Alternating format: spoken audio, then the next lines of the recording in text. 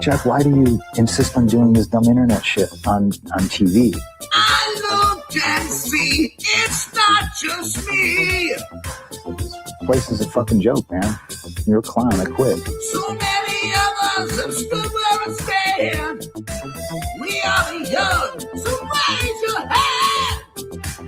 So many of us have stood where I stand. We are the young, so raise your hand. They call us problem child. We spend our lives on trial. We walk an endless mile. We are the youth gone wild. We stand and we won't fall. We're one and one for all. The writing's on the wall. We are the youth gone wild. No. It doesn't make logical sense. But it makes yes, of course. But it makes wrestling booking sense. Of course, this makes no sense. Of course, okay, it makes no sense. However, in pro wrestling booking, which often makes no sense, you would do that. It's about making money. It's not about anything else. Wrestling's always been about making money first and foremost. That's it. Yes! I look and see, it's not just me. Last weekend was the greatest weekend in AEW history. This is the greatest week. I look and see, it's not just me. Security, my safety, my life was in danger at a wrestling show. So many of us have stood where I stand. We are the young, so raise your hand. So many of us have stood where I stand. We are the young, so raise your hand.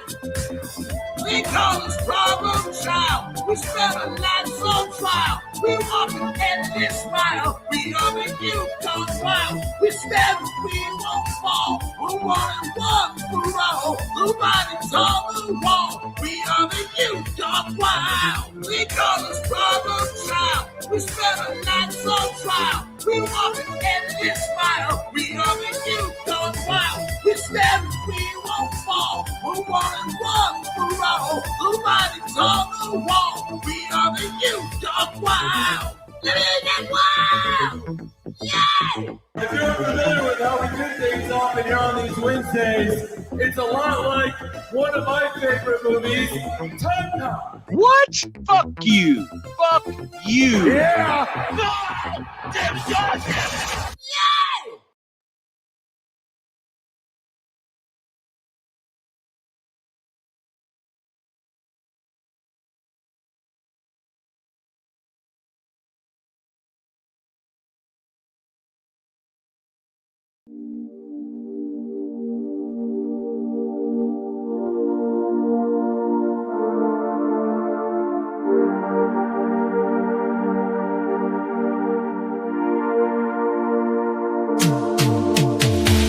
Every booking is golden, you see. Perfect cards crafted for you and me. Yeah, the best guys, Tony Khan, it's true. Triple cup, best damn booker in the land. 3 red cups stacked up, always in command. Triple cup, living legend of the fight. Just a call away from making it right.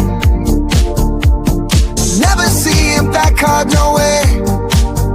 Got the whole roster locked in for the day.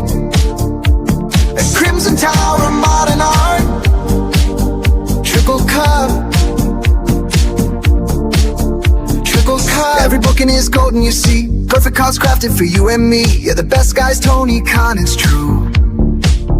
Triple cup.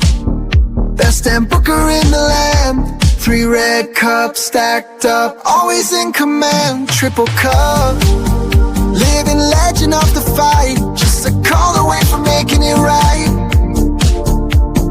Never see him back hard, no way. Got the whole roster locked in for the day. A Crimson Tower, modern art. Triple cup. Triple cup.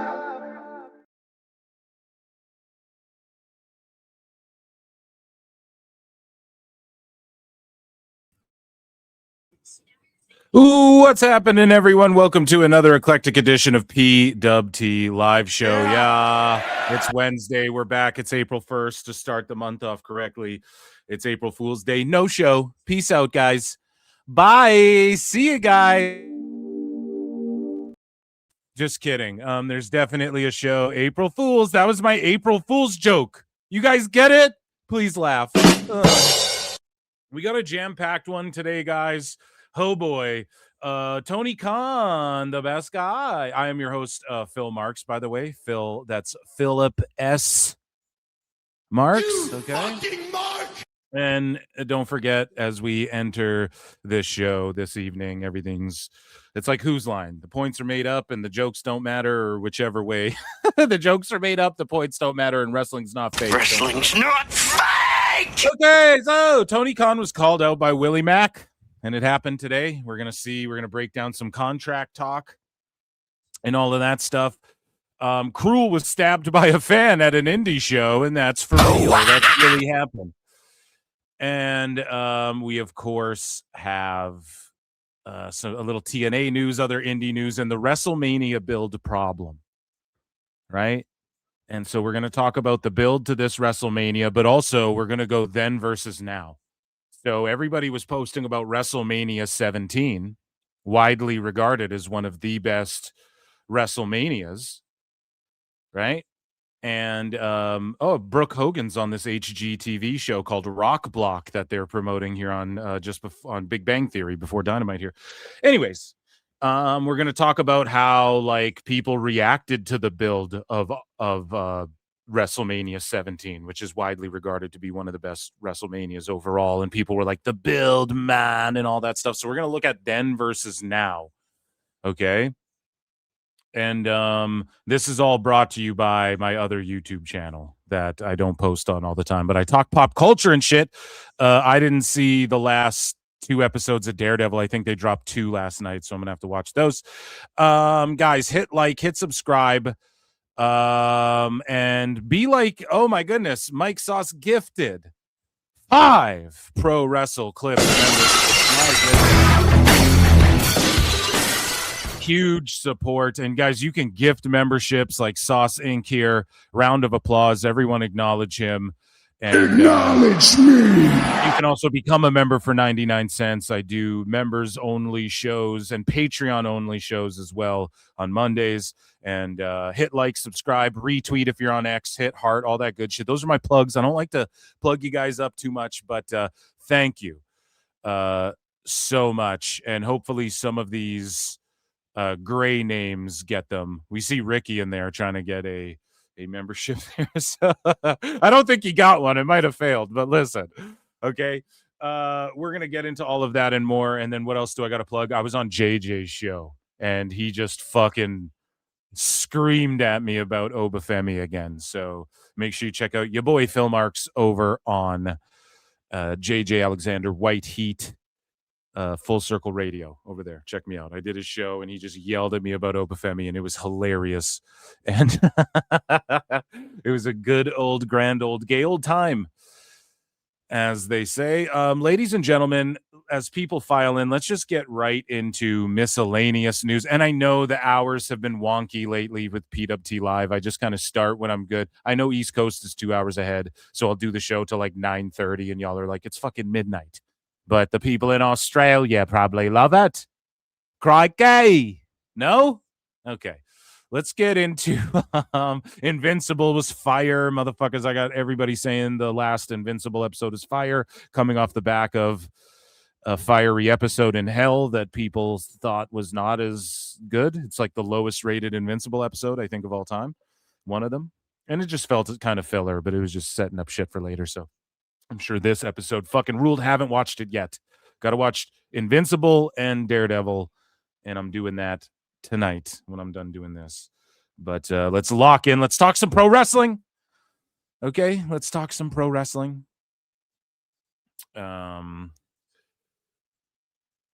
Gifting is rigged. Phil's using view bots. Oh, no, why you want to start a rumor like that, huh? How dare you?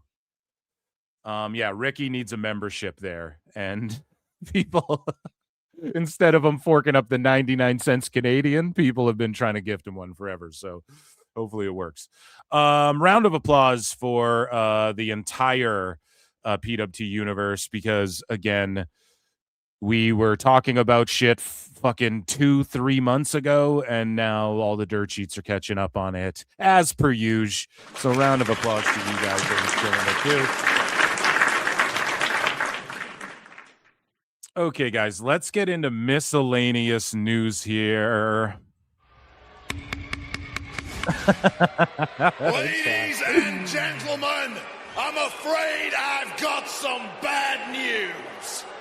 So Colby Covington threw down at RAF PECT, and he took out Dylan Dennis pretty handily.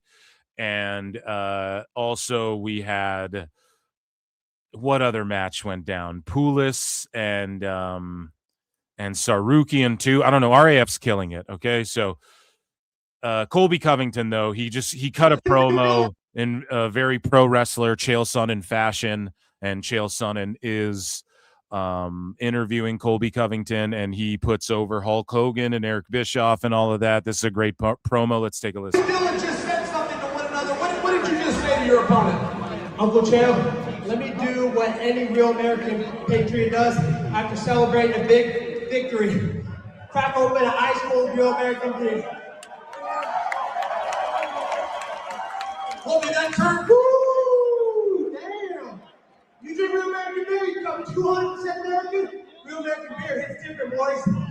Oh, he's just doing ad reads. Did he memorize that copy before he fucking went out there? Come on now. Turned into a great match. I know that you had an offer out at one point to George St. Pierre. I don't know if that has been answered. What can we expect for you next in the Real American Freestyle? Chael, first off, I want to dedicate this victory to a hero of mine, a legend in America, and a legend in Tampa Bay, Hulk Hogan. He's not answering one question from Chael. He just has this promo in mind, but it rules. We're all here because of Hulk's vision. I know he's on the ballot right now, smiling down, thankful for Chad, Izzy, and Eric and what they're doing for all the wrestlers around the world. Thank you, Hulk Hogan, and God bless the Hogan family. I also want to thank our first responders, military. Thank you for what you do to keep us free here in America. Get home safe from overseas. We love you. You're the backbone. You're the real celebrities in this country. He is a real American. Fight for the rights of every man.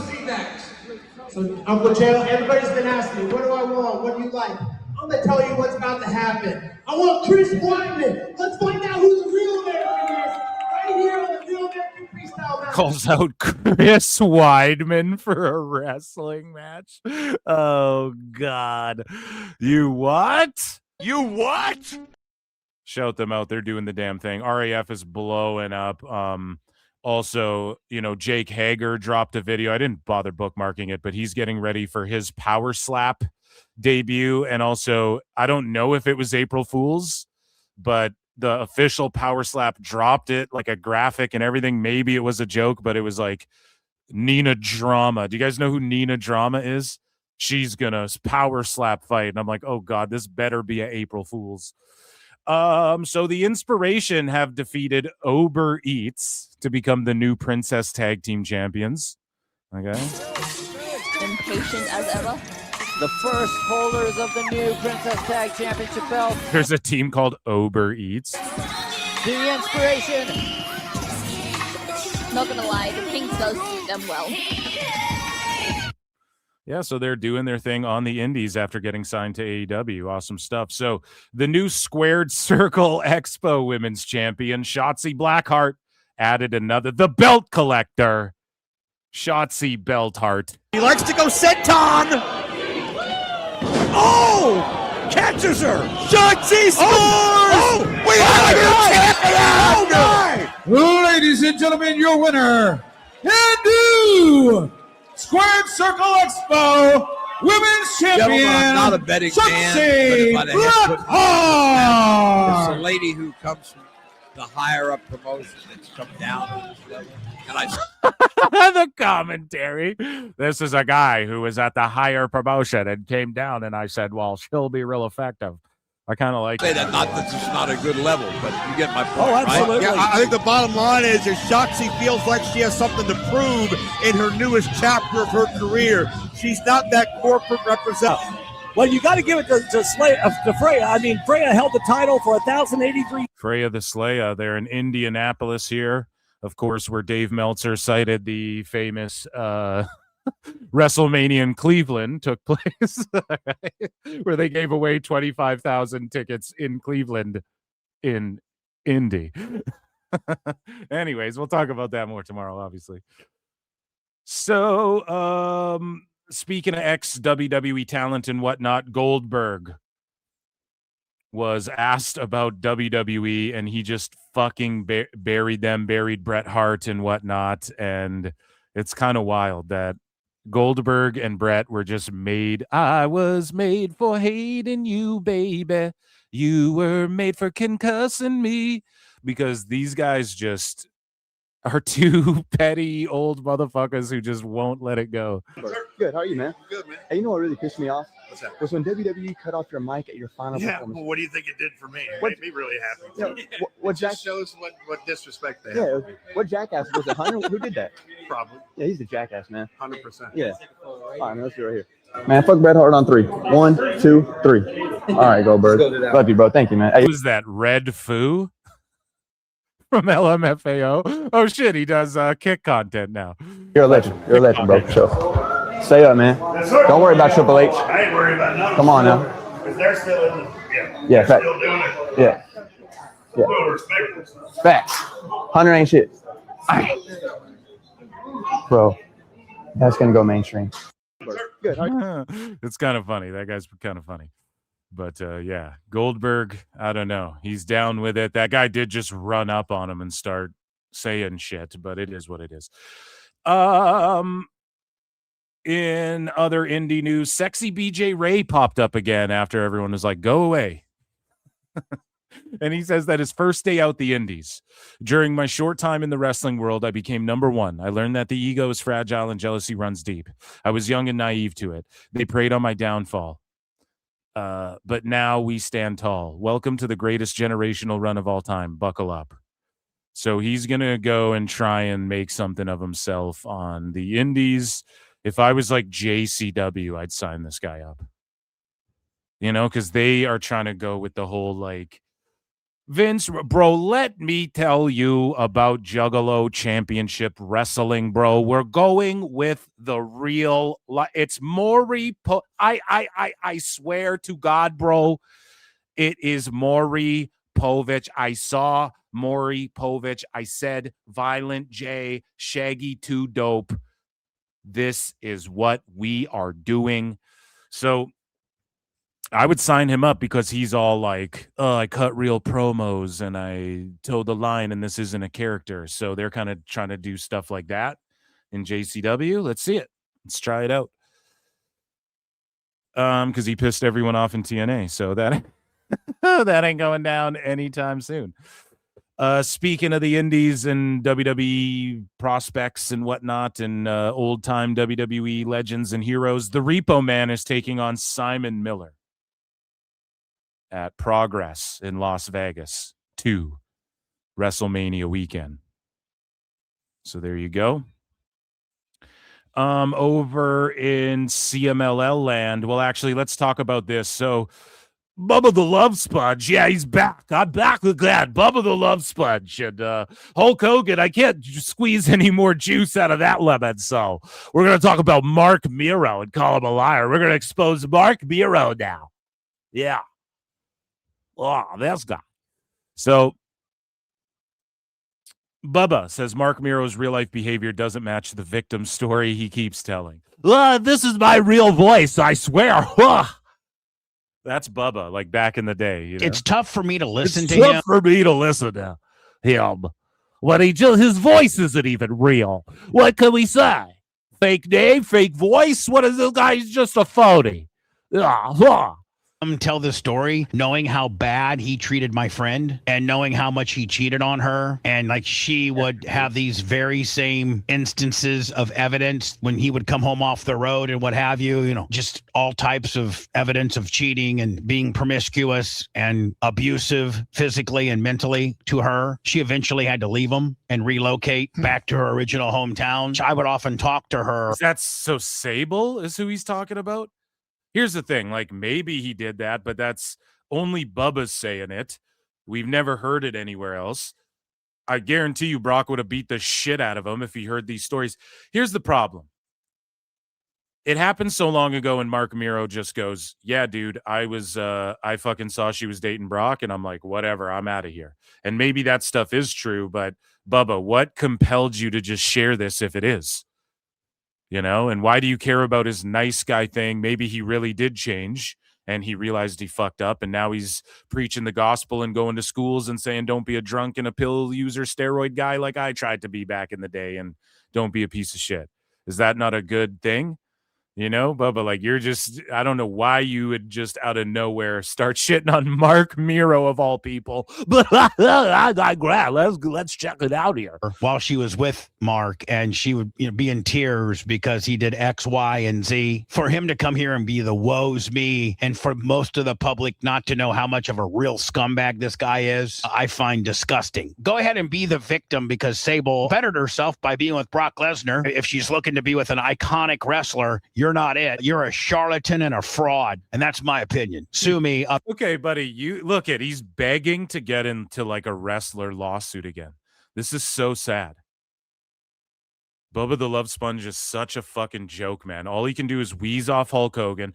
Oh, yeah, this guy was a piece of shit back then. I only filmed my friend fucking, then leaked it online. I only did that to the point where everyone got sued and lost money other than, I guess Hulkster sued Gawker. But, like, you think he really got paid all that money? Fucking, you know what I mean? And then it's like documentaries were made about how monumental of a fuck-up this was. Effectively ruined your best friend's goddamn life. You know what I mean? And all of a sudden, Mark Miro's not a good guy and she bettered her life with Brock Lesnar. Who's ever shat on that? Mark Miro didn't say shit. He was just like, she cheated on me with Brock. Okay, let's say that was true. Who gives a fuck? I listen to the podcast Pod Meets World. I'm sure there's stories about them dating on set and shit that have had where it's like, your fucking kids back, whatever. I'm not saying they were kids. Maybe they're in their fucking 30s, but like that was how many years ago that she hooked up with Brock? Like you're just piling on. He was a piece of shit and fucking sue me. Okay, he's a living, Bubba the Love Sponge is a living South Park character. Lesnar, if she's looking to be with an iconic wrestler, you're not it. You're a charlatan and a fraud, and that's my opinion. Sue me, otherwise we can go to depositions, and I'll just call my friend in. I'll depose her, and after I depose her, or you even see who Jay has her listed down as we're deposed, you'll drop the case immediately, because you know that I know. You know that I know. I'd only have to mention one. Why would he sue you? Why would he care? Let me just defame you into a lawsuit. A name, and you would know that I got you. Yeah, seems like a random call out. You know? Okay, so speaking of random stuff happening, Israel Adesanya was at Arena Mexico to watch CMLL, which is thriving. I mean, dude, look at that shit. And he starts doing the John Cena thing. He also did the Obafemi walk to the octagon before getting TKO'd by Pyfer at UFC Seattle there, which Izzy's washed as far as like in MMA. Yeah, I'm sorry. He's got to fight like lower level dudes and just not even. He should just have like freak show legends matchups if he can to round out his career, because he can still go. He's still probably better than 90% of the fucking division, but those top like 15 guys are just beating his ass now. Gets TKO'd in round 2. I don't know what happened. His last win was against Pereira, who beat him a bunch, and then he just starched Pereira, and then he's just lost like 4 or 5 in a row. It's unfortunate. And I'm not trying to shit on Izzy. It just is what it is. But he was there for CMLL. Then he starts doing the "You Can't See Me." Funny enough. Funnily. Humorously enough.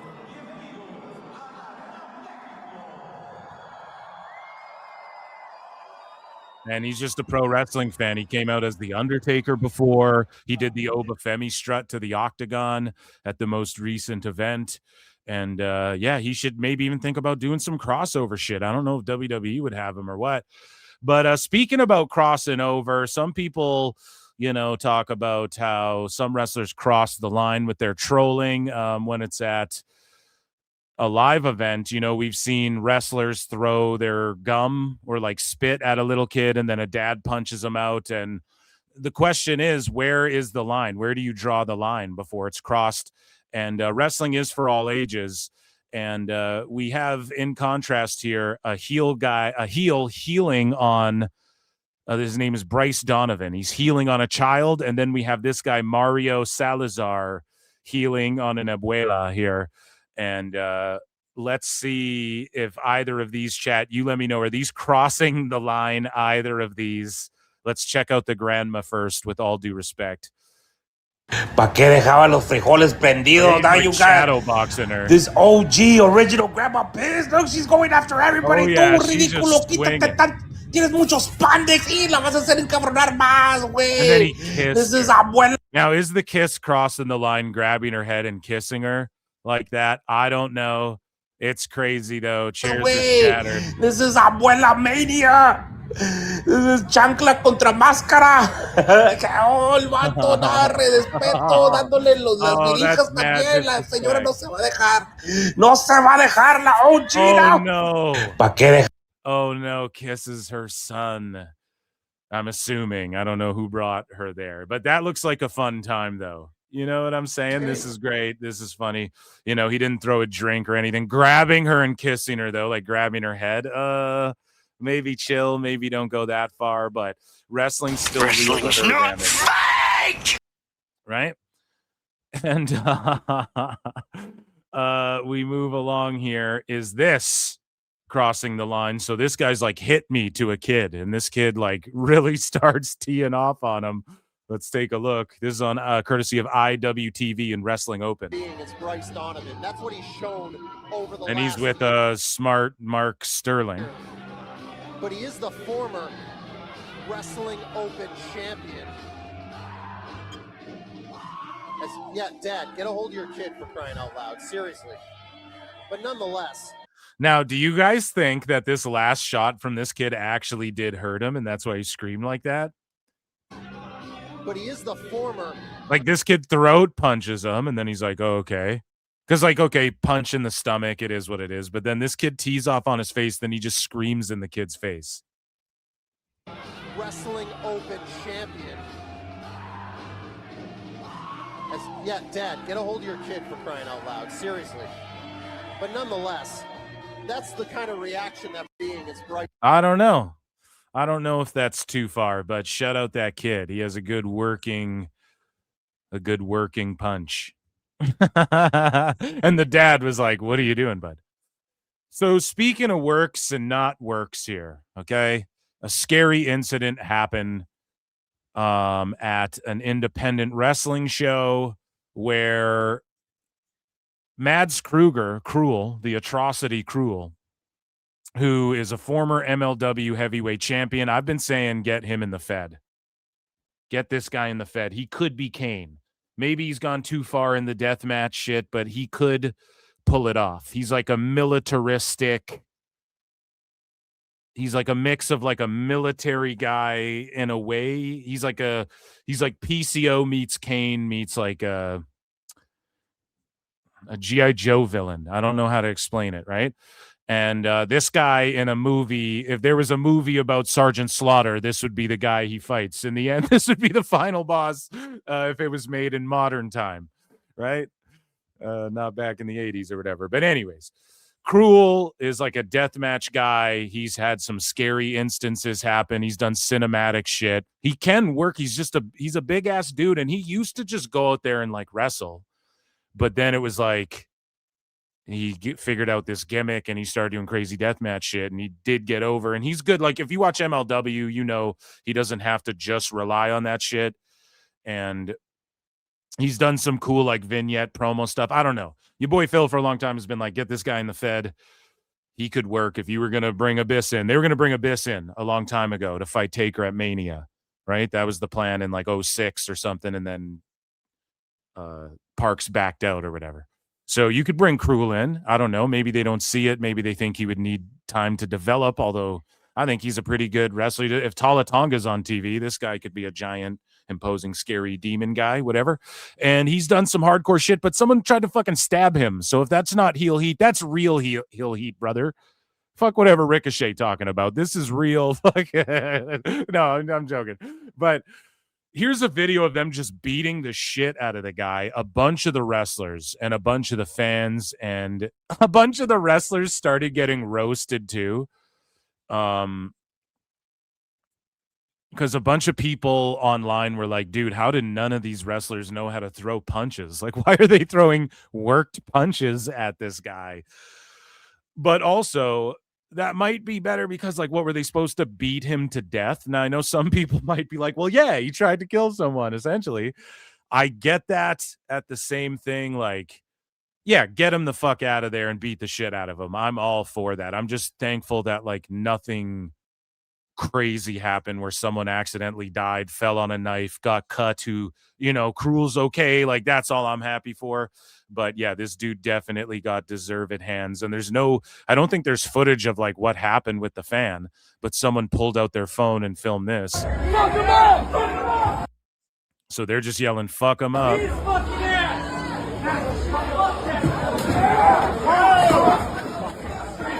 And like, you can't even see the guy because he's just getting pummeled. And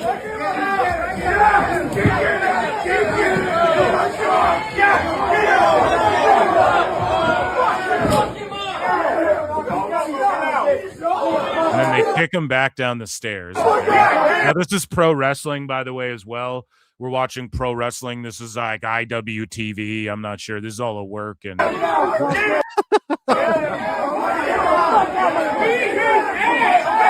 so it's like pretty crazy, you know. This is where it's like maybe not pro wrestling. I don't know. There's Mickey Knuckles. I can name some wrestlers in here, so we're not right. YouTube, we're all good. So work or shoot, you guys tell me. And then there's Krule. You see him, and he was in having a match.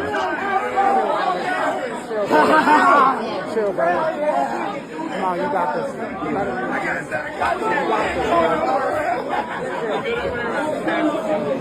So you obviously don't feel proud after that, but at the same time, like that, I don't know. You don't try and stab one of the wrestlers. Now, people elaborate on this. Okay, it was at Ruthless Pro Wrestling Omega. Okay. And so Krule has confirmed on social media that he is fine following the alleged stabbing at an RPW event on Saturday night. A video has revealed that several wrestlers forced the alleged perpetrator out of the building after the incident.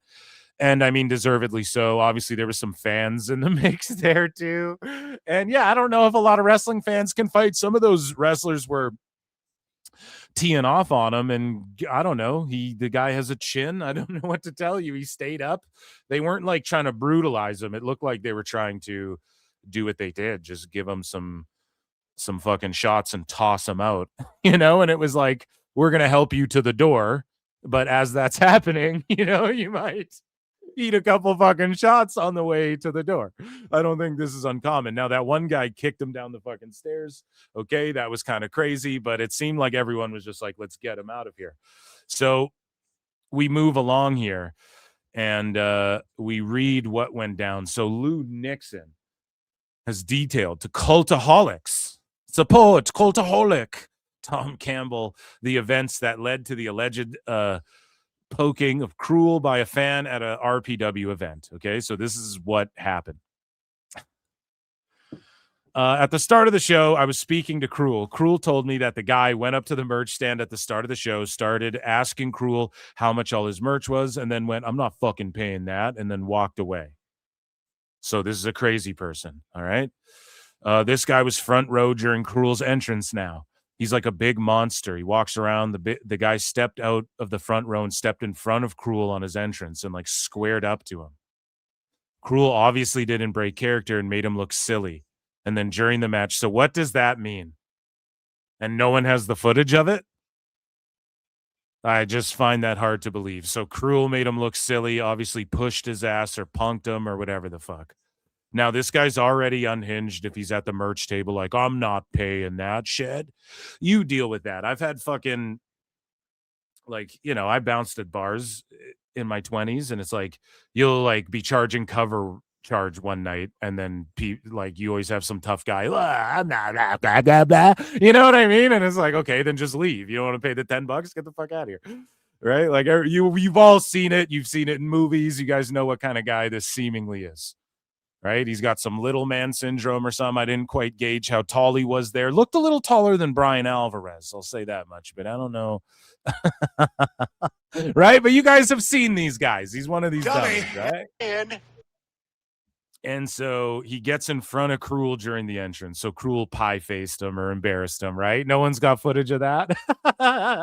Hey, man, this guy inserted himself. If you jump in the ring when Hulk Hogan turns heel, Scott Hall's going to stomp you out, okay? We just watched that on Botchamania over on Patreon. Me and JJ Alexander. But so this guy says this. Lou Nixon says this. Krule obviously didn't break character, made him look silly. During the match, the guy got knocked out of his seat. But look how he says it. And then during the match, I think, like, the guy got knocked out of his seat. So they, like, I did an Irish whip. Yo, let's bump into this asshole. So they're punking him out. This sucks, okay? This fucking sucks for the guy. And, like, hey, I'm just calling it down the line here. Like, this sucks for the guy. He's humiliated, but he started shit. We've established that, okay? So the video that you see happens after the show. Now, currently, the guys went up to Krule's merch table at the end of the show and squared up to him and started saying, let's go then, like challenging him to a real fight, and then tackled him. In the tackle, that's when he must have shanked him, because Krule didn't realize he got stabbed until after. Oh, no. So the guy pulled a blade out, tackled Krule, obviously got him down, or no?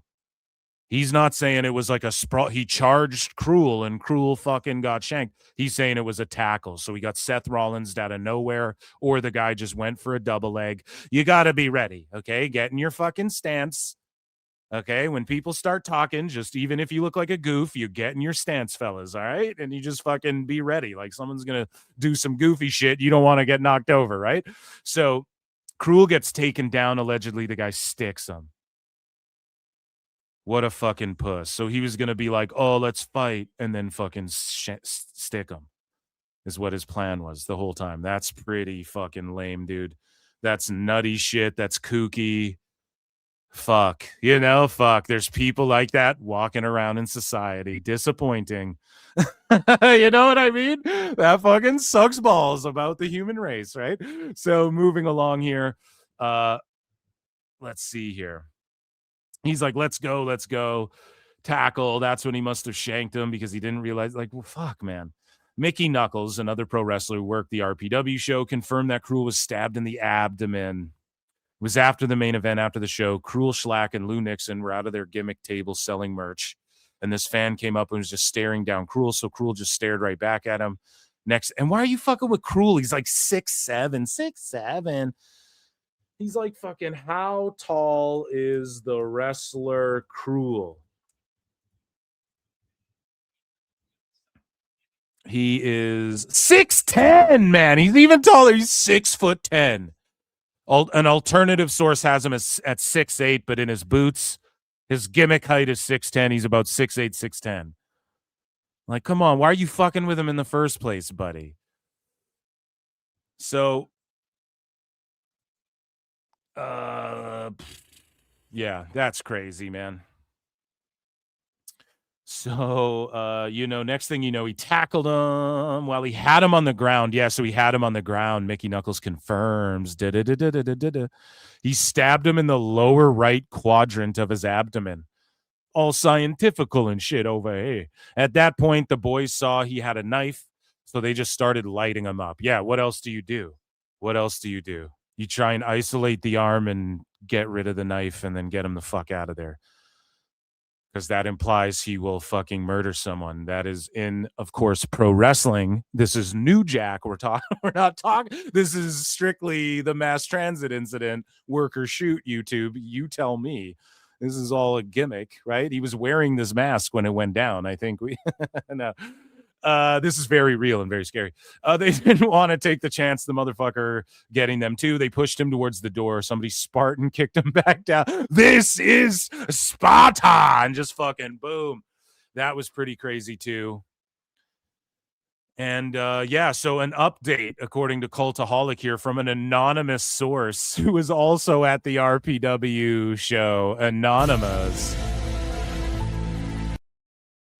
A Cultaholic, while Krule was attacked by a fan, they don't believe there was a shankening. And I was going to throw this out there, but I didn't want to seem insensitive. Like, listen, man, people are brawling. Did Krule land on something and believe he got, because like, did they get a blade away from the guy? I'm just curious, because when fights happen, people don't realize scary shit happens, man. Like kicking a guy downstairs. Now, if there weren't 10 people below that guy, you could have killed him. But in the heat of the moment, that person's just like, fuck back down there. Like, it's just scary. People start throwing bows, man. Shit can get freaky deaky. So just don't talk shit and don't do that unless you're willing to accept the ultimate consequence, essentially, right? So this guy said, I was standing near the merch table where the incident ended up with the Krule and the fan. So this is probably the fan, if it's anonymous. I think what happened was that the fan got rambunctious, and I don't know who started it necessarily, but I know that the fan was attacking Krule. I think the other wrestlers saw this and they used it as a reason to attack this fan. I don't believe that there was ever a knife in play. I never saw a knife. I never saw a shankening, and I don't believe that any of the wrestlers saw a kniff. I really genuinely think that they wanted to help their friend. Because, like, Krule does all this hardcore shit, so they could just point to any one of his wounds, and you see him in the video. He's all beat up in his back. I don't know. I don't mean to be a conspiracy theorist here, but I'm just, let's give this anonymous tip the benefit. This is the guy who got punched out. He's like, look, man, I never shanked anyone, but yeah, I was being an asshole. He says, in wrestling, it's notoriously a thing when a fan attacks a wrestler. It becomes essentially at one point in time in wrestling, legalized brutality, right? Oh, fuck off. Don't hit the ring. Don't interrupt the fucking entrance. I don't think that's the case anymore. I think after the incident, what happened? No, dude, if Krule walked up to this guy and was like, I'm just going to fight you for no reason, like you were essentially doing to Krule after getting butthurt from a wrestling show where, like, why did this beef start? So the guy was either talking shit at the merch table, or Krule bumped into him in the match, or he just stepped out in front of him. Like, let's say not all three of those things are true. Let's say one of them's true. In every case, that guy seems like you're stepping out of line here. Like, you know what I mean? You're starting shit, essentially. So let's say you two bow up. Yes, if people are going to separate, I don't think that many people would just start gang beating him if he just took Krule down. I think one guy could have pulled him off, and two guys could have pulled him off, threw some shots, tossed him out. You know what I mean? I just don't. It looked like a bunch of people were freaking out about, like, holy shit, this guy. But I mean, you don't see a knife in the video, in all fairness. So, I guess to play fence, sit, and fill there. I think they quickly realized that they needed a story to save face and not to look bad on the internet. And this is where the stabbing story comes from. I don't think it actually occurred. No one tried to disarm this guy.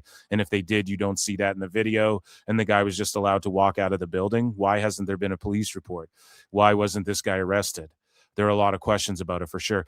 Well, because, like, what kind of blade was it? If it was like one of those little fucking finger, you can get like those fingernail blades, dude. Like, what was it? We don't know what it was, So if there was anything, but the conspiracy continues. Cultaholic was on the case. Yeah. Don't tackle wrestlers, right? Like, here's the thing. You wouldn't go if you walked up to the Atlanta Falcons bench and you tackled one of them down and then they all jumped your ass. I mean, what do you think is going to fucking happen? It doesn't matter if you tried to stab him or not. They're going to beat your ass and throw you out of the fucking building, buddy. You got bounced out of there. So that, ladies and gentlemen, was miscellaneous conspiracy theory indie news. Ladies and gentlemen, I'm afraid I've got some bad news. All right. Let's check out You gotta be joking me. No, that's in April. That's actually funny. Joey Janela tweeted out, the Invisible Man tore his ACL while training. Sandman will now wrestle Bully Ray at spring break. Like, that's actually funny.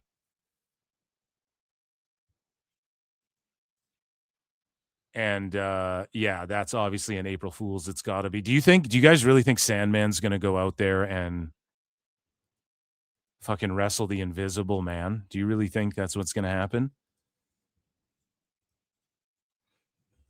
I mean, there's already so much heat and drama and anticipation. Guys, hit like, hit subscribe, hit retweet and heart on the video and all of that. If you haven't, if you're on X, show some support. Appreciate you all for being here so much. Again, we're going to get into AEW news. We got some good segments here. We're going to get into some WWE news. Dynamite is on. Chris Jericho may return. I didn't put it in the title because I've already titled like how many fucking streams. I think like, well, 2, maybe like 1 or 2, but it's happened before where I'm like, Chris Jericho returns to AEW or like to WWE. It's happened at least a couple times. And yeah, the PWT universe strikes again. And yeah, we're going to talk about this and that. Let me just look at TNA news here and see. Yeah, we got a couple stories. So we're going to get into that. Phil Marks, book my yarks. And so it's an April Fool's joke about Jericho. Cancel this man. Look at Phil out here marginalizing the trauma and injuries of the Invisible Man. Cancel this man. Yeah, I asked JJ. He's like, that's just Sandman's going to do what Sandman's going to do. That's some goofy DDT shit. Nothing Joey does is funny. ACL tears are no laughing matter. Aliens, yo. April Flutes Day. Oh shit, let's go. Tomorrow is April Flutes Day. Every April 2nd from now on is National, Continental, International, Undisputed, Unified April Flutes Day, dude.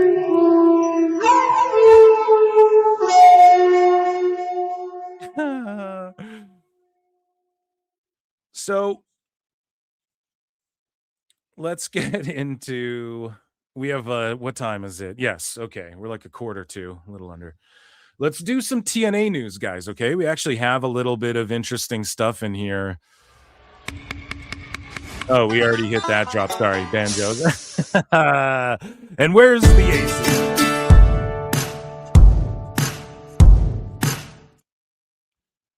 So an exclusive from TNA Sacrifice, Nick Nemeth was found attacked backstage. Who's responsible? We have a murder mystery. I don't know if it's been solved, but he pulled a Tony Storm and he was laid out all bloody. Help! Help!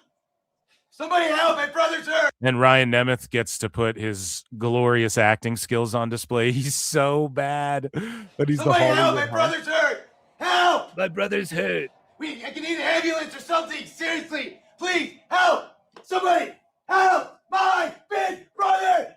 He acts like Corey Feldman now. My big brother needs help! Somebody! Who talks like that? My big brother needs help. Holy shit. So, talking about Impact, man, and what they've been doing on the show, let's talk some ratings. So, Rajgiri's back as well from his excursion in Japan, right? And TNA Impact, which he misspelt, and he wrote TNA Impact here, scored its second best audience on AMC and tied its best 18-49 rating for last Thursday's episode. Impact averaged 256 viewers, up 2% from the prior week with a 0.05 in the key demo, up 25% per Programming Insider. As always, these numbers do not include AMC Plus or Impact Plus. It's the third week in a row that the show has done 250K or better, and the fourth time it scored 0.5. 18-49. So, guys, in a couple years, if it's doing 450, 500, that would rule. If it follows the trends from the last 20 years, then it has the potential to do that number on AMC based off metrics that we've pulled up here on the show before. So I'm not going to do it again, but I will say this. I am proud of them. I didn't even think that they'd be at 250, 300 in the next, 6 months. Maybe it's possible. I'll say this. I think that Collision is going head to head, and maybe not at the same time, maybe there's some overlap there, but Collision will be WrestleMania week. Another just treat WrestleMania week. We will get the first TNA Impact versus AEW Collision on the same day. Now, I'll look into the times after and see if they overlap. I'm not sure. I think there might be some overlap or directly head-to-head. And if that happens, we will then be able to gauge, like, okay, Collision on at its normal time has been doing better in the ratings, right? So we'll see when they move it to Thursday who does better. Now, if Collision kicks TNA's ass, that's going to be like a huge thing. But TNA has the potential to do something crazy, and we'll see. Did they call the big guns? Did they bring in WWE guys? Did they go, hey, borrow us AJ Styles again? Or is it just like, we're just going to do a normal show and kick their ass, and if we fail, we're not even going to talk shit? But what do you guys think? I want to know, too. Do you guys think Tone will talk shit and take jabs at TNA? He'll probably, on that night, like, purposefully book the Rascals The and best shit. guys, Tony Khan. I'm willing to bet.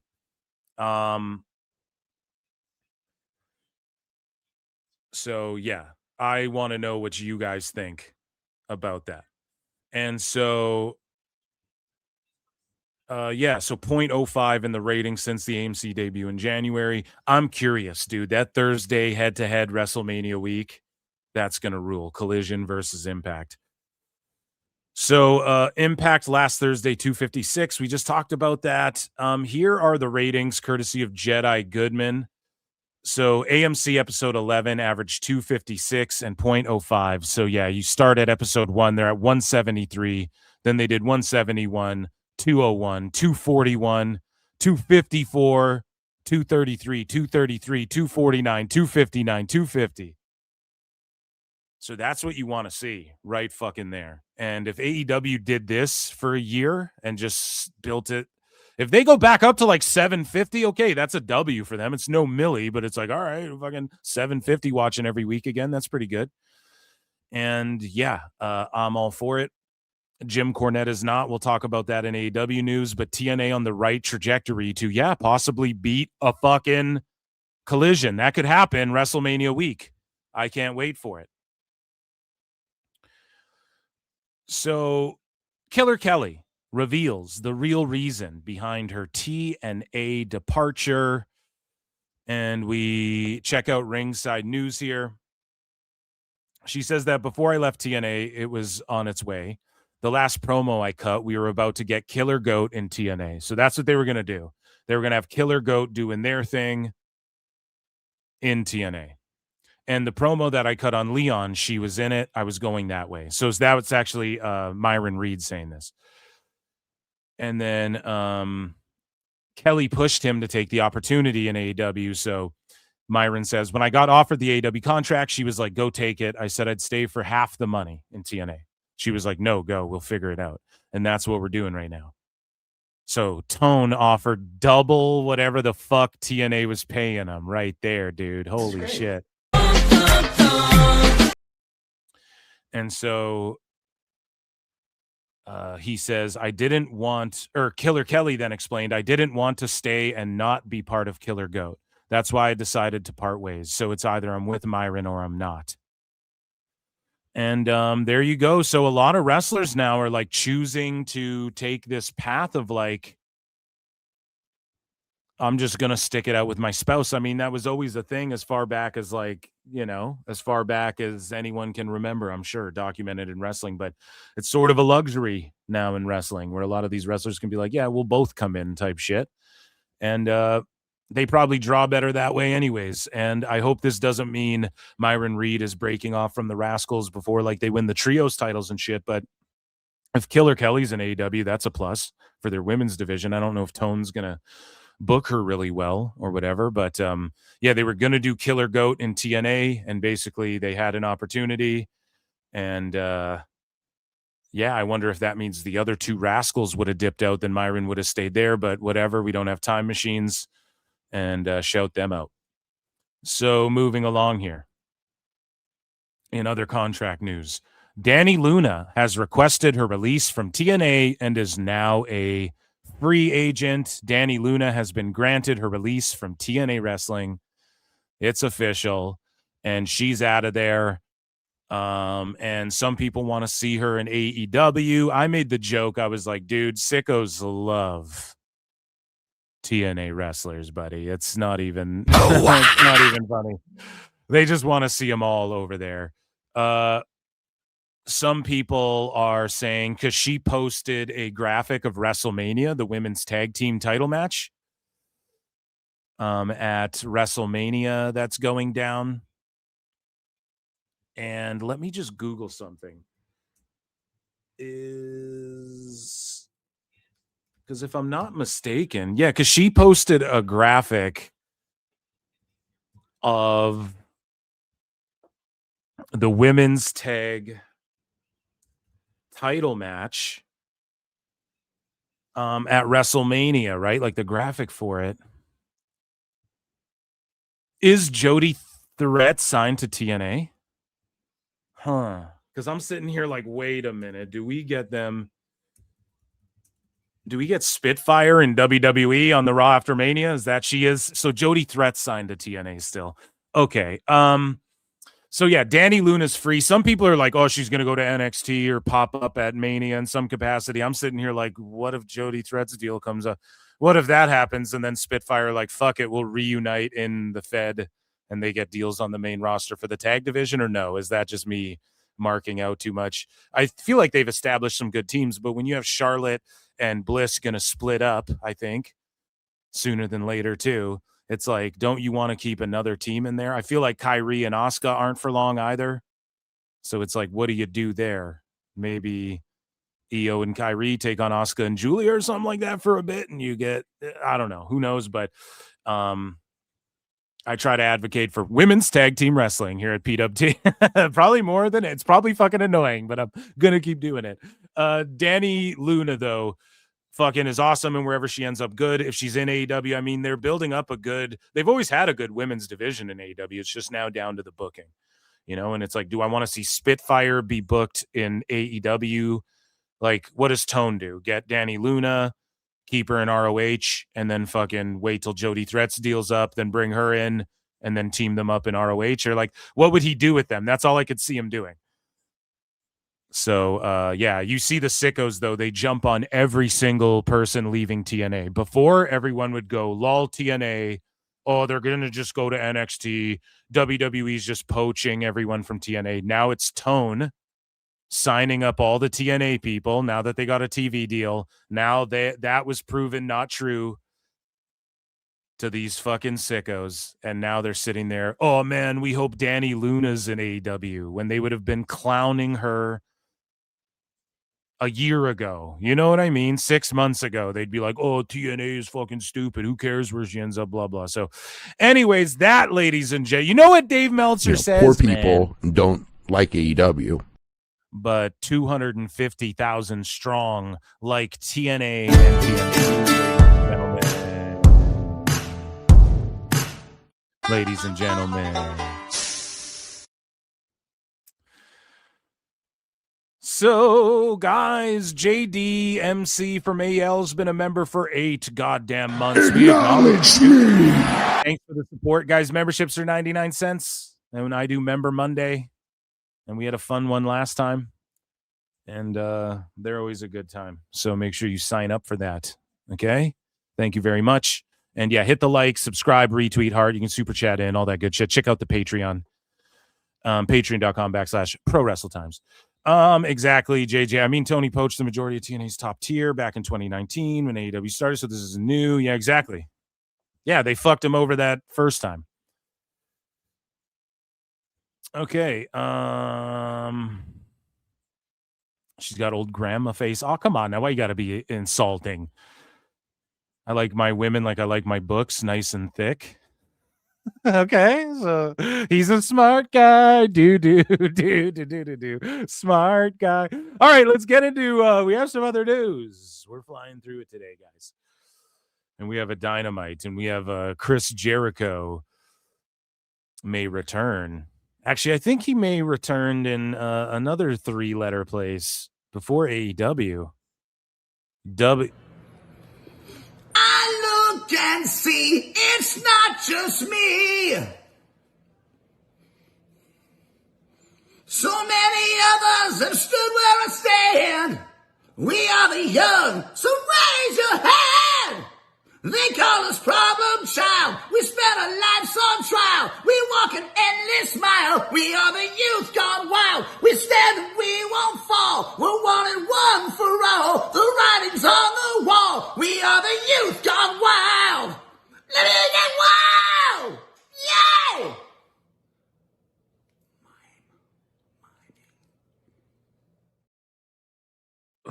No matter where Jericho goes, that video will never get old, right?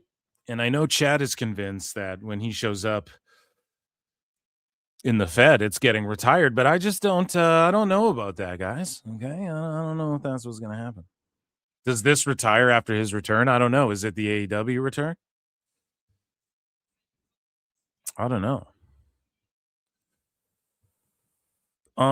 Let's move along here. A lot of moon talk I'm seeing in the chat tonight. Where are we? Where are we, guys?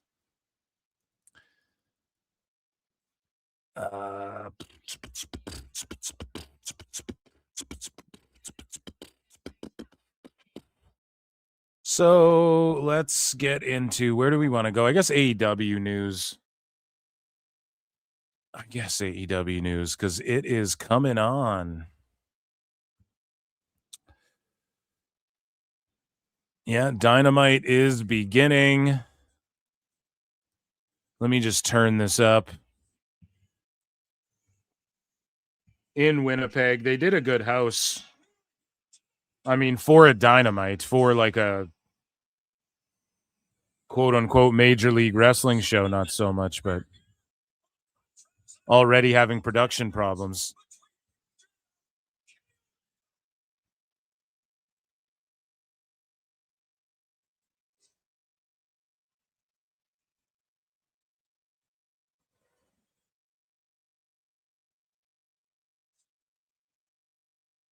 And so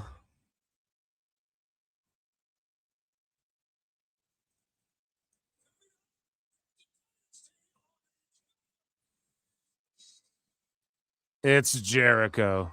Listen to the crowd reaction. I don't think a lot of them care.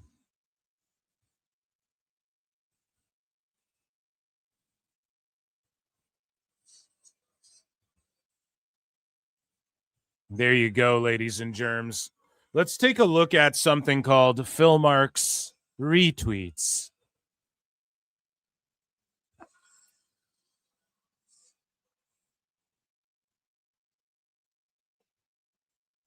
Yeah, good for him. And he's using Judas still. Embraced by the... Are we singing it, chat?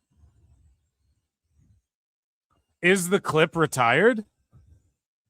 What have I become now that I've betrayed? So let's go over here to Phil Marks' timeline.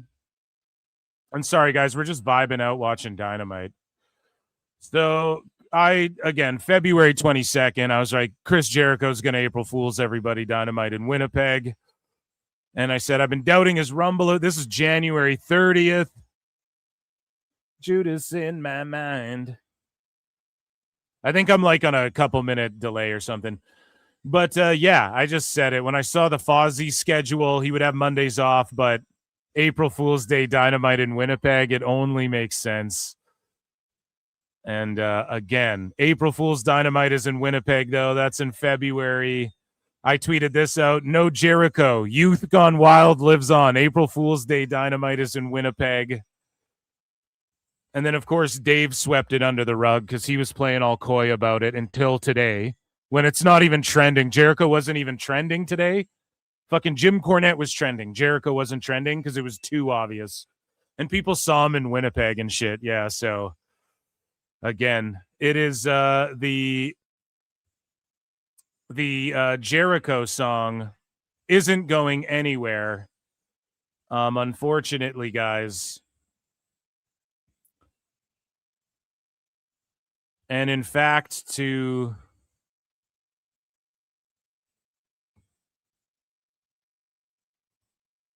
to celebrate.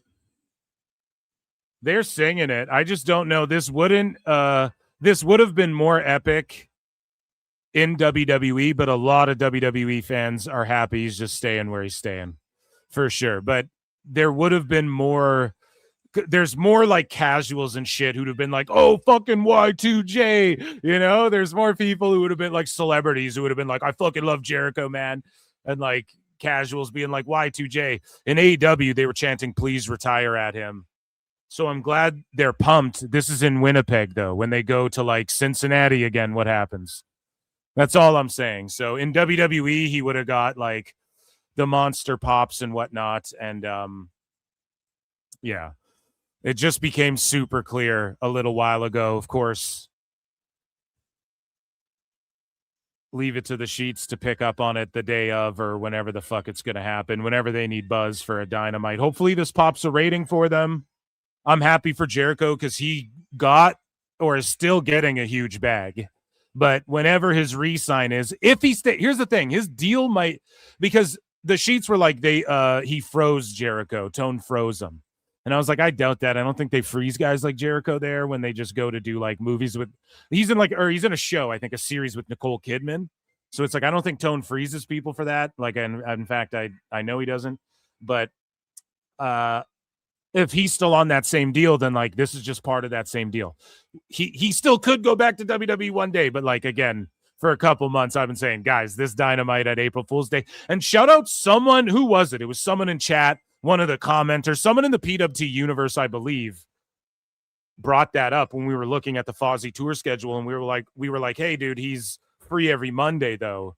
And then I think somebody looked ahead in AEW schedule and they were like, well, it's April Fool's Day Dynamite. So that's on you guys. Round of applause to you guys. But he's getting a huge ovation. He is in Winnipeg, though. So who knows? Like, this might not go well when they're in, like, Chicago again.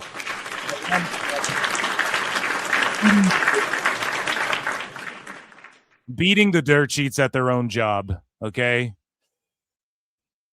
And so let's listen to Jericho here. He's got a like Fu Manchu going on, the little soul patch with the stash.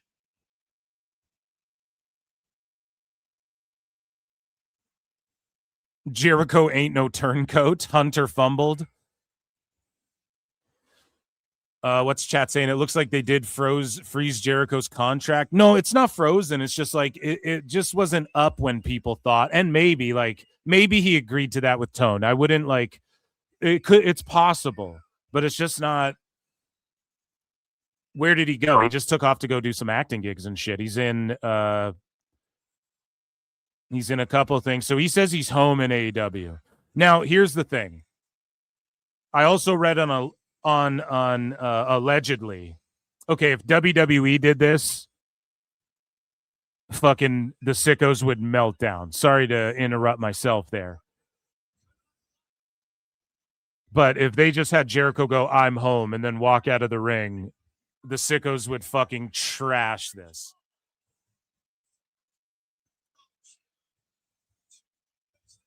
Oh, my God.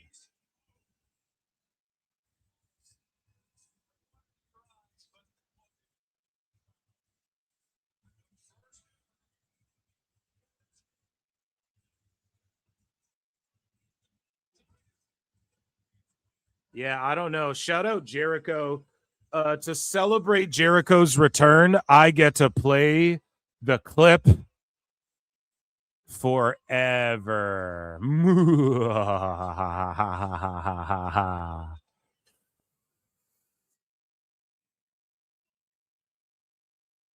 Yeah, if WWE did, not to make it about WWE, but let me indulge for a second. If WWE had him come back and he just went, I'm home, then walked out of the ring, WWE fans would be like, that's epic. AEW fans would shit all over it. I'm okay with that. What's Jericho supposed to do? I'm the cornerstone, baby. Here's my new faction again. What was he supposed to do? So, chat, I don't know. Do we leave it to a poll? YouTube.com/@ProWrestleClips. I'm going to put a poll in there. Do we retire the Jericho clip?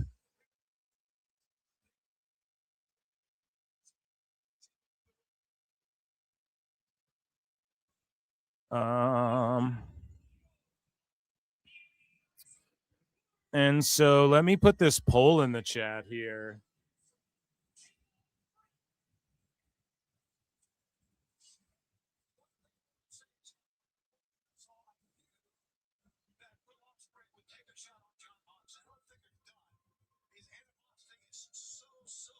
Now we got MJF out here. Okay.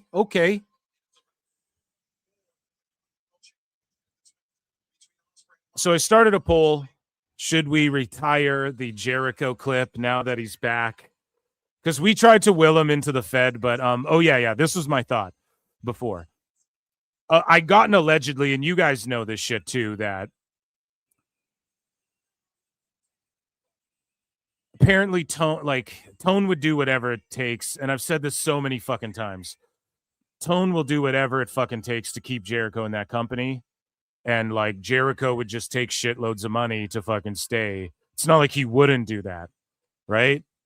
But it's just the whole rock star thing. I tried to push that narrative and really hoped. And it's so funny that all the way from Chael Sonnen to Brian Alvarez to everyone is like who's pro wrestling.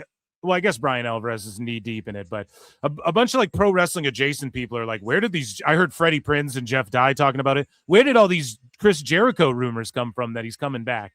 It's like, dude, we fucking willed that. I firmly believe that, but it just didn't. It didn't pan out that he's in the Fed.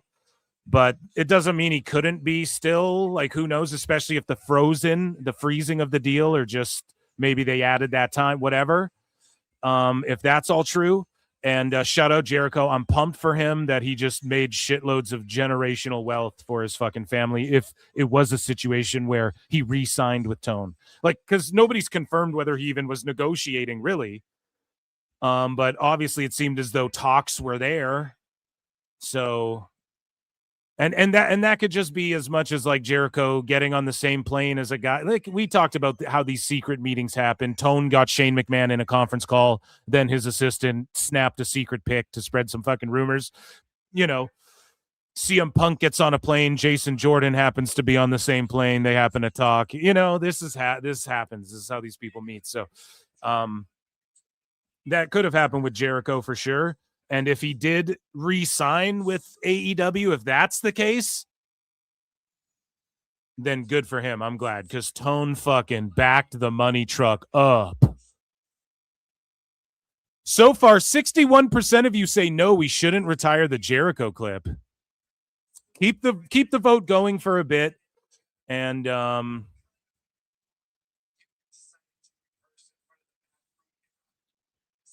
in front of the bathroom mirror. Dude, Omega's so bad at promos. I'm sorry. It's a frozen contract. He isn't staying. Well, Shane is the secret leader of the Death Riders. They're sitting in gaming chairs. Yeah, I'm surprised they don't have their fucking Turtle Beaches on. Tony, I'll get them to sponsor. Yeah. Here's the thing, though. Kenny has aura during his entrance. He has aura with his physique right now. And when he comes out in like black wrestling gear and it looks serious, you know, Kenny was peak when he was all like black leather and shit. And he was fucking, I don't know, if you watched him in New Japan in his Bullet Club days, like he was fucking, or like Terminator Omega, that shit ruled. So he's trying, like he's jacked up. He's trying to fucking stay in good shape here for this last couple years he's got, hopefully. And so I'll give him props, and he is in his hometown. So anyways,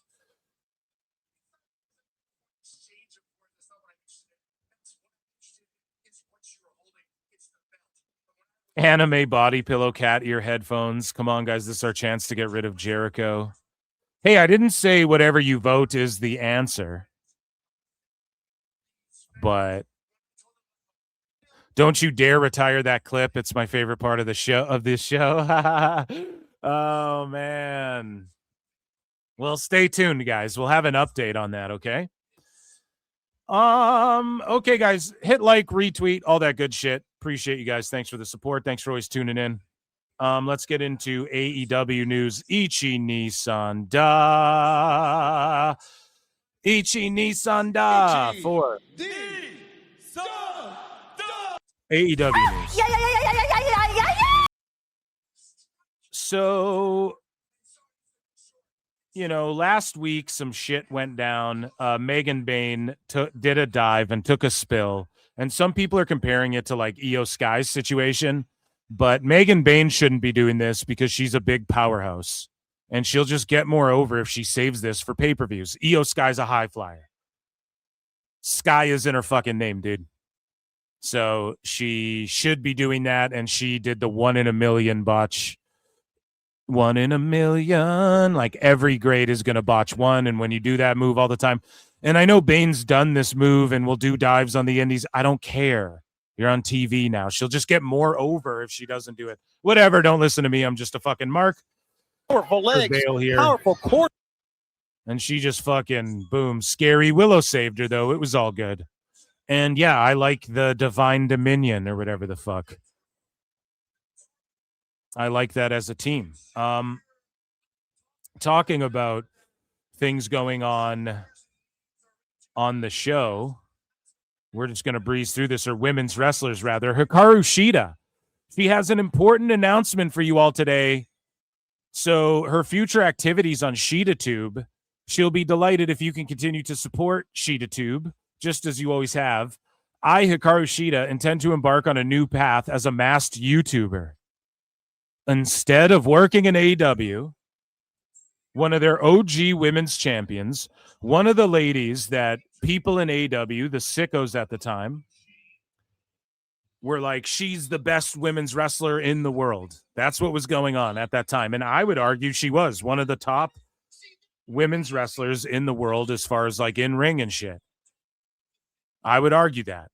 Brian Last would always tell Jim Cornette, hey, bud, you need to check out Shida. She's actually good. Jim would always bury her. So it is what it is. But thank you. Fuck you. Bye. Boom. You win some, you lose one. You lose one. You lose one or two. But you win some of them, right, Brian Last? As Brendan Schaub would say. But I, Hikaru Shida, intend to embark on a new path as a masked YouTuber. That's crazy that she's going to start doing that instead of wrestling when she was one of the best wrestlers in the world just a few years ago. One of their early women's champions. Rio's nowhere to be found. Nyla Rose is nowhere to be found. Who else was in the mix? Paige is gone. Toni Storm's out, but she's been around. She's been a staple. And I guess Monet is going to slide in and win that thing. And it is her era and her time. But it's just crazy how when Tone gets shiny new toys, he just throws these ones, Andy's toys, in the back in the dusty fucking milk crate in the closet, right? So in other women's wrestling news, speaking of Mercedes Monet, Monea. Sometimes in life, you got to be a hoe. She lost another title, so she only has one left. She lost one to Jody Threat, who's doing shit on the indies. And that's why I had to Google search. I was like, is she still technically signed to TNA? Because if she dips out with Danny Luna and they do Spitfire somewhere else, I don't know if they want to go back to that. They're having success as single stars. So either way, the WPG Pro title, Mercedes lost the belt. Again, proving the haters wrong, man. And she's going to come, obviously, win the AEW World title. It sucks that it's obvious. But I don't know, man. Crown her at All In. I'm behind it. She at least tries to put these other women over as best as she could. And I'm going to say this. I bet you she didn't have to fight Tone to get her titles on TV, like these 13 titles. I bet he kind of marked out over it, but there's a reason why they would just come out and they wouldn't really plug the titles, and they didn't really chronicle her winning or losing these titles that well, or show clips from it, or work out some sort of deal where whatever. And why is Mike Bailey in the fucking middle of Omega? Because they had a banger match one time. Why would he be involved in this? Fucking AEW gonna AEW. But anyways, speaking of that, I think Monet was more pushing like, well, can we get the titles on the show too? And like, how can we do it in extravagant ways to highlight them? Because Tone won't really do it. I bet you she was pushing for that too, to give her the benefit of the doubt on this. And yeah, shout out Jody Threat. Monet has one more title. She's going to drop it, and then she will be back in AEW to capture the AEW Women's World title from Tekla, who's going to go on a tear. That's my prediction. Or maybe Megan Bain, but she's in the tag division right now, so who knows what Tone decides to do. He shotgun books a lot of shit. But at All In, they will crown Mercedes Moné, and so good for her. Here's some footage from it too. She snapped out and started throwing water at everybody, and the cameraman's like, "Whoa, bitch, this is a $5,000 camera now."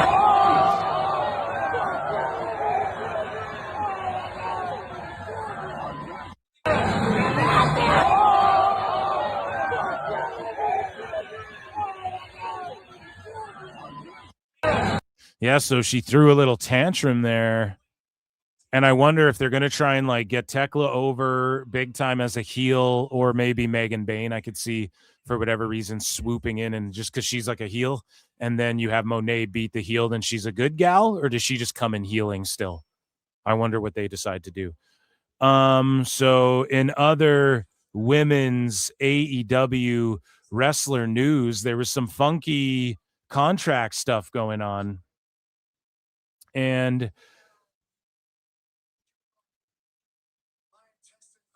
Lady Frost, she tweeted this out here. As of today, I'm a free agent and want to thank Tony Khan. And this is the same day as the Willie Mack situation, which we'll get into in a minute. She says, as of today, I am a free agent. I want to thank Tony Khan for being an incredibly kind and passionate boss. I had some of the most incredible moments with AEW, and I'm so grateful for the years that I spent there. For now, I'm on the hunt, on to the next. And then right away, like I saw all of this at once. She goes, not a free agent anymore. That didn't take long.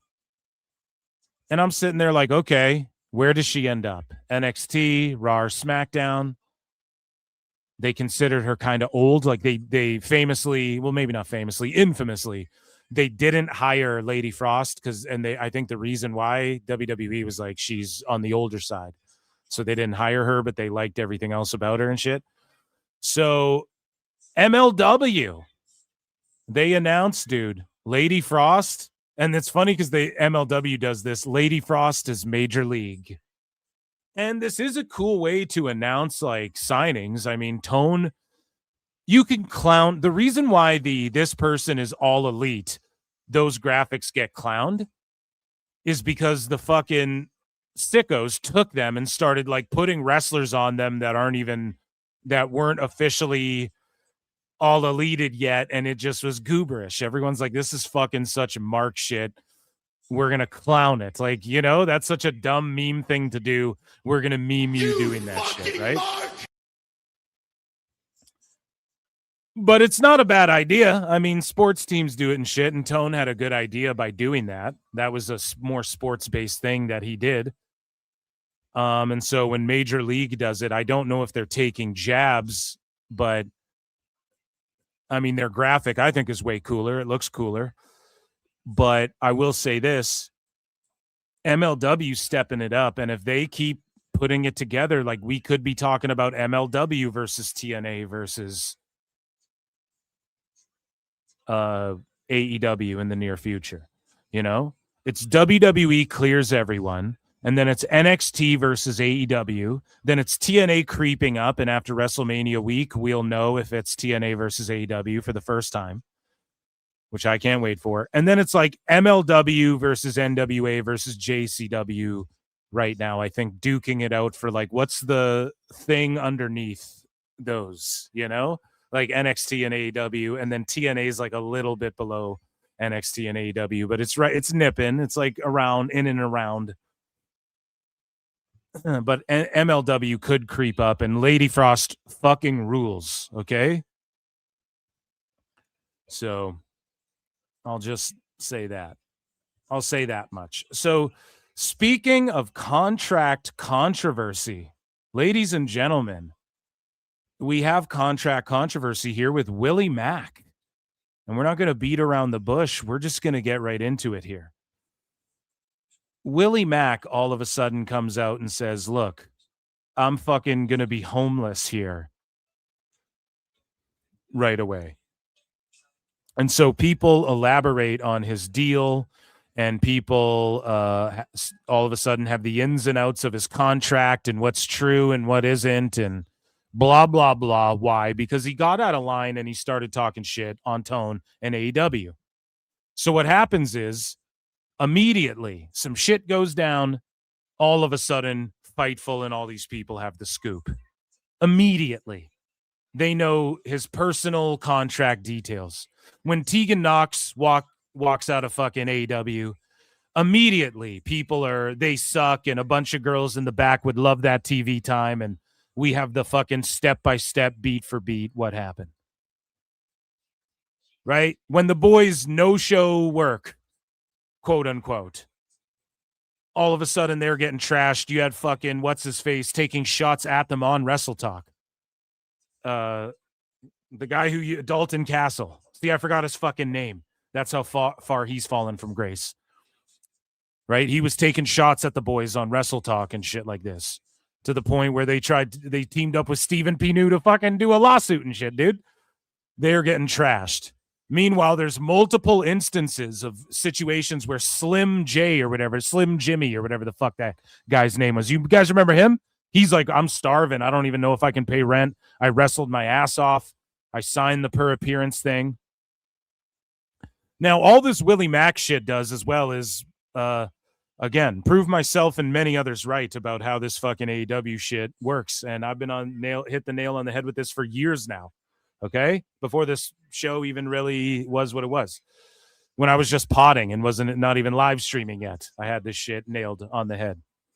And so Willie Mack, he expresses frustration with not being utilized in AEW. Notes that he wants to wrestle and is still with the promotion.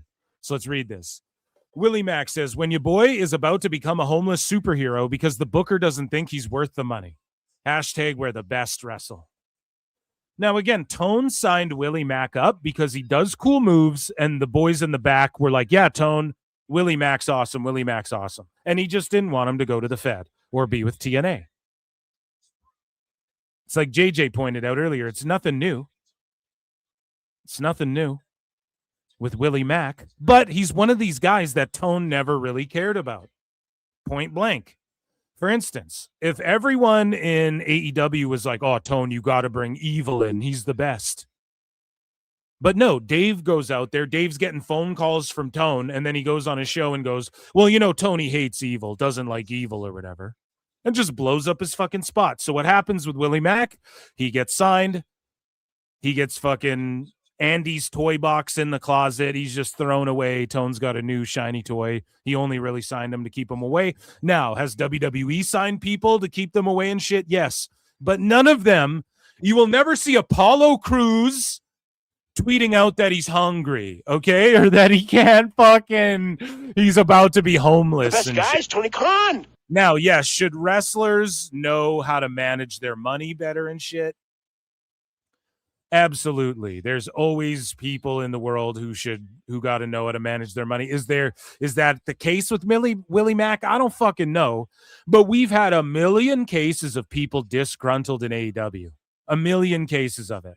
And you ever notice how whenever there's a case of that, or there's a case of just like Blake Monroe wants to go, she's a WWE fan, and you sickos used to look at her as like the end all be all of what an AEW women's wrestler is, and AEW pushing women's wrestling at that time, and look how over she is and blah blah blah, and then ultimately at the end of the day she would rather be in WWE. Then you all turn your backs on her.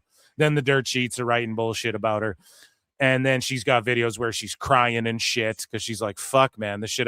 Jade Cargill, they love Jade. All of a sudden she's getting trashed and buried and can't wrestle because they find out that she turned down Tone dollars. She turned down more money than WWE was going to give her because she wants to pursue something greater. Stephanie Vaquer, look at the shit that resurfaced, and that they tried to open old wounds on her. They were fine if she was in AEW wrestling Monet, But then she goes to WWE, and then they're bringing up how Andrade won't work with her, and this guy's cousin, and she started drama in Mexico, and blah, blah, and then they're fucking burying her. Again, Tegan Knox. All of a sudden, the boys no-show. They've never no-showed anywhere ever. That's why I defend them till I'm blue in the face. I know people are like, well, they just didn't show up to work. That's not the case, man. Okay? And they deleted the fucking post because it went to court or whatever the fuck, but they clearly publicly put out fucking text messages, and the way the communication happens there, which Willie Mack gets into, it's just ridiculous if Tone doesn't care about you. And there's levels, which they actually, and the dirt sheets, I guess, revealed, because your boy Phil has never called it. I mean, I've explained it as tier-based, but the fucking Fightful's like, yeah, he's on a tier 1 contract. Like, okay, so they label it that. I'm getting ahead of myself here, but this does lead into contract talk, and it just all goes, this is all it is. When Tone cares about you, you get treated way differently in many different ways, and you get compensated differently and all of these things. And this just is further proof of that. And this is something I've been chronicling forever here at PWT. So Willie Mack says it's like for 2 years straight, I'd call every week. So he's calling and ask if you got anything for me. You signed, right? You still getting paid, right? I want to wrestle. Wrong. Still there. And somebody tweeted that shit out like, dude, I didn't even know you're in AEW. And he's like, wrong, I'm still there, or whatever. Now there's more tweets. It's all out of order here for some reason. Shout out X Bookmarks for whatever reason, putting shit out of order. But PWI reports that Willie Mack's existing AEW deal expired some time ago. So, motherfucker, it's not his existing deal then, right? What does that mean? So it's non-existent? You mean his non-existing AEW deal expired some time ago. He was offered a new deal but opted not to sign it. And then Willie Mack responds to it with, Charlie Murphy, wrong. Wrong. Oh, man. So funny. So when did I turn it down? R.I.P. Charlie Murphy. Willie Mack goes, when did I turn it down? Responding to this shit. When did I turn any deal down? Right? So that's craziness. And then listen to this. So Fightful Select reports, Willie Mack was on a full-time AEW deal the last 2 years, but is now back on the tier 0 paid per appearance deal. So it's literally called tier 0. And I've always explained it essentially as fucking tiers. I mean, that's what it is. This is just further proof of that. Just putting that out there. And tier 0, I guess, is what they call it. Like, who fucking did Fightful make that name up for it? Okay, so it's tier 0. So not even 1. It's 0. Like, it's a fucking Patreon subscription. Patreon.com/ProWrestleTimes, by the way. So what this means, what does this mean, you might be asking, Phil Marks? Well, let me explain, Phil Marks. Willie Mack was on a full-time AEW deal the last 2 years, and he got his graphic. Willie Mack is all elite. Once you get that graphic, and I've explained this a billion times before, you're getting 6 figures. You're $100,000 and up. When you see these guys who are on AEW a bunch of the time, and this is also why you see a bunch of these guys who are signed to like both. Like, oh, they're all elite, but then they're just also being used in ROH. And you're like, well, why aren't they being used in AEW? And then why isn't ROH separate rosters? Well, that's because Tone's paying motherfuckers. He's got to use motherfuckers, right? So Willie Mack got that graphic, I believe, right? I'm sure someone could sleuth it out on the interwebs. And once you get that graphic, you are now getting 6 figures. You're getting $100,000 and up, right? And I didn't know you could get demoted down to just paid for appearance. I didn't know that, but that's why you see some of these underlings and some people who come into AEW, and especially early on, like people would just do everything they could.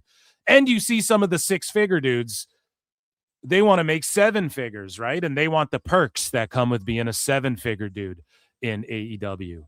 Okay. Like a Chris Jericho or You know, a Rhodes or a Kenny Omega or a Young Bucks, right? A CM Punk, right? One of these guys. Edge, you want to talk about people currently there. So people want to get to that level, which I don't know. Is that called tier 3? It's the Omega tier. Actually, the tiers are called Alpha, Omega, and Beta. So Willie Mack's on a beta deal right now? You know what I'm saying? Tier 0. Okay. So I guess tier 0 means you're just paid for appearance. That's what like Slim J was on, and that's worse than being in NXT. Because then Tone can approve you for what indies you go to and shit.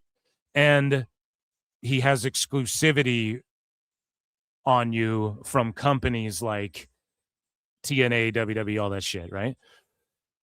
And then he pretty much gets to dictate like when and how you work, essentially. Okay. And some people sign those, like that Slim J dude, and then you're like, fuck, man, I'm going to be homeless or whatever. So I guess tier 1 would be you get the All Elite graphic and you're making 6 figures. Okay. And then above that, again, are guys like Edge, Danielson, you're making like 2 million, $1 million.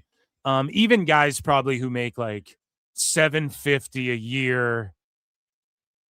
You know, like, what do you guys think Wardlow's making? I guarantee you he's making like $1 million a year to just be at home.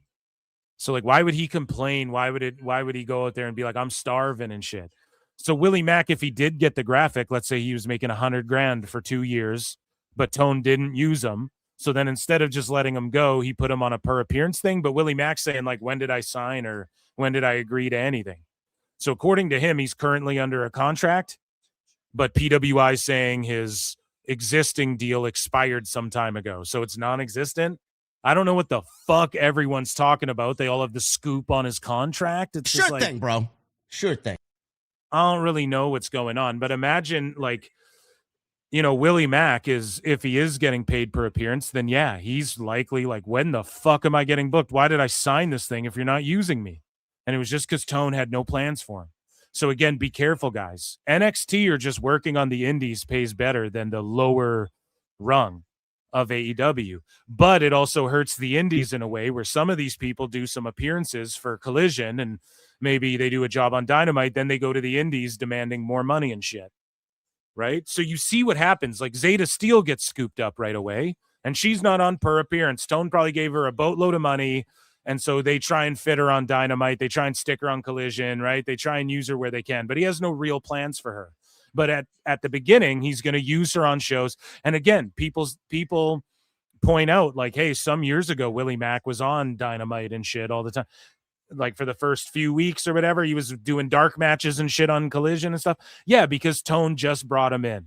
Everything's sweet. He sees a new shiny toy, and then he just hangs on to him. And it's just funny that the people who would say free Ali and all this shit, like Chi Ali, Blau, they would say Luda, they would say like free Mustafa Ali and shit like that. And now they're just okay when Tone does this. And when people say like this shit is inhumane, and then they're making fun of like bilingual Ray Phoenix for saying like shit is inhumane the way they, this is kind of fucked, man. Just let him go out into the wild. Like no one would care. And so you guys see, right? Lady Frost didn't talk no shit, didn't drum up a storm, nothing. She's just like, I'm a free agent. I want to thank my time with Tony Khan. They probably didn't even offer her a contract. And I was so blessed to work there. What does she get? A sit-down interview with Fightful. Go look it up. But Willie Mack leaves and he's leaving and his shit's expired, or maybe it's not. Nobody knows. Not even Lex Luger knows. Lex, what is his deal? I don't know. Me neither, bud. So all of a sudden, Willie Mack is getting all these sheets have like his deal's not expired. Actually, it's expired. Actually, it's his current existing deal is non-existent. And he doesn't get the sit-down interview where he it's just, here's his tweets hating on Tone. And then you have some sickos going, Willie Mack wasn't doing anything, man. He's just, holy fuck, dude. Super annoying. So,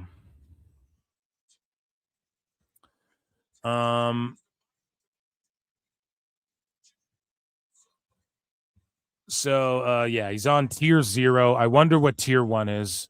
is tier 3, like Edge in them. So, oh yeah. So this is the last thing I wanted to touch on too. So again, I'm pretty spot on with like the fucking tippy top guys in AEW, right? Like when Dave Meltzer came out and was like, Hobbs was getting like Danielson Jericho money when Jericho started. And it's like, Dave, that's 2 to 5 million. And then he even had to correct himself because that's so ridiculous. Right. And again, I'm spot on with that shit. Hobbs ain't getting fucking, I wouldn't be shocked if he was getting like 750, like 500, something crazy in AEW. He's probably making bank, but he wasn't getting 2 million, Dave. Like, what are you talking about? Danielson getting like 2 million, bro. You know? So, anyways, the tippy top guys, they get perks worked into their shit. Now, I'm not saying a guy like Miro, he's probably like, 750, some shit, $1 million or something to be in AEW, and he got some perks worked in there. Guys like Edge will get it worked in, like, if I get hurt, you can't freeze me. Right? If I go film this show, you can't freeze me. In fact, Tone does not freeze anyone for doing TV work and shit. If they're injured, that's another story, right?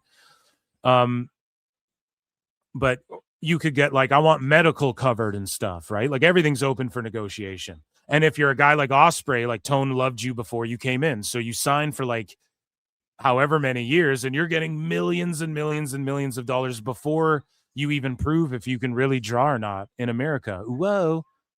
As a kid in America. Whoa. Right? Can you even draw as a kid in America, Will Ospreay? So, yeah, that's how that shit works. And I hope Willie Mack figures it out. And hopefully he doesn't end up homeless. And again, I'm not like, dude, Willie Mack could be world champ. Like, it honestly makes no difference. He's a fun wrestler to watch. Absolutely. But it makes no difference to me if he's on any show. Like, they could put him on Raw even as like a mid-low, not even a mid, like a lower, like a jobber guy. You know what I'm saying? And I would be okay with it. But then you'd have sickos being like, oh, well, Willie Mack look at what he's capable of in Dragon Gate. And then it's like, all right, but he was just put on the bench and the rumor is he's like at the verge of homelessness or whatever the fuck. So where were you sickos then? Where were you then?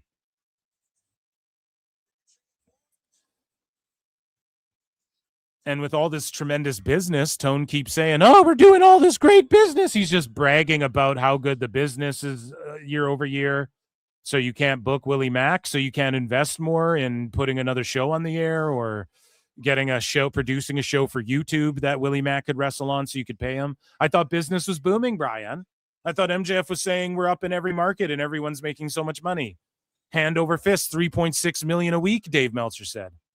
But Willie Mack is got to be detracted, or is that the right word? Demoted, rather, to a tier 0. What tier 0? Like, come on, man. Not even tier 1? What the fuck? Holy shit, man. So we're watching Dynamite right now, ladies and germs. Dynamite Collision, which Collision's being taped in actually WrestleMania week and this week's Collision as well. So in TNA news, we talked a little bit about Time Cop, how WrestleMania week, we will definitively see Collision, TNA head-to-head, because they don't want to go, Collision doesn't want to go head-to-head with WrestleMania, right? So we're going to see Impact versus Collision. And funny, those names are, they're closely related, right? They're not synonymous, but they're closely related words there. Cousin words, sister words, if you will. And Collision is actually taped tonight and going to be airing tomorrow. Time Cop, if you're listening to this in a clip, it already went down or whatever, probably, but they will be going head-to-head a couple weeks this month. Okay, so we will finally see Impact versus Collision, at least on the same day. I don't know if they go exactly head-to-head, but there might be an overlap hour there at least. So we will see same day, if not head-to-head, if not hour overlap, TNA on AMC versus Collision on, I'm assuming, TBS on Thursday. And then I think next week they're back to normal. And then WrestleMania week, Collision also airs on Thursday, and we'll see like the round 2 between them, which I cannot wait. We've been anticipating this for like a year now here at PWT, so I'm excited for that. But speaking of tonight's Collision Dynamite in Winnipeg, where they have a good crowd, they set up for about 5,000 people. They sold 4,500 tickets. I bet they got the 5,000 in there distributed. That's awesome. Good for them. But you would think they'd draw more if they were like, if WWE went to Winnipeg, they're doing like one of these massive Raws. There's 12,000 to fucking however many thousand people there, right? That's not to diminish fucking Dynamite and Collision Super Show in any way. For Dynamite, this is a good crowd, but you would think when they go international, they'd draw more, but their presence internationally just isn't felt. And that's where, speaking of felt, that's where WWE felts them, is they just own them in that department, the global force wrestling. No. So again, Tone should stay locked in, keep doing shows like the way he's doing them. It's way more vignettes and promos and updates and reminders and shit than it is pure wrestling. And why is Tone finally listening to his biggest haters? I want you guys to really think about that. Why is Tone finally The best listening? guy's Tony Khan. Well, it's because his back's truly against the wall to where he doesn't want to end up on Amazon Prime. He wants to try and convince Paramount to stick with him, or at least get a TV deal out there. Now, when Paramount doesn't stick with them, Dave's going to start spinning narratives that they are like really wanted and shit. You're going to see weird articles come out, I bet, where Paramount wants them and wants to sign them and shit. Everybody wants Dan, right? Dave's going to be saying some shit like that. But that's fine. You know, we're going to sift through that, and we'll see if they keep booking shows like this. I can only see it going up. It only goes up from here. This has actually been a pretty good Dynamite so far. Not going to lie. I'm sitting here going, I've been eyes glued the whole time. The pacing's been good. And that, I mean, say what you will about Rick. If you don't like Ricochet flipping around, that's fine. But that was that match did not go too long. That was well paced. Kenny just gets the big finish with his move. That's all anyone needs to see, right? And then no schmoz, Edge and Christian, commercial break. I can't wait to see what Edge and Christian are going to do with those fucking chairs when they get in the ring. That's all I'm saying. Anyways, so they're doing a good show here. Shout out Winnipeg for being a good crowd as well. And here we take a look at the card. You know, MJF and Kenny Omega contract signing. So we got that. It was okay. The crowd was hot. MJF just kind of did his, you're a loser, I'll take you on anytime. And then Kenny was like, I'll sign the contract. I'm signing it. Finger bang, finger bang. And then we got Pac versus Ospreay. So that's one for the UK crowd. It's in Crownland, Queensland there. Oh, Canada there, buddy. The Queen on our money there, bud. And this one's for our friends in the UK. I don't know, dude. And then we have the Brawling Birds, Mina Shirakawa. They're taking on the Triangle of Madness. And then the trios match, which we saw, which wasn't half bad. And so we move along. And speaking of Winnipeg, AEW being in Winnipeg, Winnipeg's own Don Callis is also in the house. And he went undercover in this gimmick to make up hair. He disguised himself as a wrestling podcaster to fool lots of people backstage. He kind of looks like Bix and Span at Revolution's pay-per-view. They released the footage today on April Fool's Day. And of course, Don Callis, who will be making an appearance in Winnipeg, I'm certain of it. Or is he on commentary? No, he's not on commentary. This is about to get real. This guy's got a filthy mouth. You're Correct. This is Don Callis from All Elite Wrestling. I am going to undergo a metamorphosis so that I can point out, with the help of visual aids, two things that I believe to be fundamentally true. All wrestling fans are idiots and losers, and the people I work with are complete blithering morons. First day of my life, I'm a gigantic loser, just like the wrestling fans. Let's do this. Am I allowed in here? We're at Revolution. We're going to get a lot of people talking about here. Who do you like better, Takeshita or Okada? I choose to not answer that question under my Fifth Amendment right. Don't incriminate your Don't incriminate your That's smart. I have a question for you. Was the finger poke of doom one of the highlights of your career? I had nothing to do with the finger poke of doom. You just can't come in and just do a quickie. Hold on. Did you get that? You said something about a quickie.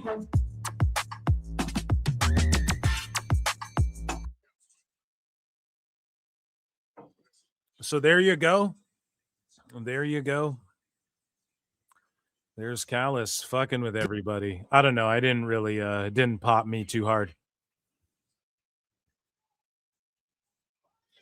So let's see. Edge and Christian are running in. I could have left the Dynamite graphic up, but fuck it. I'm going to just check in with Dynamite. They're looking for FTR.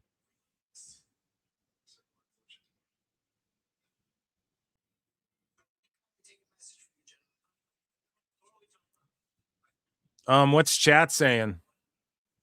We're going to take a look at this poll. So they're just beating up Roppongi Vice for no reason.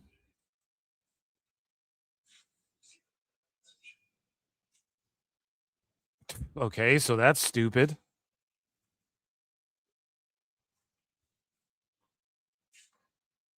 Why would they be the ones to give them the message? Are they friends with FTR? Got it. I thought this channel was like a JD, all hate all the time. No, dude, I put shit over. This Dynamite's been really good up until that moment right there. Why would you beat up Roppongi Vice, dude? Am I missing? What am I missing from the? Are they friends with FTR? I don't get it. That was fucking stupid, but okay. Message sent. Now we got Pac versus Ospreay. I'm worried Ospreay is gonna wrestle like a dumbass here when he just shouldn't be. He rushed his return. Why wouldn't you beat up? Yeah, why? Yeah, that's probably why wouldn't you beat up Roppongi Vice, dude? Yeah, true that. Hey PWT, what's up, sassy girl? It's an expression. FTR, who's the idiot? Callis wearing an RJ City wig. Oh no. Oh no. The isosceles of insanity. Dude, don't say that too loud. Tone will steal that. AEW should be doing better than they are. True. They should be. If there are only 4 matches, that feels... I'm trying to comprehend that the main event of Dynamite tonight is MJF versus Speedball. Oh, okay. Well, at least they set up a match for later. But yeah, I don't get why Speedball... Actually, yeah, that was stupid too. How he just came out, then he wasn't on Kenny's team for the 6-man. Maybe it should have been the people on his team came out and were like, whoa. But they just needed to set up Speedball versus MJF for later. So maybe, yeah, that's a good note there too. Maybe that. But hey, that's nitpicking a little bit, no? It's kind of because it's like, okay, Speedball and Omega had bangers together. Is that why he runs out? I don't know. It's all good. We've been saying it, man. AEW's been putting a better show together the last couple months, you know? Now, when they did the Lex Luger Express bus, that was kind of fucking stupid, right? So, but I mean, some things they get right. And Ospreay's just getting jumped. And he's going to get brainbustered on the ramp to start the match. So,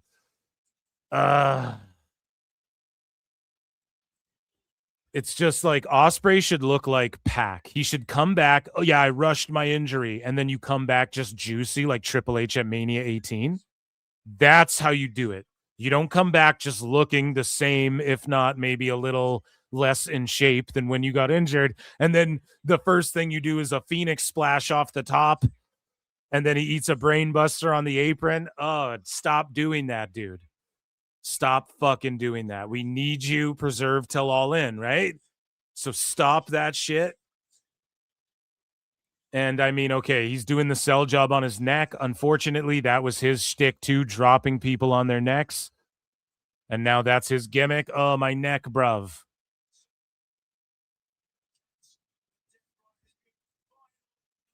Now, if they just don't give them the match and they just stop the match, then I'll actually put this over. Because that's some WWE shit in the right way. Sometimes in wrestling, when people get jumped and shit, you got to just throw the match out. That never happens in AEW either. Just throw the match out, Tone. Throw it out right now. I'm giving you so much time. Throw it out. Come on, just throw it out, dude.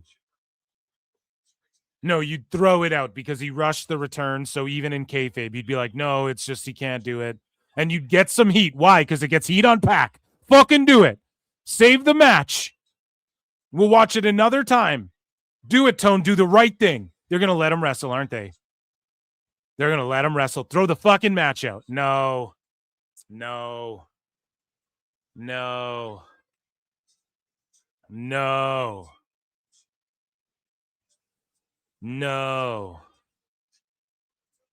No.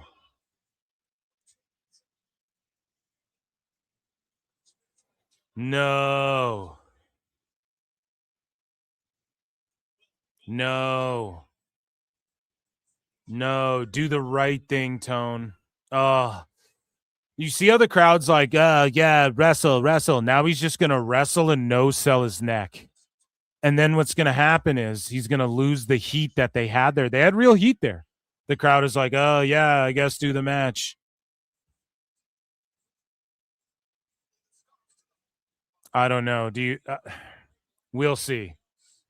We'll see what happens in this match, chat.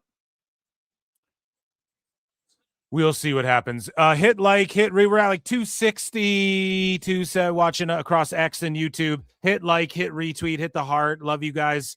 Become a member. It's only 99 cents. Super chat in patreon.com/ProWrestleTimes. Hit the thumbs up, thumbs down, whatever. Just do what you got to fucking do. Appreciate you guys. And yeah, I've been locked in pretty well for this Dynamite. It's just, let's see if they can kind of, because I just feel like, okay, either Pac wins by picking at his neck or Ospreay overcomes. Okay. All right. That's kind of always what he does, no? That's kind of what Kenny's doing too, no? Because his body's all banged up. It's like, okay, maybe you could play it like you throw the match out and then he's like, no, I want to fight. I want to fight. And then you can just, I don't know. We'll see. If he does ridiculous shit, so far they're working top guy speed. Anyways, let's get into news. Let's get into some more news. Happy birthday, Sassy Girl. Happy birthday to you. And chat, we have a poll, Sassy Girl. Make sure you vote on if we should keep, and I'm going to check in on this right now. Do we keep the Jericho clip alive now that he's returned to AEW?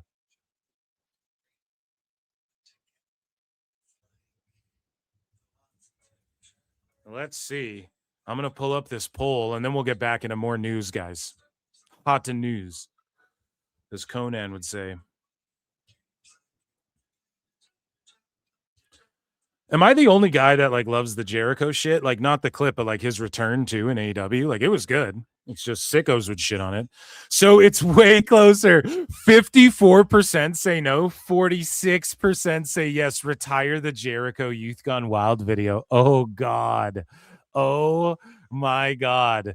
It's your guys' chance. But here's the thing. I never definitively said that whatever the poll votes is going to be a thing. And like, it's always a part of the show. I mean, the Wednesday show's theme is I look and see, but it's just to music. The acapella is peak IWC Cringe, right? So we're going to let the poll keep going, guys. Get your votes in if you haven't.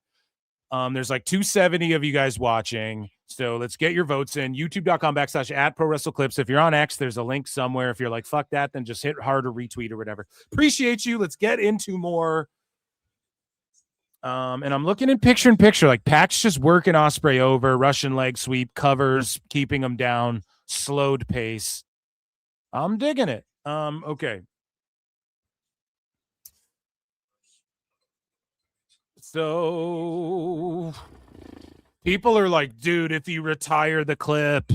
See, the thing is, there's a bunch of people who watch the show who don't want to like, who are might even be hate watching it. So they're in there. They're trying to sabotage. So it's a sabotage. No, I'm just stirring shit up in chat. You guys, man, vote. We'll see. We'll see what the votes say after this segment here. But let's get into more AEW news, guys. So AEW Collision, and this one already went down. They sold 2,400 tickets, so just interesting to note. They're thriving in some areas for a Collision. 2,000 and some tickets is pretty goddamn good. We're talking about the roster and Collision a little bit, and Kyle Fletcher was reportedly walking on a boot following Collision. He left the show, according to Brian Alvarez. Fletcher left the show tonight in a walking boot. Whatever the injury is, it's legit. Hoping for the best. So, yeah, he's in a fucking boot, and he was just talking about how he wanted All In to go down better than last year. So hopefully he's not out for All In. Now, in Worldwide Wrestling Federation news, we will talk about Brie Bella being in a boot, and then we just saw her on the last show, and she's fucking fine. So could just be a safety precaution, but I hope he's not hurt. And again, he shouldn't be out there. The spot where he rolled his ankle, it's like they just put him in a team with Mark Davis because they're both in the Callis family now, and because let's just throw them together in this random tag match that Fletcher doesn't need to be in. Like, Tone, this is the week you put him in a promo or something, right? So it is what it is, man, or just have like a vignette building him up. Rest this kid. He's wrestling all the fucking time. Like, you got All In. It's his dream. You want him to be in a TNT title match. And again, when Ospreay's doing shit like this, I mean, it's cool as fuck, but he's just not even really selling his neck. Well, he is. He's trying to sell better, but Ospreay doesn't really sell. It's like him and Seth Rollins have this thing where they don't fucking... No, I'm joking. But Seth does a lot of that where like his knee's hurting it, so then he'll punch it, and then he'll like do a fucking springboard clothesline or whatever, and you're like, all right, I guess that's... Anyways, speaking of people selling and healing and the roster in AEW, well, actually, we're talking about Collision. So the numbers on Saturday were up from the prior episode in its regular time slot. Collision averaged 476K viewers, 0.08. The show did not air in its regular time slot the prior week. As always, this doesn't include HBO Max. This is number 15 for the night in the key demo. Year over year, Collision was up 40%, while the 18 to 49 was down 11. Oh, fuck. So according to Dave Meltzer, this is actually bad because the key demo matters more than the overall, except for now Dave doesn't give a fuck about that, and he's flip-flopped for like the third or fourth time on the same fucking thing. But we're talking about the roster and whatnot, and, Ricochet, again, he's poked his little greasy head out, and I thought we were done talking about this shit, and we're not, because this guy will never stop. He's like... what's that movie? Bernie Mac in the movie, I think it's called Head of State, where Chris Rock becomes the president and Bernie Mac's like his running mate. And they're like, ain't gonna keep telling you that we won't stop. Ain't gonna keep telling you that we won't stop. And they're just like hounding their political adversary to get him to agree to a debate on television or whatever.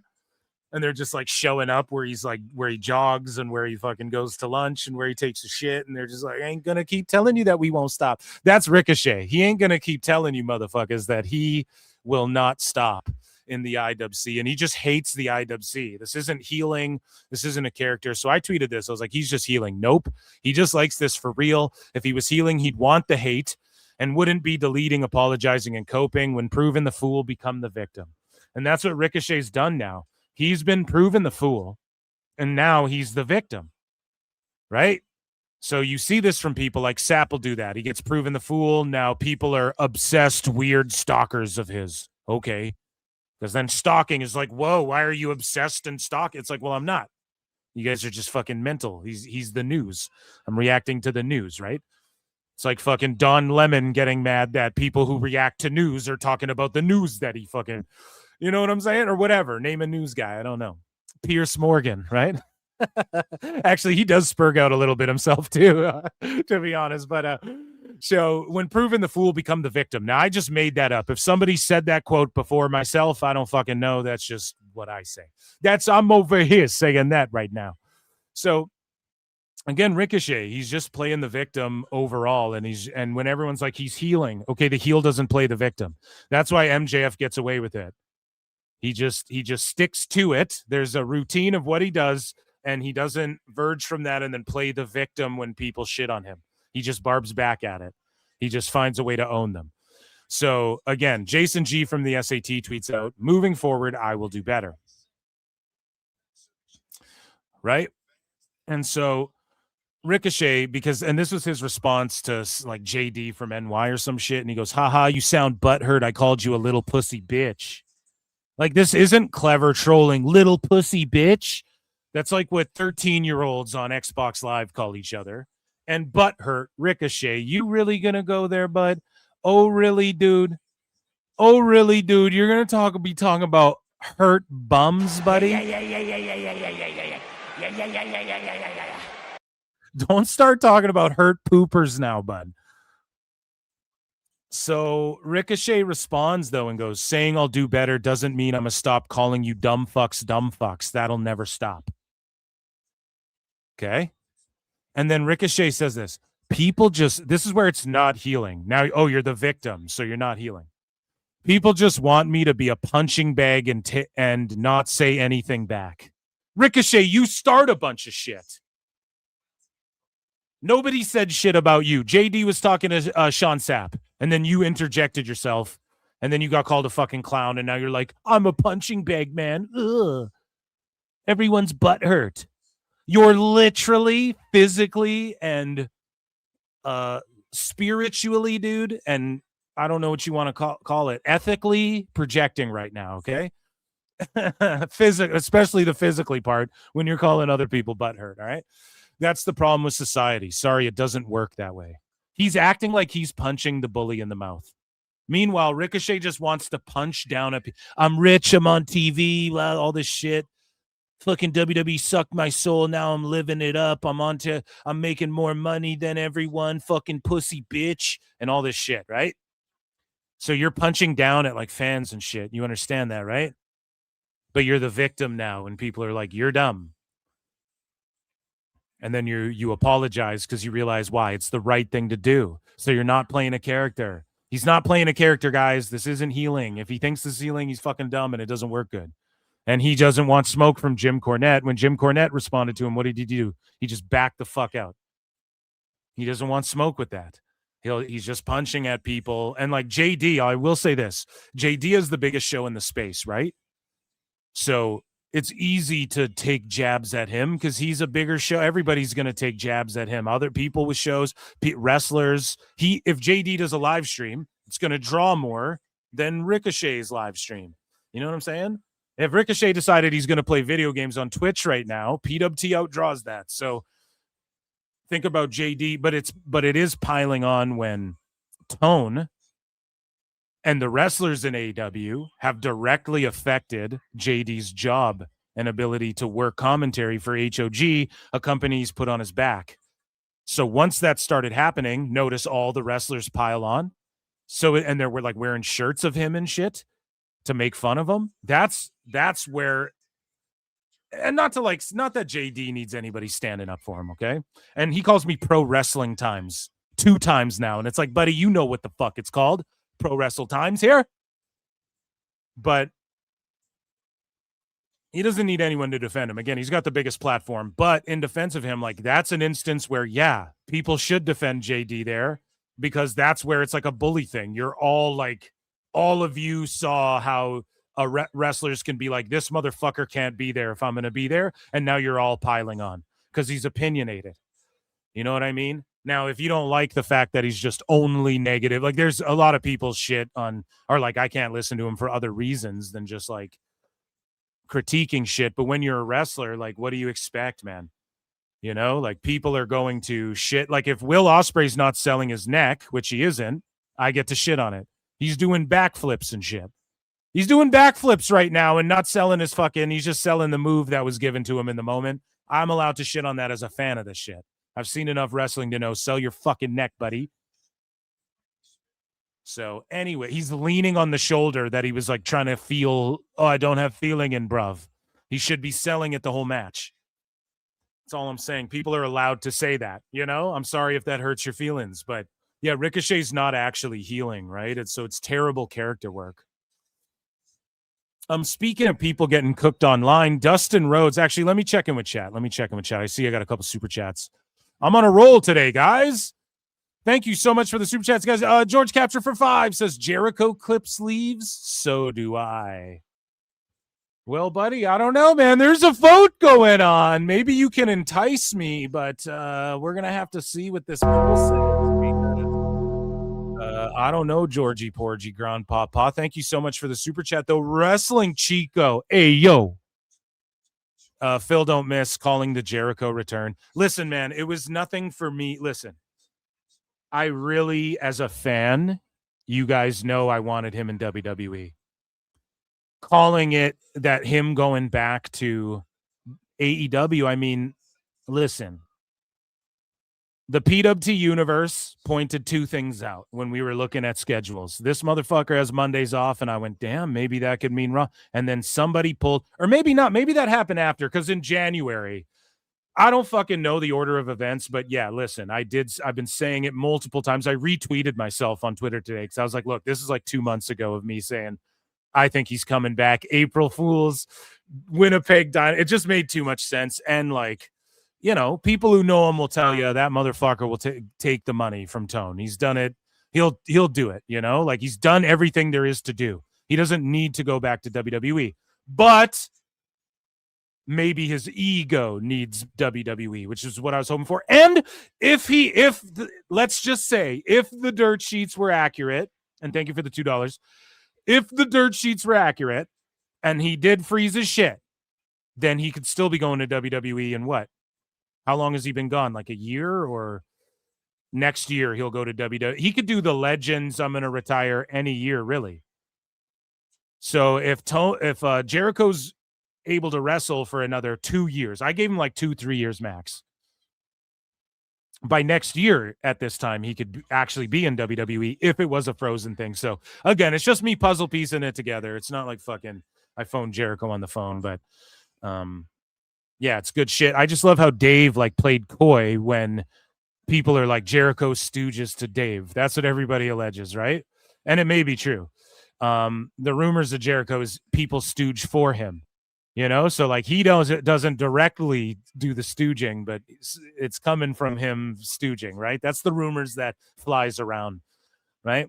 And so I don't know if he's like directly stooging to Dave, but Dave clearly knew, because when he was saying shit before, like, oh, I don't know, maybe he will go to WWE, I don't know. And he just had that cute little old man Dave smile on his face where he thinks he's working everyone. That sort of tipped me off too. And that was a few months ago where I was like, fuck, man, this guy makes me think he's just staying in AEW, dude. So I don't know, man. Jericho played it really well. You have to round of applause for Jericho. Let's give a round of applause to him, man. Like, he played it really well as far as like not really showing his cards. But I mean, the main card that everybody should have been looking at was the fact he was on the roster page the whole time.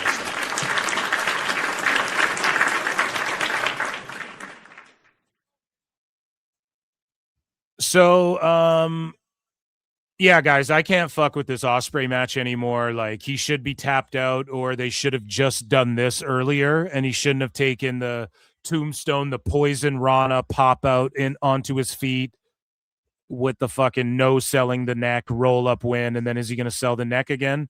He was just put in that sub. He was just put in the neck crank rings of Saturn submission type maneuver. Is he going to be selling the neck? No, he's just like, yes, bruv, the fighting spirit, and bruv. Now he just grabs the corner of his neck like a mosquito bit him. You know, this is the shit I can't stand.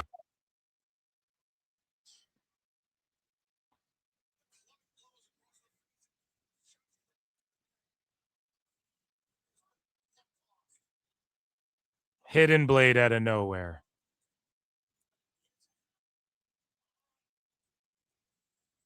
And then he's got to lay there and get beat up by Garcia and Yuta.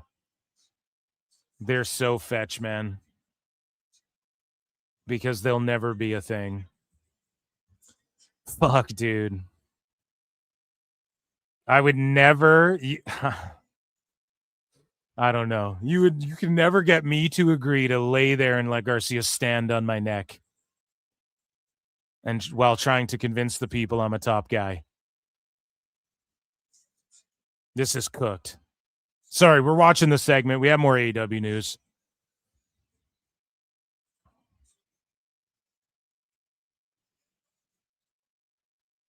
My neck got broke, but I can still cartwheel flip. Oh, man.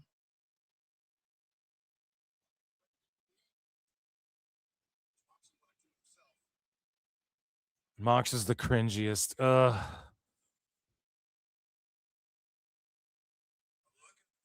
I look at the situation.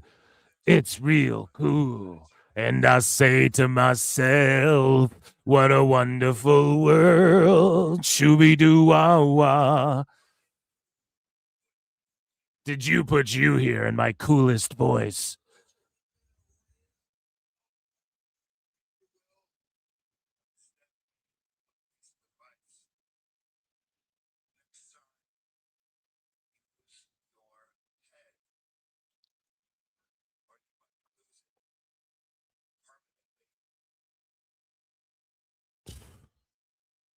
So yeah, like his Mox, is he babyface or heel? Some asshole tried to argue to me last week, I think on X, like, no, he's a tweener or whatever. And it's like, what the fuck are you talking about?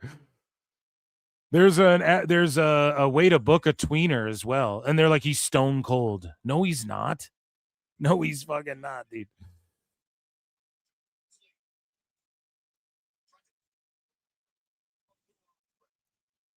All Osprey's had since he's come back is like schmozzy, no selling bullshit.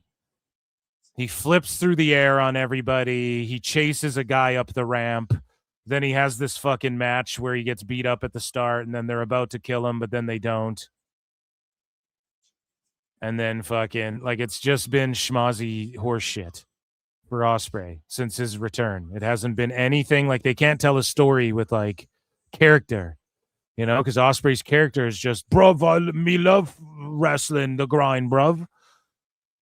I fall down, get back up, fall down, get back up, fall down, get back up, bruv. Right, so. Okay, let's get into more news. Let me drink some coffee.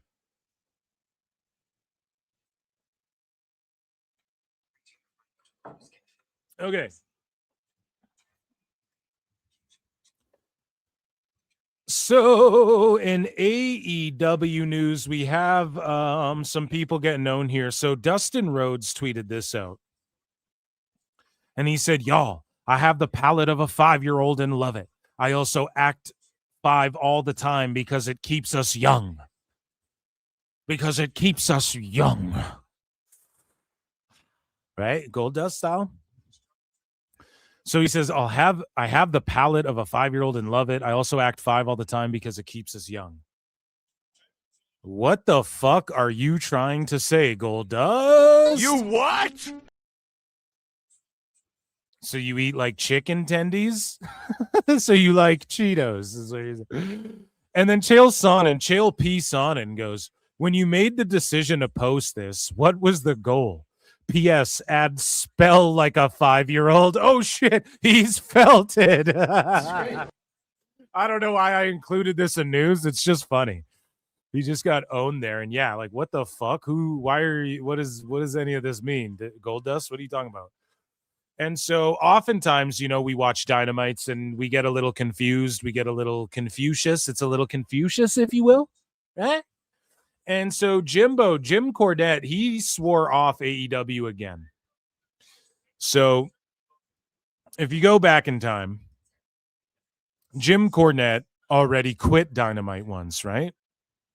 And the people listening to his show were like, Jim, you gotta start watching Dynamite again and reviewing it because we love you going off on these rants and shit. He would go off on WWE shit too, and he watches it. His reviews are like a big part of why.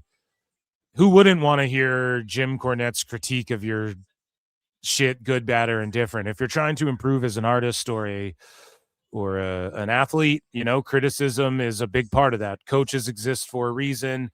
Art is the best art's typically collaborative, and so. Jim Cornette is saying, thank you, bye. One more time to AEW. And let's read Wrestling News Co.'s thing here, because I actually didn't hear this. Cornette said his decision came after watching a portion of the latest episode and deciding life is too short to keep watching the same people do the same things every week. And he says, there was still about an hour or so to go of this program, and life is too short for me to sit here and watch these same people do these same things every week in the same kind of matches with the same kind of people. So unless somebody either does something spectacularly fantastic and newsworthy or has projectile diarrhea on their opponent in the middle of the fucking ring on live TV, just assume that everything I've said going forward about AEW is the same every week and will save us both some time. I'm with them, dude. Here's the thing. I almost got to that point there for a while, and then like Orange Cassidy and Darby Allin disappeared for a while. You know what I'm saying? And now Orange is back being shoved down our throats. But I swear to God, like those two guys dipped out for a while, and I was like, man, this is way better. You know, this doesn't drive me as insane. So I don't know. I get it. I get it with Jim. Collision, I just don't watch it every fucking week. NXT kind of was getting like that for me. I skipped out a couple weeks. You know, I might throw it on in the background. It's just not like essential viewing. Raw and SmackDown and Dynamite are essential for me. I'll always watch Dynamite. I just don't think it's like missing a fucking Nitro, just the opposite. You know, just not good. Just more funny, fun to lampoon. I don't know. Triangle of Madness is cool. But yeah, I mean, he's just, and then he hit them with co-host Brian Last asked Cornette if he had any final words for Dynamite, and he just said it. Thank you, fuck you, bye, boom. Now, they never learn. Like, I don't blame Cornette, and especially at his goddamn age. Like, Learn, baby, learn. Meltzer Inferno. and I tweeted this out, and I think a lot of people are like, oh, come on now, Jim, that's not very fair. They've been doing better shows. But what we think is better about it is what Jim also dislikes, right? So, well, maybe not necessarily that, right? But Jim is critical of like the recaps and all of that shit in WWE, but it's essential for the weekly show. And also it's like when you have, okay, shitty, corny, cheesy, phony, hokey, early 90s WWF stuff, Jim detests that probably more than guys doing flippy shit. He's done commentary on shows where guys have done some flippy shit, you know? And so it's like, Jim detests that shit. When you have Jungle Boy driving out on a gravel road in the Jurassic Express and it's a school bus painted green, and then they go out to a random like gas station in the middle of nowhere, and then the fucking Young Bucks are in wrestling attire and they are there and folding their arms trying to look tough going, yeah, and we're good guys. Like, Jim is not gonna like that, dude. He's gonna fucking shit all, and you got flippy guys and Garcia's on this show.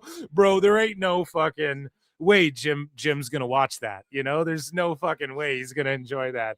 Of course he's gonna draw the line there. Like, yes, they're doing better formatting and like, I would say not, the matches aren't as long, and they're doing more recaps, and okay, Willow gets a fucking promo, and they're doing more story-based shit. The first hour of their show's way less wrestling. Have you guys noticed? Sickos don't be stopwatch time and talking shit about that. But for Jim Cornette, like, you know that what the one thing he hates more than, like, Jim has ideas of how to do an athletic style presentation, right? I'm sure he has plenty of ideas.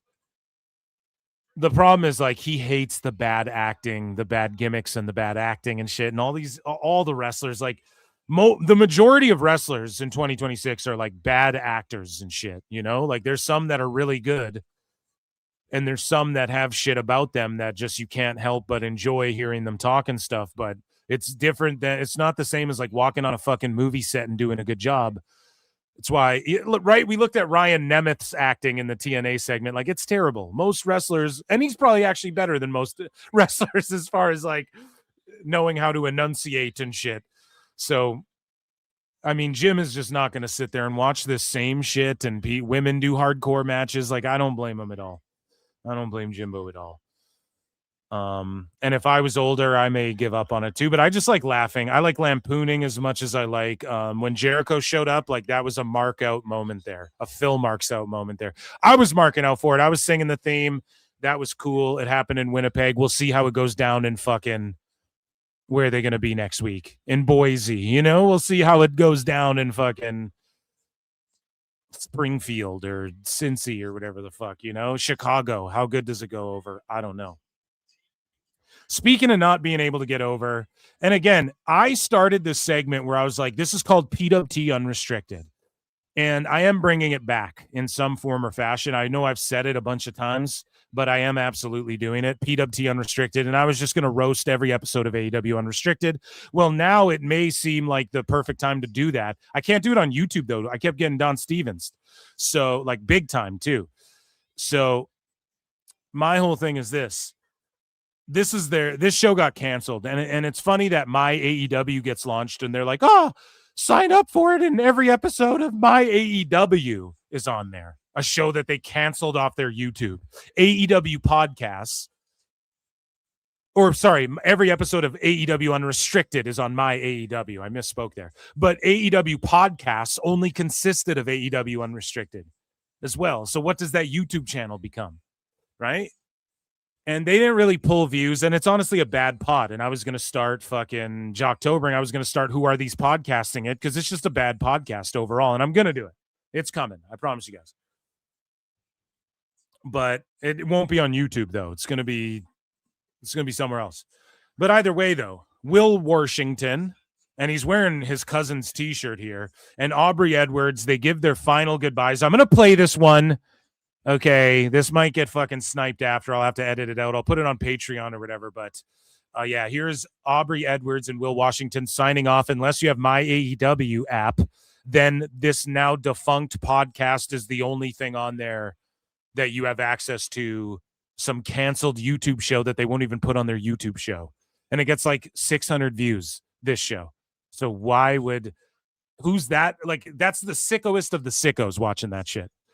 Right? Mina Shirakawa goes on. They do like 4K episode. Okay. But like the sickoest of the sickos go on the show. And all it is Aubrey Edwards sitting there making faces like she does reffing her matches, being over dramatic. And then Will Washington getting glazed. And he's like the worst setup guy ever. And Washington the wrestlers are just telling him, because they know he has Tone's ear. Oh yeah, man, the booking's great. And I love that we get freedom. And I love that everything. And it's just them telling them how much they love AEW and shit, which, like, I don't expect them to bury AEW, but it's just surface level shit. You know what I mean?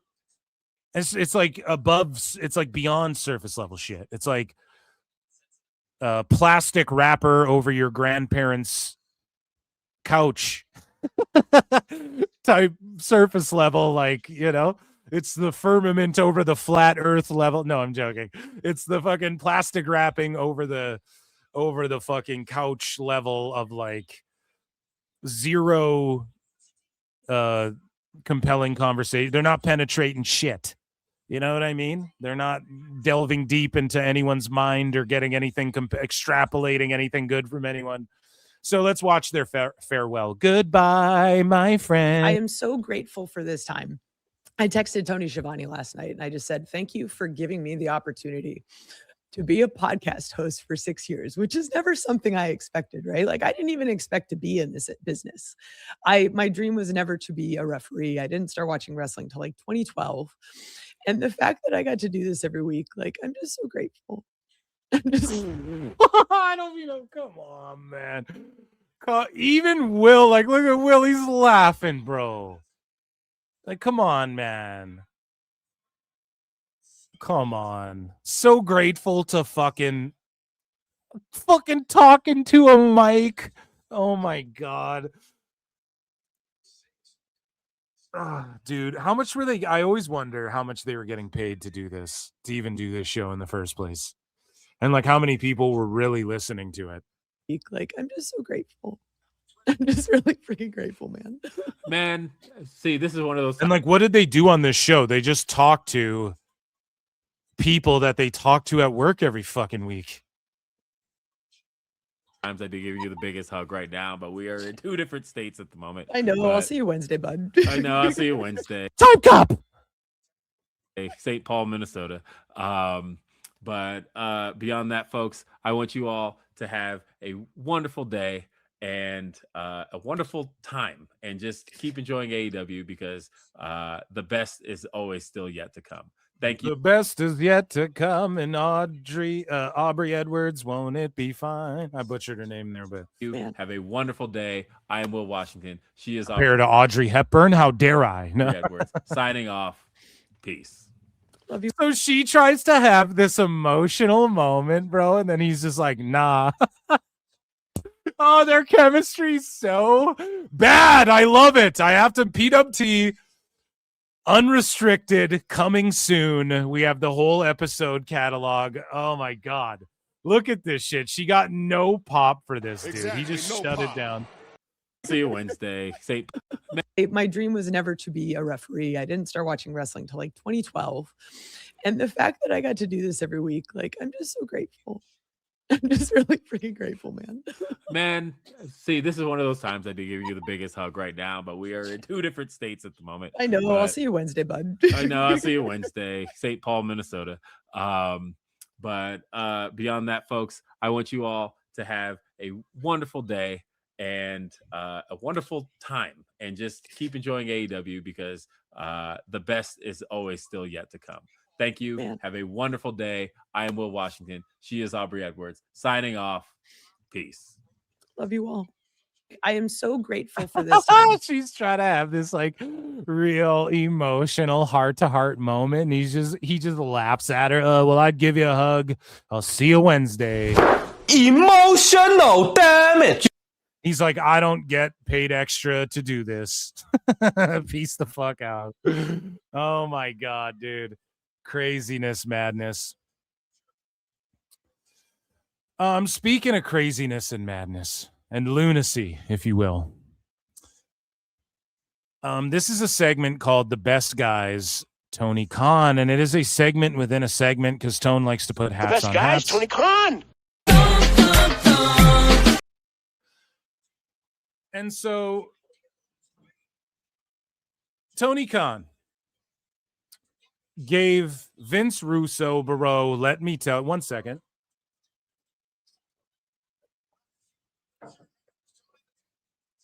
I just hydrated because I know you guys expect my impression, right? So what happened was the Coachin' Bro tagged Tony Khan in a tweet saying, Tony, would you like to come on our show? We'd fucking whatever, right? We would be awesome. We'd do numbers, whatever. And Tone's like, yeah, I would love to come talk to you guys sometime. It'll be great. Right? Ever since then, Vince Russo and the coach, primarily Vince, has been fucking tweeting out, tagging Tone, responding to tweets. As Kenny Omega would say to Gail Kim, they've been doing the splits on it after Tone gave them a crumb of puss, dude. Someone broke it down. I think it was Triple H's thoughts. He was like, you know, this is like when you go on a date with a girl and it goes really well and you were feeling it too, but she starts overly texting you because she likes you too much. And she's just like overly texting you or whatever.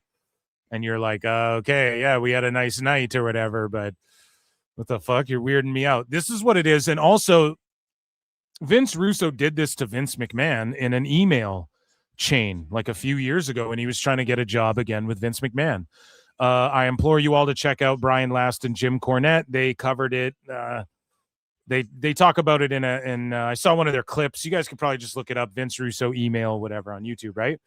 And so he did the same thing to Vince McMahon where he started just DMing him like 17 times once he knew that he had his ear with these long fucking things, right?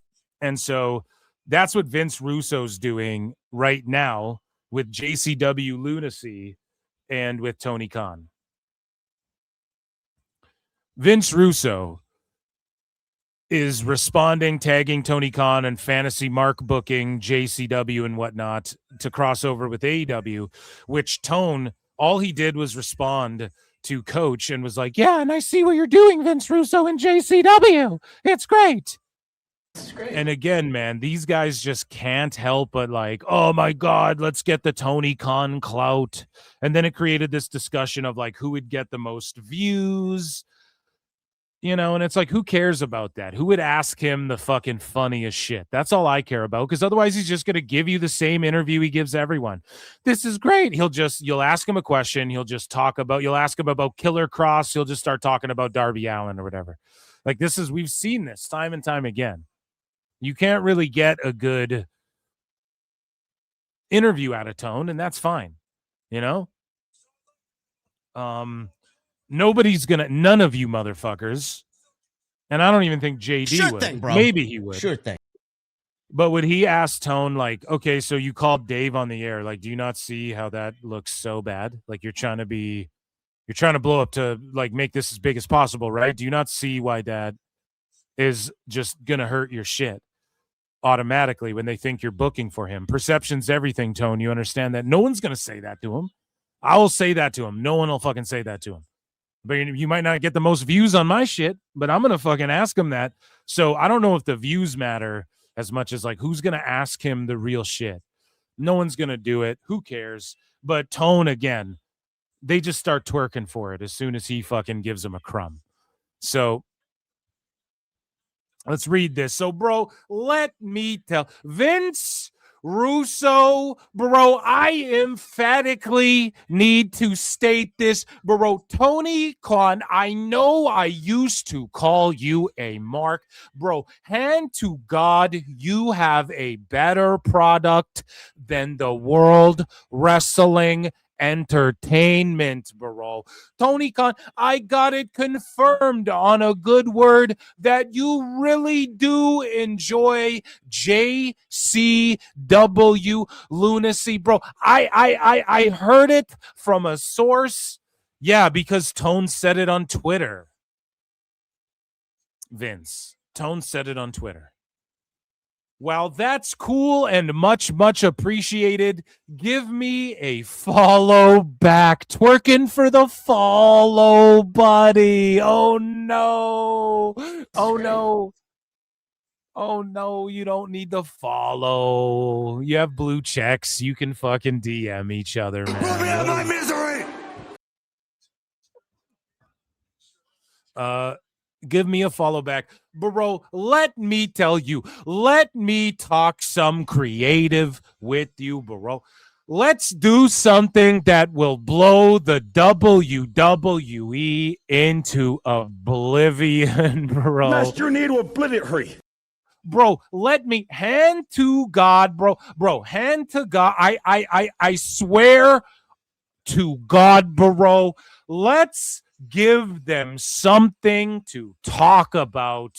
Hashtag RT. Just a boomer tweet and a half right here.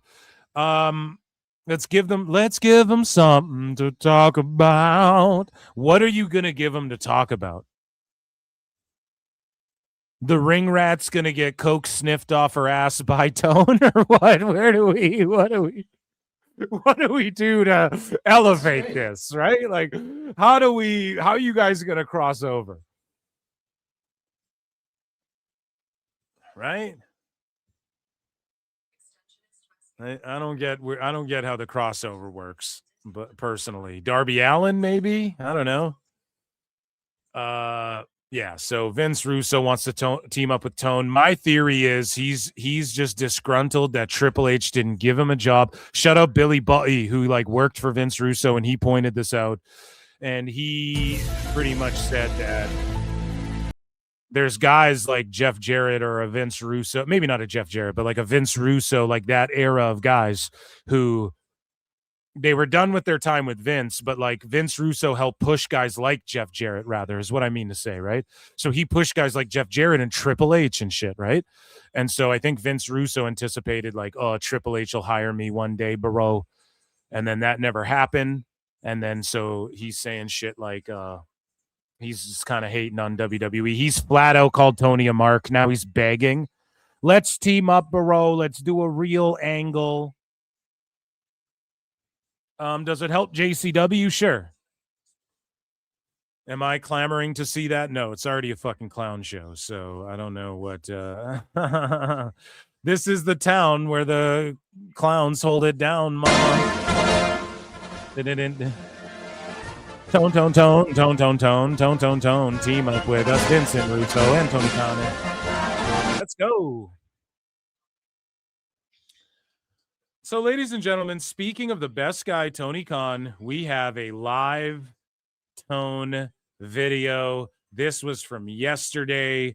I'm not sure if we have a new one from today. I'm actually going to be on Tony Khan Wilder, and we're going to check it out here. Tony Khan. And so let's see here. No live, just pictures of him with Bill Murray. Oh, I can't wait. We're going to look at this after. Okay.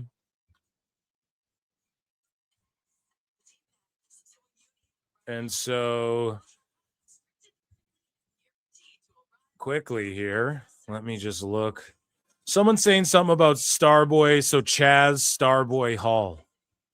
So Starboy Charlie is now Starboy Hall. That's cool, but Chaz Hall? That's like a weird name. But I ain't hating on it. I ain't mad at it. So, okay. Let's get into some cringe Tony Khan. So today, Tony Khan was sharing some videos. This is, of course, the best guys. Tony Khan. Steamboat Tone. So here's him sharing a picture of him with Bill Murray as a young kid. Look at those sideburns, dude. And this is just like a random picture. Like Bill Murray's not hanging out with Tony Khan. And he goes, "Don't miss a huge Dynamite tonight. 21 years ago, this week at March Madness with the greats Bill Murray and Jim Downey. The last time Illinois made the Final Four. Tonight, Wednesday Night Dynamite. Tomorrow, Thursday. They're in Winnipeg, so why does he give a fuck?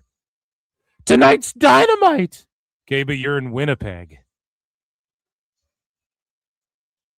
So, like, what are we talking about here? Illinois. It's the 2-year. He just wanted. I'll tell you why he posted this. It's the 2-year anniversary. And look, Bill Murray's looking past him, going, "Get out of my way, kid. Let me make it through all these people so I can get to where the fuck I'm going. Who are you? Whose son is this? Whose kid is this?" Right? This is also the 2-year anniversary of CM Punk burying Tone on Ariel Helwani show. So that is why he posted some anniversary, of this for whatever reason, at least in my opinion. So we head back over here and we have Tone looking happy as can be. Steamboat Tone is doing the thing. And here we go, guys. 300 people watching. Hit like, hit subscribe, hit retweet. Become a member for 99 cents. Gift a membership. Here is Steamboat Tone, and this time he's on a college campus. So Tone, famously, he's in school locker rooms. He's showing off his kindergarten paintings. He's at a middle school lunchroom. He's in the principal's office one show. And then sometimes he'll be in his mansion or the Super Yacht Kismet. But yeah, he's on a college campus here seemingly. And let's take a look at what Tone's got to say. Hey, it's great to see you. It's a big Tuesday. It's a really exciting day. I'm thrilled to be here live at the NFL owners meetings in Arizona. It's a great day, big exciting day for the Jaguars. That 2027 we know we'll be playing in Orlando, and then 2028 coming back to Jacksonville in the stadium of the future. Really awesome for the Jags and our fans, and also very excited about a lot of the great things we did here as a group for the NFL. It was an awesome meeting. Great to have all the coaches, all the executives, and everybody together. This is why the NFL is the greatest league in the world. I'm here live, and anybody could walk through right now. That's what's awesome about the league. Anybody, Bill Murray, check out my Twitter. I'm going to drop a sweet pic of me with awesome sideburns and Bill Murray. It was great. He didn't actually know I was there. I was actually in a group of people. It was like my dad's office retreat, and we were all there. Well, I was hanging out at the kids' table. I mean, the Sons of Owners table. Yeah, that's right. And anybody could walk in. And being here and it being a Tuesday. Look, dude, in the glasses, you can see his hands like holding out the phone. phone. It means that we're just one day away from Wednesday Night Dynamite. It's tomorrow night, Wednesday night, 8 p.m. Eastern, 7 p.m. Central, on TBS and live on HBO Max. You don't want to miss this show. We're going to be in Winnipeg. AEW Dynasty is coming up very, very soon, and there's so much to look forward to. Last year at AEW Dynasty, there was this fantastic three-way match I thought stole the show. Three-way match for the International Championship, and it involved Kenny Omega and Ricochet against Speedball Bailey. Well, Ricochet, a year later, has been one of the top challengers. He's been a great champion in AEW. He was the national champion, and Ricochet maintains he thinks he should still be the top guy around here, given that he was never beaten in the ring, pinned, or submitted for the AEW National Championship.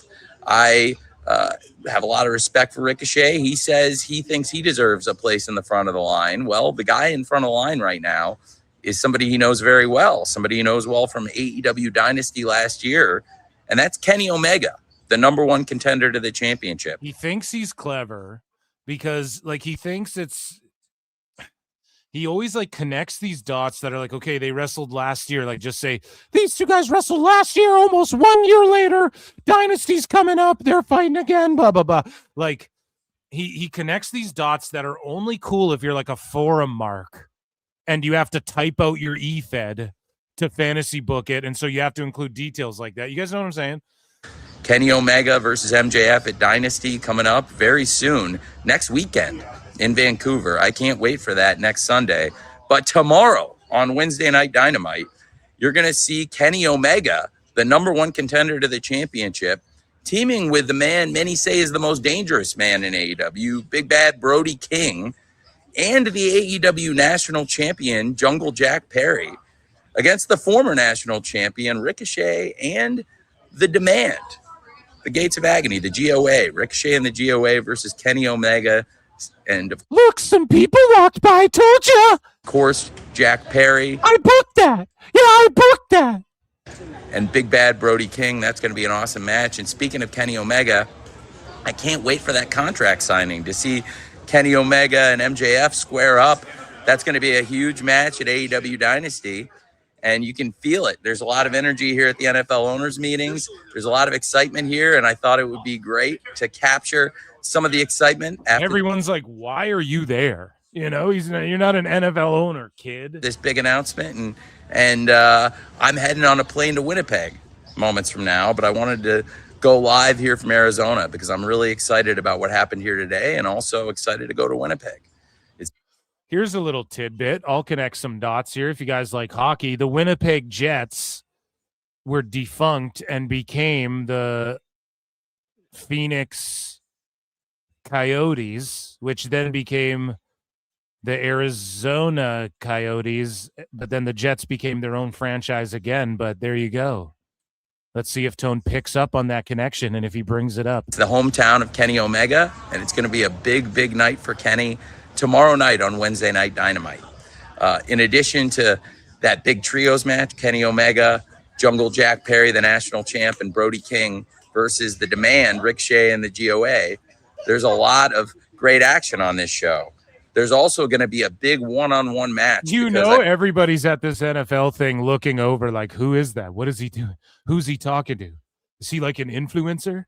I mentioned Dynasty. He's Shad's kid. You mean that guy over there, and then Shad's over in the other room? We were tags gratis team forever! For this year at Dynasty, we're going to have a huge grudge match. Jon Moxley versus Will Ospreay. I can't wait for that. Did the Thrashers become the Jets? So is my shit all fucked up there? Okay, my bad.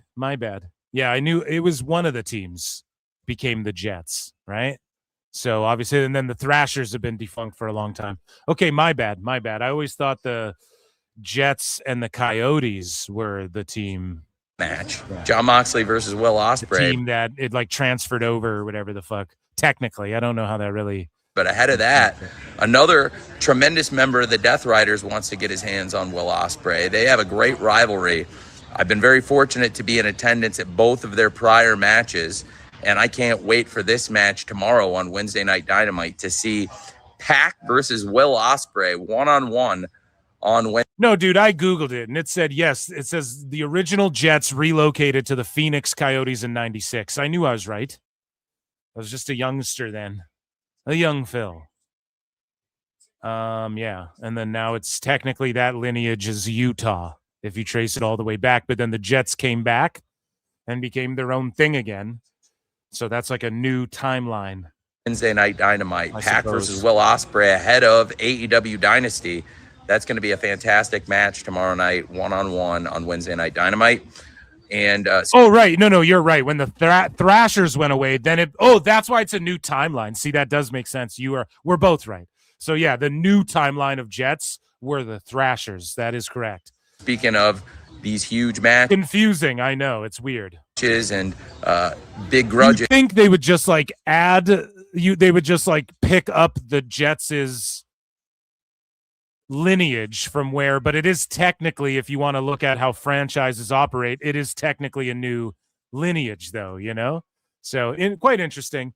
This is Hockey History Talk with Phil Marks. And what Tony Khan's saying is fucking boring. I don't even know what he's babbling about. I can't I'm checking the weather and shit right wait now. To see the Triangle of Madness, Sky Blue, Julia Hart, and the world champion Tekla take on the Brawling Birds, Jamie Hayter and Alex Windsor, and Mina Shirakawa, who looked great as a trio on AEW Collision this past week.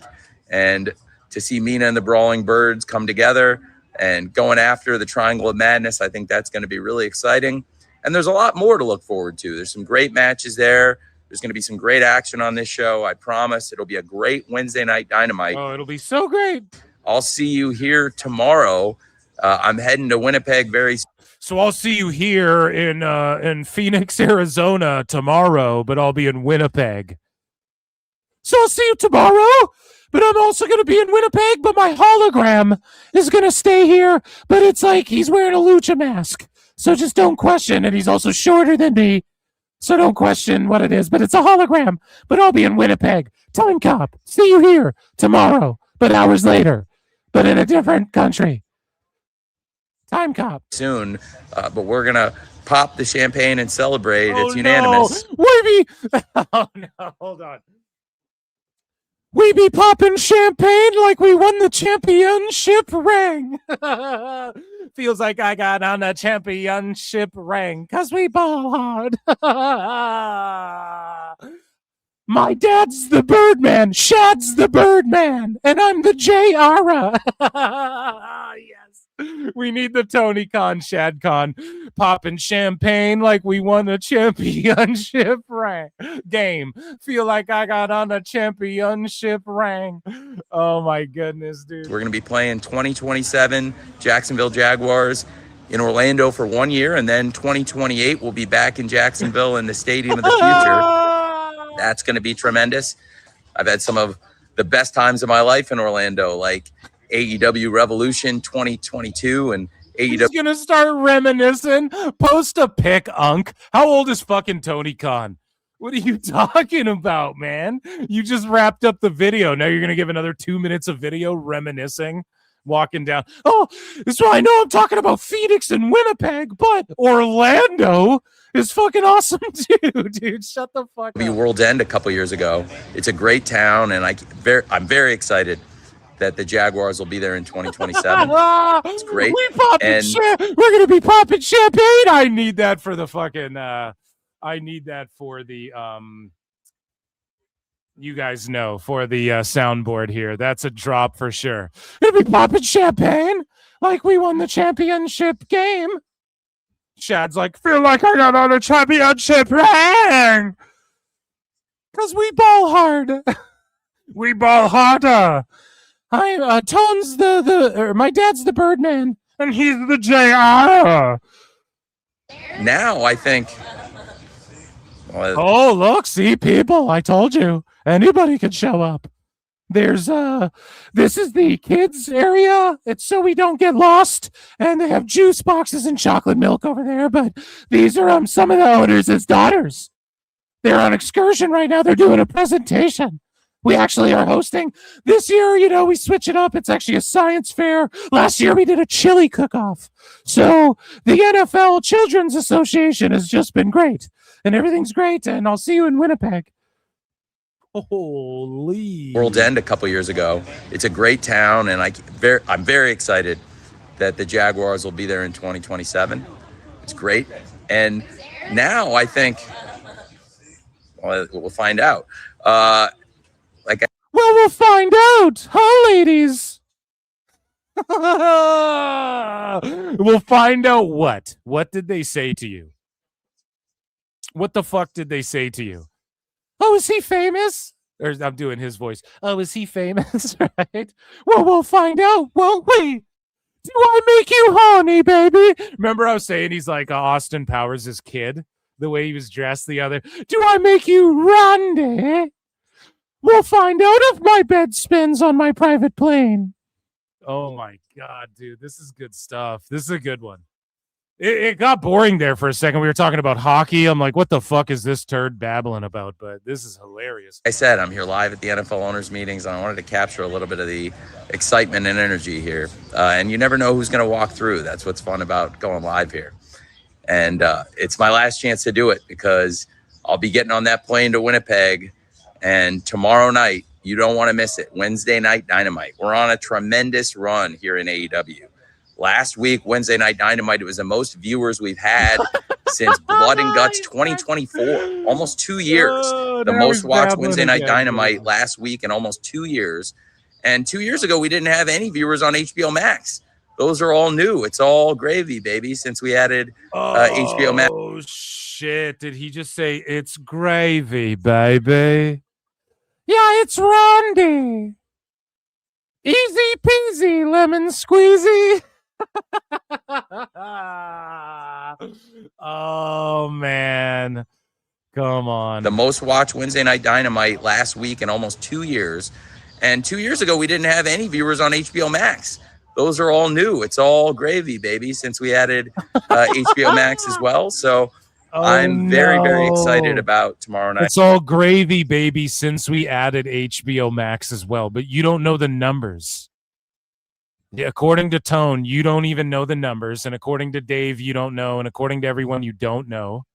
You're all just guessing what they are, which I don't believe. I think Tone knows. They're just not good. They're just not what people gas them up to be, but the rumors are what they are. So now Dave can write shit going 500,000 and whatever. So he just doesn't correct it. Lying by omission, right? So, Tone, you just omit what the numbers are, even though I believe Tone knows. And if he doesn't know, the biggest mark ever in the TV business ever. He owns the company and he doesn't know what the fuck is happening. So,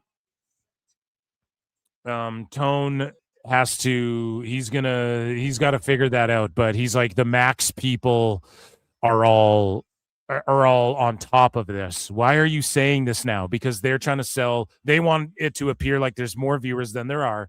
And the problem is that there aren't really people, like how many did you convert on HBO Max? I know we beat this to death, but there's like 10 seconds left of this shit, 30 seconds left. And I hope that you're excited too. And I hope that you'll join us 8 p.m. Eastern, 7 p.m. Central, Wednesday Night Dynamite, AEW. And thank you to everybody here at the NFL who's made this such a great meeting. It's great to see all of our friends, partners, sponsors, media partners, and really, really great news. Really, really great news. What a way to fuck what Tone's talking about. We have somebody who came in here, Ray J's World for 50. Huge fucking support, man. God damn, everybody. Acknowledge Ray J's World. Support, dude.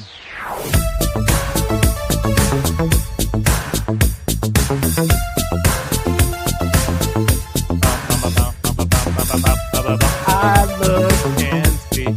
Huge support, dude. Thank you so much. Ray J's World for 50 says the Jericho, and I'm glad you brought this up. Fuck what Tone was talking about. I'm glad you brought this up because we're going to now address the poll in the chat with the Chris Jericho clip. There's like 300 watching across X and YouTube. Ray J's World with a 50 says, the Jericho to WWE rumors scared Tony Khan to death, so he threw billions of the bumper patent money at Jericho. Well, not billions. You mean millions with an M.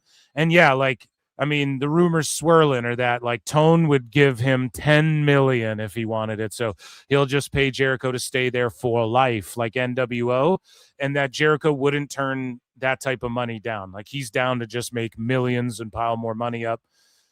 So yeah, that's a fair assessment. Plus, what? But you mean Tone's billions? Yeah, millions of Tone's billions. Yeah. Plus that podcast of Jericho putting TNA. Scared him more. He said to Chris, I will make you a billionaire if you stay. No, not a billionaire, dude. So you're serious about the billionaire? No, he's not going to pay him hundreds of millions. But here's the thing, right? If it came out one day that Jericho was given like 1% of the company even, I would not be shocked. AEW would not be AEW without Jericho. Just like PWT would not be PWT without Jericho, right? So he said to Chris, I will make you a billionaire if you stay, and I'm the TNA now. Meaning like the number 2 talk and whatnot. And like he'll just poach all the TNA guys, I assume is what you mean, and so many characters. Yeah, dude. Jericho teasing going to TNA and all the rumors of that, and then also like the rumors of him going to WWE and then not including any AEW people on his boat and all that shit, that could have scared Tone straight, but we don't know. Like, I just don't know. It was his deal up. Was his deal up? I don't fucking know. I got to be honest, right? I read an allegedly on the show where a motherfucker said that he ain't leaving and he will get paid to stay there. And that's what came to fruition. So again, that's why you can't discount April Fools in AEW in Winnipeg. It just makes too much sense. If it wasn't the Rumble, I was like, that's when it's going to be. And if it's not, then if it wasn't tonight, and I tweeted it out, I said it on the show, I said it on this past member show, I've said it on JJ's show, I've said it a billion times. If he didn't return tonight to AEW, Jericho would have been in the fucking Rumble. Thank you for the big support, dude. Smashed your knee to obliterate. Great super chat. And speaking of Jericho, okay, we're going to go over to YouTube and we're going to look at the poll in the chat regarding the Chris Jericho clip. Now, I told you guys, listen, the Jericho clip. Let's take it to a poll. Should Phil Marks retire the Jericho Youth Gone Wild clip?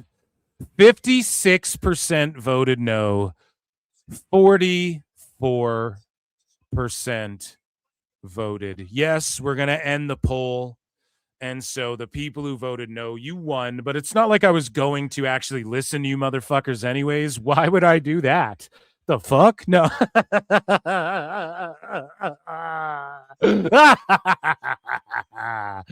But, you know, Jericho returning, I thought he'd return to WWE. If he returned to WWE and you guys voted yes, I maybe would retire it, okay?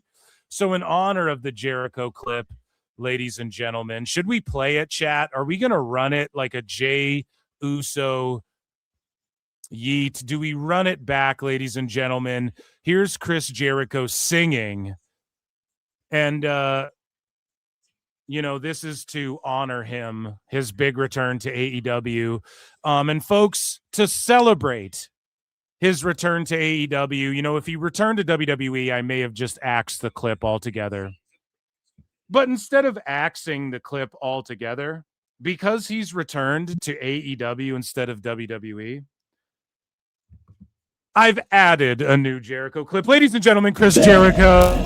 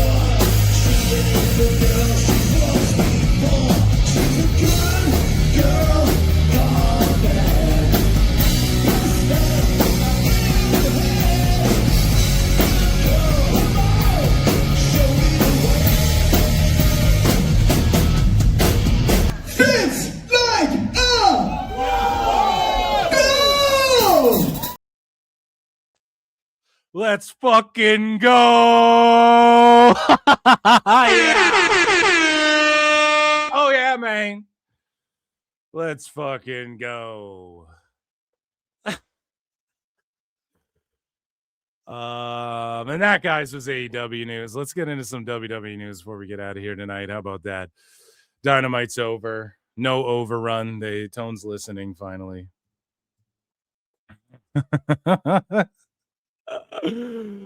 So let's get into here. Let's see. Oh boy, we got a bit. We're gonna breeze through this here. What's chat saying? Oh yeah. He looks like Buffalo Bill in Silence of the Lambs. Jericho's David Lee Roth. Rock and roll never dies. Where were the war sirens? What the fuck was that? Yes, 300 watching. Like, subscribe, retweet, tell a friend, all that good shit. Okay, guys. So shout out Chris Jericho. I'm glad that he's back, and he's just back and bigger than ever. He's back in AEW. He's back here in our hearts and here at PWT, and he's he's got may make more than one appearance per night, actually, I think is the new norm. Wolverine DX for 5 says, imagine if Orton would have been listening to the Judas in his mind. Oh, well, legacy return. Let's go. Yeah, Ted DiBiase Jr. is going to come out. Dude, thank you very much. Acknowledge me. Mm-hmm. The Judas in his mind. He's become. Ray J's World for 5 says, Phil, I meant Jericho putting TNA over scared TK. Well, yeah, and there was rumors that he was going to go there. Remember, people were like, he's going to be on the first Impact. So I hope TNA does not have to sell to WWE because Tony is stealing talent from TNA, i.e. Dani Luna. Yeah, I don't know if they will sell to WWE. Why would you? They just got a $30 million deal. Yeah, I mean, here's the thing. A healthy monopoly, it's not a monopoly then, right? But if there's like 3 or 4, if there's like 4, I guess like 3 or 4 big wrestling companies, that's not going to hurt it. And they're all owned by different people. And then they own like indies or other territories or whatever. Like, that's not going to hurt anyone. But it's just the fact that even with the dual, like the two, AEW or WWE, it's the same problem as before. It's like, okay, do you just go get a shitload of money in AEW or do you just go to WWE? And I just don't know if if that's beneficial either for there to only be 2. But I don't want to see AEW go away because they give big money. TNA doesn't quite pay that much, but Tone's paying like double. Myron Reed said double what he was getting in TNA. So what is Dani Luna getting? Probably, I don't know, around the same. Who knows? But no, I'm picking up what you're putting down, dude. I feel so empty without an overrun. So much Jericho restoring his legacy. Yeah, we tried to will it into existence, but kind of fucking knew a little while ago what was going to happen with all that. Orton talking to KO. So JJ Alexander said on his show, check me out. I was on White Heat and I got yelled at by JJ about Obo, which ruled. It was funny. And we had a good back and forth again. And he dropped some bars. He was like, it's going to be Triple H because they're going to do like the authority figure thing. Could you imagine that? How's that for fantasy mark booking? Like Triple H gets booed anyways. And then you saw the views of his run-in and it triggered the IWC. So he helps Orton screw Rhodes out of the title. And then they try and recreate like a Brett screwed Brett scenario, and then fucking everyone boos Triple H, and then they get views, and he doesn't have to get in the ring like other people will do his shit for him. And it's kind of a throwback. It might be hack, it might not work, but then they keep Rhodes babyface for longer, and he's like fighting back against the authority next because it's been like people attacking him and blah blah blah blah blah, and like it's just been people turning their backs on him, right, this whole time. So next year, like, you can't just have everyone turn their back on him. It's got to be something different. So if the story, and Triple H kind of turning his back, but he's like, look, you motherfucker, you smashed that throne, you fucking taking shots at me. And remember, I point this out on the show all the time too, Vince took Rhodes back. It wasn't Triple H. Triple H didn't bring him in, Vince did. Vince brought him back in. And that's not, I'm sure like him and Rhodes work together fine. And like Triple H obviously sees the upside because the way he's booked and everyone fucking crying about it all the time. But Yeah, I think that could be, if you want to keep Rhodes babyface for longer, that's the next story. I'm all for the authority. Now, some people are going to be like, "Oh, that fucking stinks," but nah, man, having the authority figure involved always works if it's done well, and it doesn't get overkill, and they don't lean into, like, I don't need Stephanie McMahon out. I mean, she did slap Rhodes. That was kind of, that to me just, I don't know. I was like, you didn't need to put that in there. When Stephanie slapped Rhodes, I should have fucking reviewed Raw. But either way, we didn't watch it on Member Monday. Either way, let's get into this. Let's get into WWE news, shall we? Because we're talking about it already. Ladies and germs, it is time for WWE news. Let's hit the breakings.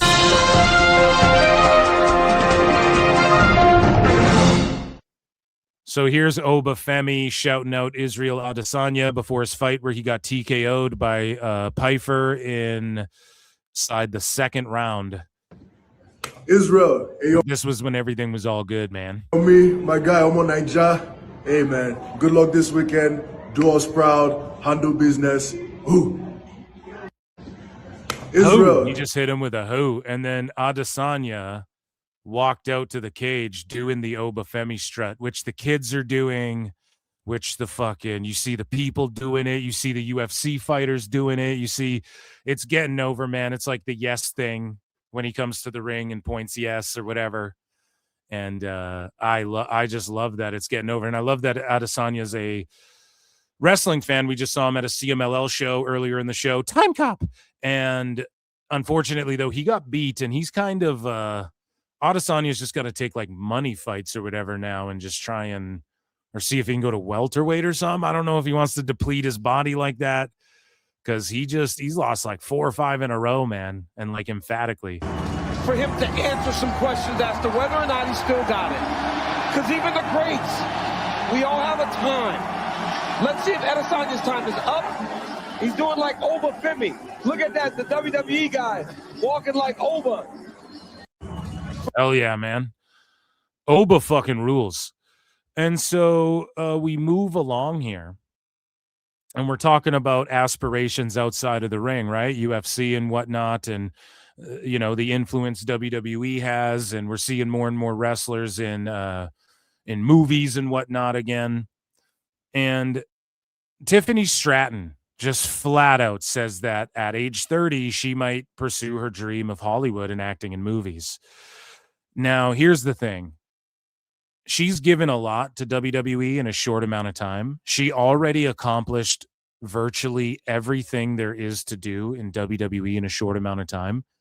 The Rock did too. And then he took off to Hollywood, and people are like, fuck, man, that's bad for the business. But if she goes and blows up into The Rock, and who knows if she can act that good, I don't know. But let's say she becomes The Rock in Hollywood for chicks, and then she's in fucking The Housemaid 3 or whatever with Sydney Sweeney after they kill off Kirsten Dunst's character in the next one or whatever the fuck they choose to do. And then Stratton is, comes back over and brings a bunch of eyeballs. Like, how is it bad? Like, it's not like she's a shitty wrestler. She didn't do impressive things. And I've talked about on this show, dude, she's young as fuck. Like, we don't know. She's already done everything in a few years. Like, we don't know if she's even going to want to wrestle at a certain point. And we might see people start retiring younger with the type of money that's in pro wrestling and with the doors that are being opened again because Vince is out of the way. Okay? Tiffany Stratton, I don't know. Again, I mean, we'll see. Has anybody seen Liv Morgan's movie? Is that out? I would just like to see her scenes even. Watch the full thing. Like, is she a bit character? If she's in it for like 2 minutes, I don't know if I'm going to watch some whole fucking movie that I may or may not enjoy, but I definitely want to see like a clip, a trailer to know if I'm like, okay, I'll watch this thing. But I'll look into that, I guess. But either way, Tiffany Stratton, maybe she can act, maybe she can't, but I encourage her to go after that. And it'll only help WWE because it's not like she's going to go to acting and then just be like, fuck wrestling, I'm done with it forever. But you know, The Rock did that and remained a huge star and kept coming back. And maybe she comes back for big one-offs after she lands the role as whoever the fuck in whatever the fuck movie. In the Marvel universe, she becomes fucking one of the X-Men and then she comes back to WWE. That could totally happen. So I wouldn't shit on her dreams, but this could be why she's being booked the way she's being booked, guys. People are like, why the fuck is she losing and putting people over already? Well, this could be why. Maybe Triple H, maybe she's been on Front Street. Yeah, with Triple H. Yeah, I want to go to fucking Hollywood when I'm like 30. And who knows if Triple H, he might encourage that. Why would you not? You have so many girls in NXT, women in NXT that should get pushed on the main roster. Women in NXT that I would way rather see on the main roster than some of the shit they're doing on the main fucking roster. Not that it's all bad either. But anyways, let's hear it from the horse's mouth here. Quick one for Tiff. I don't mean that in an offensive way either. It's an old saying. I don't know. Have Hollywood aspirations? She's gorgeous. I do. Of course I do. Yeah. I think by the age of 30, I kind of want to be breaking into Hollywood and do something along those lines at around the age of like 30, I feel like. Yeah, plenty of time. That's a solid play. Recently announced that you have signed with Paradigm Management. Tell me about the process of making that transition or what you plan to do with that new management. Yeah, so right now my main focus is professional wrestling. However, I definitely do want to branch out into Hollywood, into, doing movies and appearances, red carpets and stuff like that. So I think this is kind of just the start of a future in that realm. And I kind of just want to get my foot in the door as soon as possible. Wonderful. And then from there, the world's your oyster? Exactly. A quick one for Tiff. Yeah, so, nobody signs. When you sign with like a Paradigm, you're not trying to Roman, let's say whoever, like, Cody Rhodes or one of the top guys, Seth Rollins, Roman Reigns, any of the top guys, CM Punk, wherever the fuck they sign, CAA, wherever they are. Let's say you're signed somewhere, right? You don't do that to not try and get in Hollywood. So everybody's pumped when like their favorite wrestler gets signed by like, even let's say you're in AEW and you get scooped up by Paradigm or something like that. Everybody's pumped when like a wrestler gets signed. Why? Because it might open more doors and opportunities and shit for you. So like, what do people expect? And especially when you're a wrestler who accomplished as much as she has in such a short amount of time, right? Roman Reigns wants to do movies, especially after a career like his. And maybe that's more understandable to fans. Like, well, he's been doing it for fucking how long? Of course he's going to go to movies now. But Tiffy, it's like she could parlay this into acting if she's any good. Who knows? A lot of wrestlers wish they could do that. And it's not like she completely stinks. And it's not like she hasn't been over. And it's not like she hasn't contributed a wealth and accomplished a wealth in pro wrestling already. Like if she was some fucking J-Brone, just like, my aspirations are to fucking wrestle on the indies and like make TikTok videos or whatever the fuck, then that would be lame. But I don't hate on this at all. That's what we want, right? We want to see motherfuckers like blow up and become the Scorpion King and then go and do fucking, you're in Fast and Furious now and now you're fucking Black Adam, and that's what we all want to see, right? So oh me, oh my, we have another Ray J's World for 20. God damn, he's trying to just swoop in and win the XP. Crazy, dude. My word.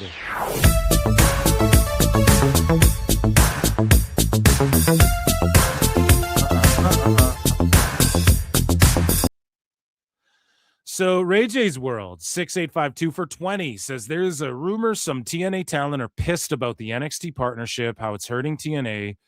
Rumored reason for Dani Luna wanted a release. I'm also worried that it may end soon. I want Elena Black versus Blake Monroe dream match. That's your dream match? Fantasy Mark booking. Are we, Ray J's World? So let's break this down. So there's rumors some TNA talent are pissed about the NXT partnership and it's hurting TNA. I don't know how much it's hurting it. Ariana Grace having the Knockouts title. Yeah, that might. And then Dani Luna's like, what the fuck? Why am I not on TV more or whatever? Yeah, I could totally see that. Unfortunately, I don't know if people think she's more over than Spitfire. I think she could do the damn thing as well. She has aspirations. She's tweeting about WrestleMania or posting on her IG about WrestleMania, and then like the sickos want her in all of a sudden. So, dude, that is possible. Okay. Also, some of the NXT shit, they've laid off of doing it as much because it's kind of turning TNA fans off a little bit. People are still tuning into the fucking TV show, but notice they've laid off it more and their ratings are going up. That's all I'm saying. I am also worried that it may end soon. I want my Black versus Monroe dream match. Okay, well, here's the thing. So as far as their partnership's concerned, I don't think, like, how long was it signed for? Wasn't it like a 3-year deal or something? So would that be like next year? How long has the TNA thing even been going on? Here's the thing, right? We just saw Santana on NXT. Is he going to be at Stand and Deliver? I think there'll be some TNA presence there. I don't know, man. I don't know. I hope it doesn't end. I'm down with them partnering up, right? Like it's benefited both sides. So if it was a shitty partnership, I wouldn't care. But because it's benefited both sides and we've seen it already, let's go. I'm here for it. 5-year deal started in 2022. See, chat, you guys are fucking on it. So 5-year deal started 2022. So that's so that answers your question, right? That's next year. So it is coming up. So 5-year deal? You're fucking lying. Hold on. You're lying. Hold on. What year? Now I got to fact check. What year did the TNA partnership with WWE start? 5 years already? Come on. Yeah, January 25. See, chat's trying to fuck me up. You're giving me fake info, motherfucker. It's okay. No, it's good. You forced me to just Google it because I was being lazy. Let's be honest. I couldn't have just typed that in for 1 fucking millisecond here. Yeah, January 25. So it's, I think that was like 5 years. What the fuck? No, for the last 5 years, though, they've been completely chill with talking about TNA, at least 5 years, even longer. Remember when Kurt Angle was like, hey, I hear TNA's hiring. And then they started hiring and then WWE started hiring TNA people, oddly enough, like Borash and shit. But yeah, they've been willing to mention TNA and shit in WWE for 5 years minimum, but you almost tricked me there, you son of a bitch. It was a 5-year agreement though. I don't believe anything you say in motherfucker. Mike Santana being the TNA champ in the opening match in NYC. That's huge. That's huge. Okay, anyways, let's get into WWE news. Enough about goddamn TNA and fake news here. Instead of fake news, speaking of fake news, we got some stupid idiots here who tweet this vagary shit. Okay? And you see these motherfuckers botch the bit by hitting the wrong drop. But Corey, who's chill of bodyslam.net. I mean, he's chill, but he goes bark, bark. And this is for Raw. And then Elboo goes Braun Breaker. Stupid idiot. And then Gunther comes back. And I just tweeted, Gunther is Braun Breaker. Gunther comes and beats Seth. And so they're being told Braun Breaker's back. And then they're just, and it's not like, it's just the way they do this vague shit. And then they can go, well, I never said he's back. I just said bark, bark because I heard a rumor. Yeah, but the implication is that you are the news now because you want to position yourself. Do not aggregate. You want to position yourself as I know wrestler. And it's just evidence by like MJF goes and talks to Selfmade, does run-ins on their fucking Discord chats or whatever the fuck, right? Like, okay, you guys are buddies. So like, people go, well, he will know because it's probably this wrestler telling him shit, right? So it's like, it's just cringe to do this vague shit unless, I don't know, unless you're not the news. Then it's just like a fun, like that's a fun prediction. Bark, bark, bitches. Okay, you made a fun prediction, but it's like, you know that they're saying that because their sources told me, and then they're off. And then Elboo had like a Cope tweet too. Yeah, it's right here. He goes, this N-word, Braun, got to TV and definitely got the no-go from medical. That's a shame. You could feel New York get deflated because they expected Breaker. That is completely, dude, that is such cope. New York got deflated because they expected Breaker. Nobody. You are coping and seething. You just can't accept what you're seeing. Yes, you're coping and seething. The truth it is scalding, and now you are molding and coping so hard. Coping and seething.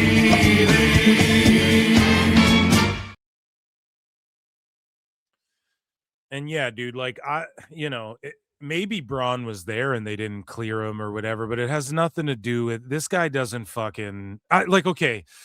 There's a possibility that that may have happened. I just go with you're full of shit and you guys were told fake shit and or he was just there to get checked out. That's the thing. Seth Rollins, I don't think was cleared until very close to when Gunther attacked him. You know what I'm saying? I'll just throw that out there too. I've had allegedly striking it out here, even with the 6-man with Paul and them. It was just Bad Bunny. If you guys go back, LA Knight and Usos in a 6-man against. I was saying this shit. At least, I was saying this shit at least like how long ago? Come on, we got that allegedly the 6-man, and I was like, nah, I want to see fucking the tag titles on the line. But then we just seen them get switched, and then it's not Bad Bunny, it's iShow Speed. It's like, wow. That's pretty fucking spot on. So again, if people think that's last minute booking, I'm going to say, I bet you iShow Speed schedule just wasn't. I bet you he made time for WrestleMania because why else would, or maybe they just got confirmation Bad Bunny can't do it.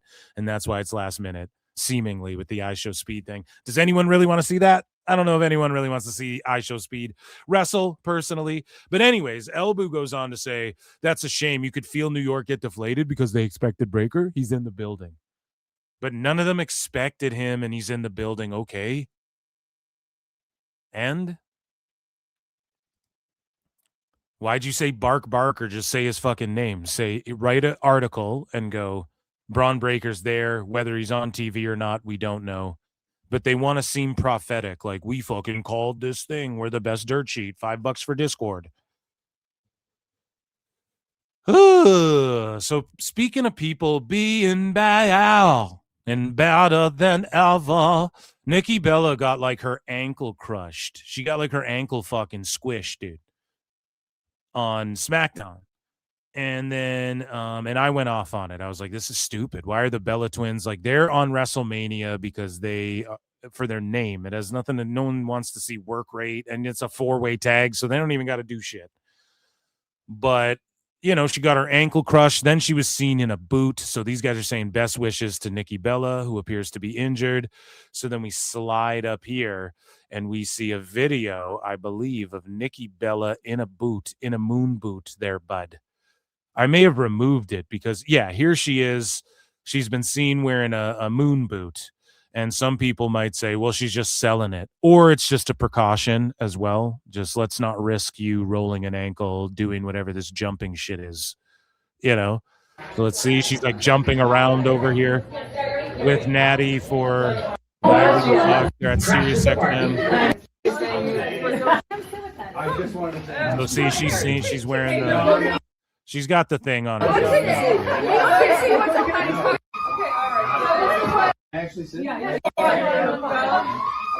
I don't know. So she's limping around, is what it is. But then we saw her, and then Cody Rhodes crashes the party there. But then we saw her on like SmackDown or whatever the fuck, or on Raw, pardon me. SmackDown's where she got hurt, and she was walking around just fine. So seemingly all is well, and she's back and will wrestle at Mania. I think they even did some physical shit. It may have just been to, preserve her for the time being, or for whatever the fuck that appearance was. So, ladies and gentlemen, speaking of appearances, say his name and he appears. Joe Hendry was spotted, NXT star, at the Rangers game. See your favorite NXT superstars, including NXT champion Joe Hendry, NXT women's champion JC Jane, and more. But if you can't be there in person, be sure to watch it on Pix 11, the CW, Tuesday at 8 p.m. We now welcome you inside the studio, Michelle Gingras, alongside NXT champion Joe Henry. As we just mentioned, you. Oh, did she just say Henry? You guys are coming to the Emphasis Theater on Tuesday night. First of all, though, how does it feel to be the NXT champ? It feels pretty good. Life is good. I'm here. I have this amazing Rangers jersey on as well, so life's pretty good. How I know you've. Hell yeah, dude. It's got a rock. Playing the devs or played the devs. So we talk about what are we talking about here? I don't know where to go to next. So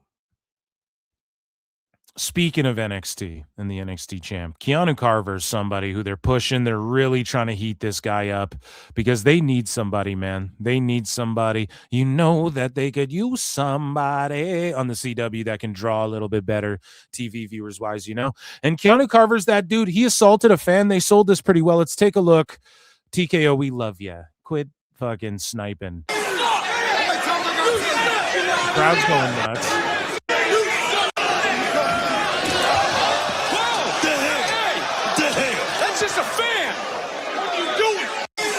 And I mean, that's obviously an indie guy or someone at the PC more likely, but yeah, he fucking grabbed him. Crowd was like, oh shit. So they just pulled it off well in the building as well, which is good to hear and react to. Zarya and Sol Ruka, speaking of, getting shit over and making it believable, they're throwing hands outside of MSG.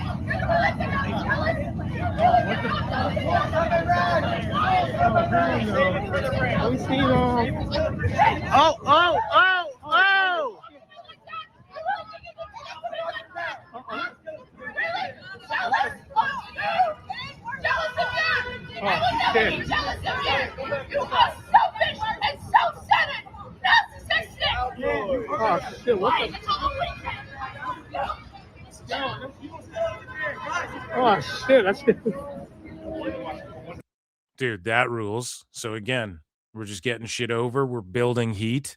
What a way to do it. Speaking of, let's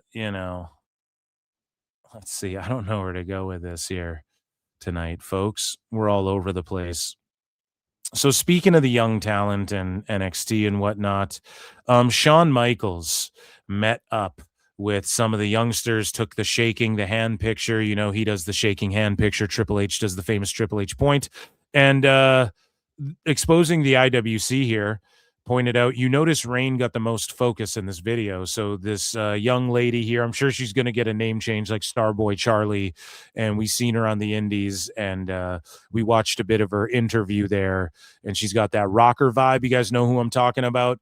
And she gets a lot of focus in this video. One more. Let's take a look. Awesome, guys. Thank you. Thank you. Thank you. Here's the man. And looking right here, guys.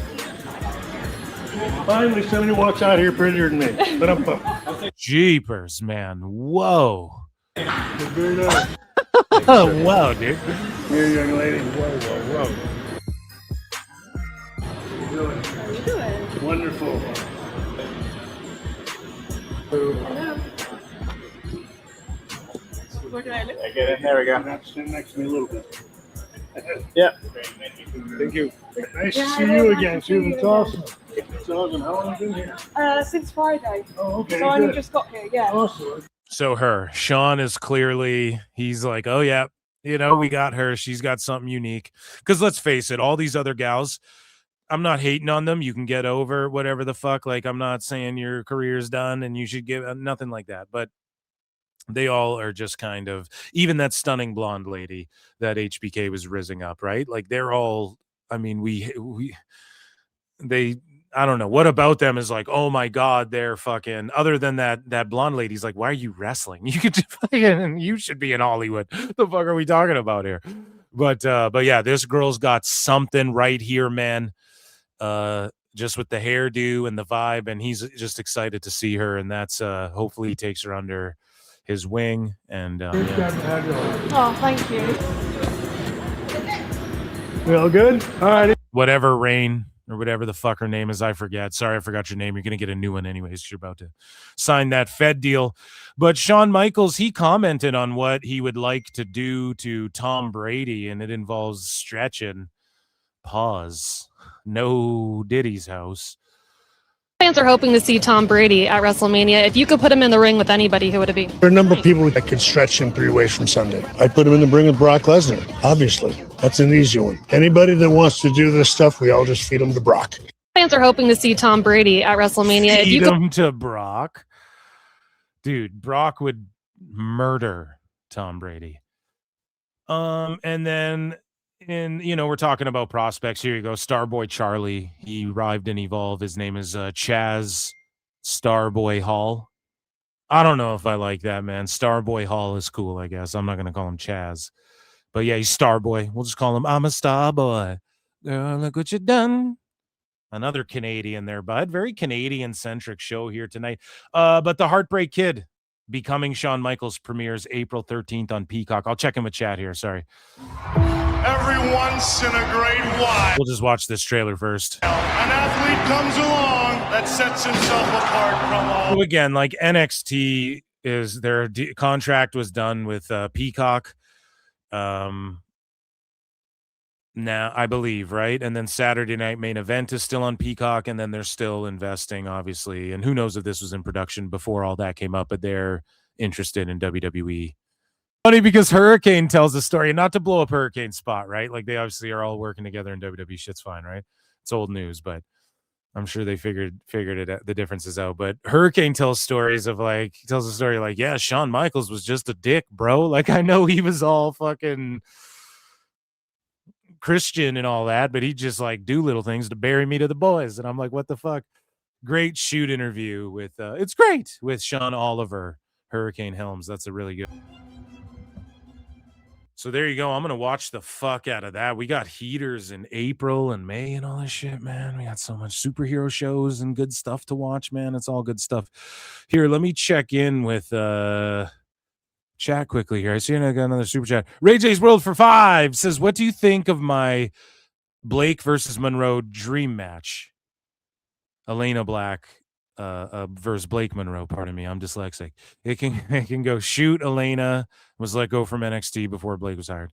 Yeah, I mean, sure, dude. I think that here's the only problem with this, right? It's got to happen. If it happens, it'll be like a one-off. I think that Cora Jade / Elena Black perhaps she was controversial outside of the ring, man. You know what I'm saying? Like outside of TV. She wasn't cut for budget cut reasons, you know? It was like, are we going to bring her up to the main roster? Well, she's caused trouble behind the scenes in NXT. Just throwing that out. Not trying to bury her, but motherfucker, it's public, okay? You can see some of the shit she's tweeted about boyfriends and other people she worked with, dating, whatever. And there's rumors about some of the girls in NXT being like bullies and shit too, and stuff like that, like from people who don't work there anymore, but were like recruited, you know, like people who were at the PC but fucking quit. So I don't know. I just think it's more like they don't want to fucking work with her for, especially with Blake Monroe, probably. I'm not trying to bury her. That's just the rumors and innuendo. I'm not a dirt sheet, though. I'm just a retard with a podcast. Don't listen to anything I say. King Dingaling 413 has been a member for 9 months. Says, I want to see Sean have a conversation with Tracy McGrady with a close-up on the eyes. Now look at us at the same time and tell. What is that from? Saving Silverman, where it's like, look me in the eyes and tell me you love her. Look us both in the eyes at the same time and tell you, well, Shawn Michaels could do that. So oh fuck, dude. Okay, we got a lot of news, guys. We're ripping and roaring. We're gonna get through it here. So I'm just being mean. I'm sorry, Cora Jade, but I just trying to be honest here, okay? Speaking of people being honest and other news, let's just start here. Noah teases that the GHC heavyweight title will be taken to WWE, like on excursion. So I believe WWE's preparing to start Nugemaxing again. We already know they're working with Noah. Whether they acquire Noah, I have no clue.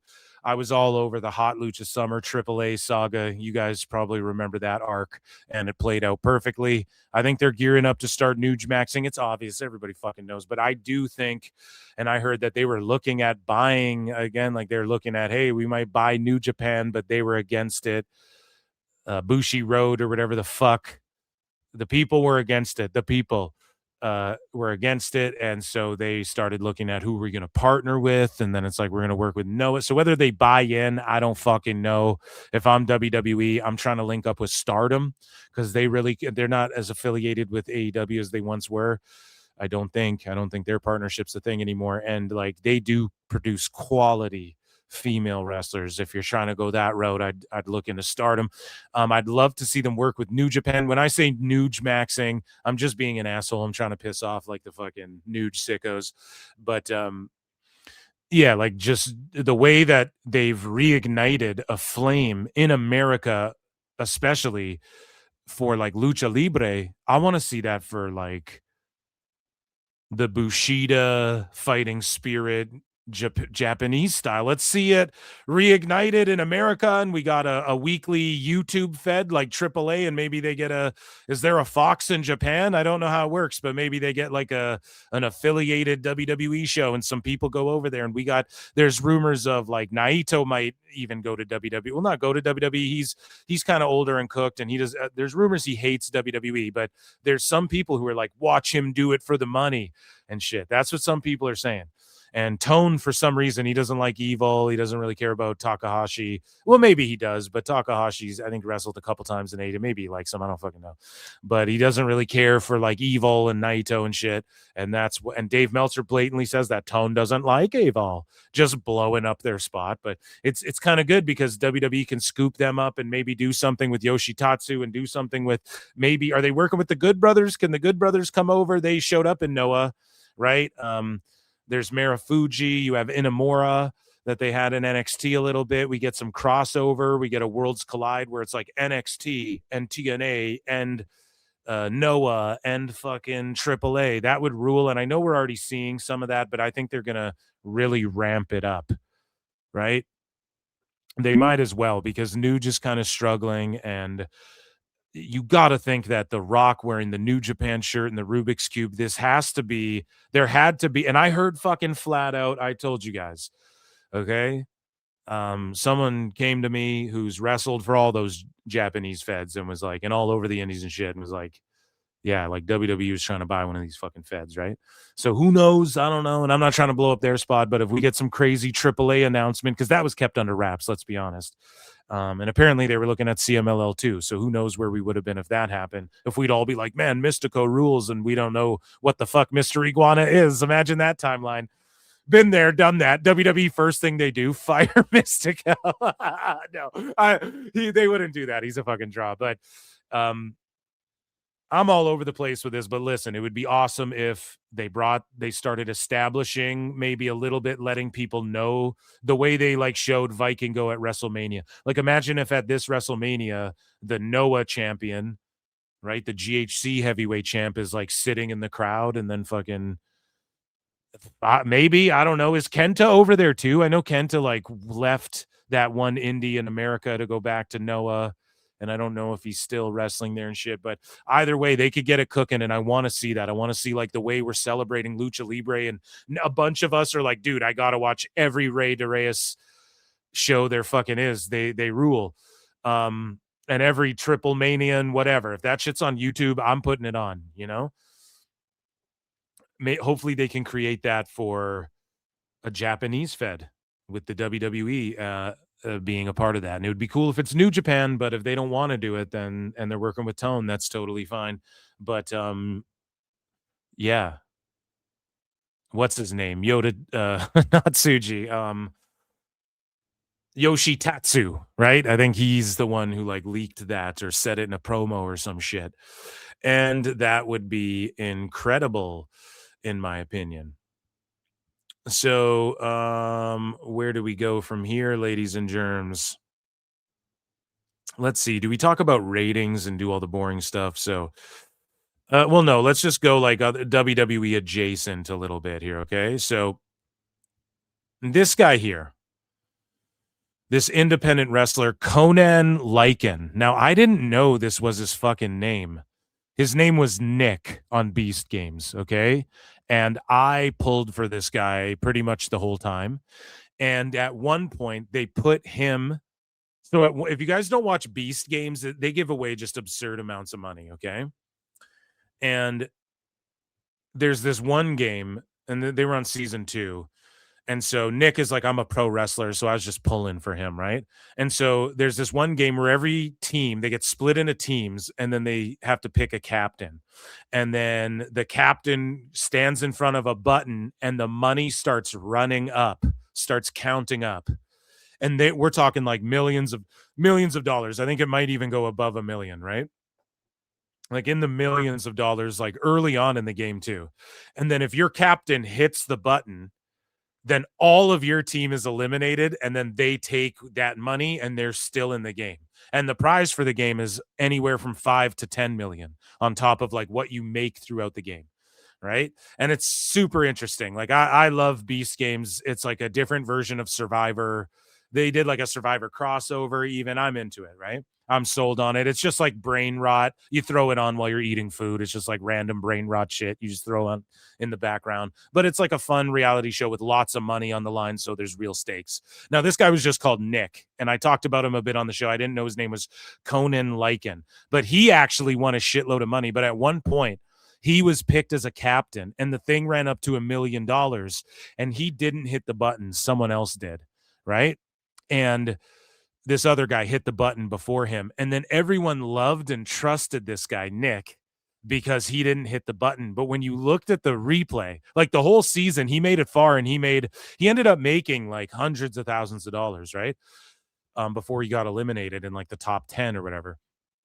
But when you watch the footage back in his episode, he was about to hit the button and someone beat his ass to it. He was about to eliminate his whole team. And then he was like, oh yeah, no, I never hit the team, man. Or I never eliminated this team. So the whole time he was just working like a true carny, man. I was so proud of him. He's like, oh yeah, man, I didn't almost hit that button. Like no one saw it. You caught it in the replay, right? Like no one actually saw him do it. So, and then he was able to like use his goodwill card to get through the game a little bit when he was about to eliminate everyone. So that shit was funny. But here's him wrestling, and somebody pointed out here, this dude appeared on Mr. Beast reality show. I looked him up by chance, and he's a cruiserweight in the body of a powerhouse. Heads up. And it's like, okay, and apparently WWE's interested in this guy. Bo there missed. Dropped on his face, Lycan. Oh. And we have seen Lycan win many matches that way. Slow down, buddy. Holy shit, this better be the finish. He's got him up. He's got him up. That's it. Game over. So, yeah, this is in WWE news. I don't know why. It probably should have been a miscellaneous news, but hey, here we are. I would say sign him, though. Like, he looks like he can be trained, and he was on a reality show, and he wasn't bad at fucking faking the funk there on that show, pretending to be a good guy when really he was evil. That's a paramount fucking skill to have in pro wrestling. That's for goddamn sure. So we move along here, and let's just rip through TV news, Raw recap, ratings, all that bullshit. So announced on last night's Raw, Saturday night main event will emanate live from MSG on Saturday, July 18, marking the first time since 2007 that this event has been in NYC. So SNME is going to do really good there. We know that. Hulk Hogan versus Andre the Giant from WrestleMania 3 will be honored with the Immortal Moment Award at April's Hall of Fame ceremony. So again, I just need to quit talking shit and let the Hall of Fame deliver, because I was like, well, how do they do the Legacy Award? And then they just announced like, okay, here, like these dudes are passed away, so they're not in the they're in the legacy wing. Everyone else, I was like, damn, is it going to fill out? I wonder what type of names. We'll probably see less people in it. Nope, the complete opposite. I was wrong. And then I was like, are they going to put a match in this year? It doesn't look like they're going to. Boom, the Immortal Moment, Hogan versus Andre. I'm so glad. They deserve it. And hopefully we see an Andre Memorial Battle Royal as well. So Raw in Netflix for last Monday's episode, the ratings were down slightly from the prior week. The show scored 2.9 million views globally for the week, down 3%, 5.5 million hours viewed, down 7%. The show ranked 3 for the week on US Netflix. It's good to have Raj Giri back. Shout out Raj Giri, man. So yeah, whatever. The fucking ratings are that SmackDown last Friday scored its second highest 18-49 rating since October against March Madness, while the overall audience was down from the prior week. 1.3 million, down 9%, but the key demo up 3%. So if you're doing Meltzer math, that's the most important thing. Ranked number 4 for the night behind basketball games on TBS and True TV. We never saw the AEW True TV era, unfortunately. In other news here, John Cena will be at WrestleMania, and this caused fucking meltdowns everywhere. And let me see, do I want to jump around? So yeah, let's talk about Raw first, and then we'll get into that. So CM Punk responded to fans booing him. I don't want to talk about that yet because fans are getting out of pocket. We'll just go with the John Cena shit, okay? So John Cena, he announced he's gonna be at WrestleMania. They announced it on Raw, and a bunch of people fucking melted down about this, and it's so goddamn stupid because it's like, buddies, we knew it was coming. He said he signed a 5-year deal. What was that to do? Not show up at Mania?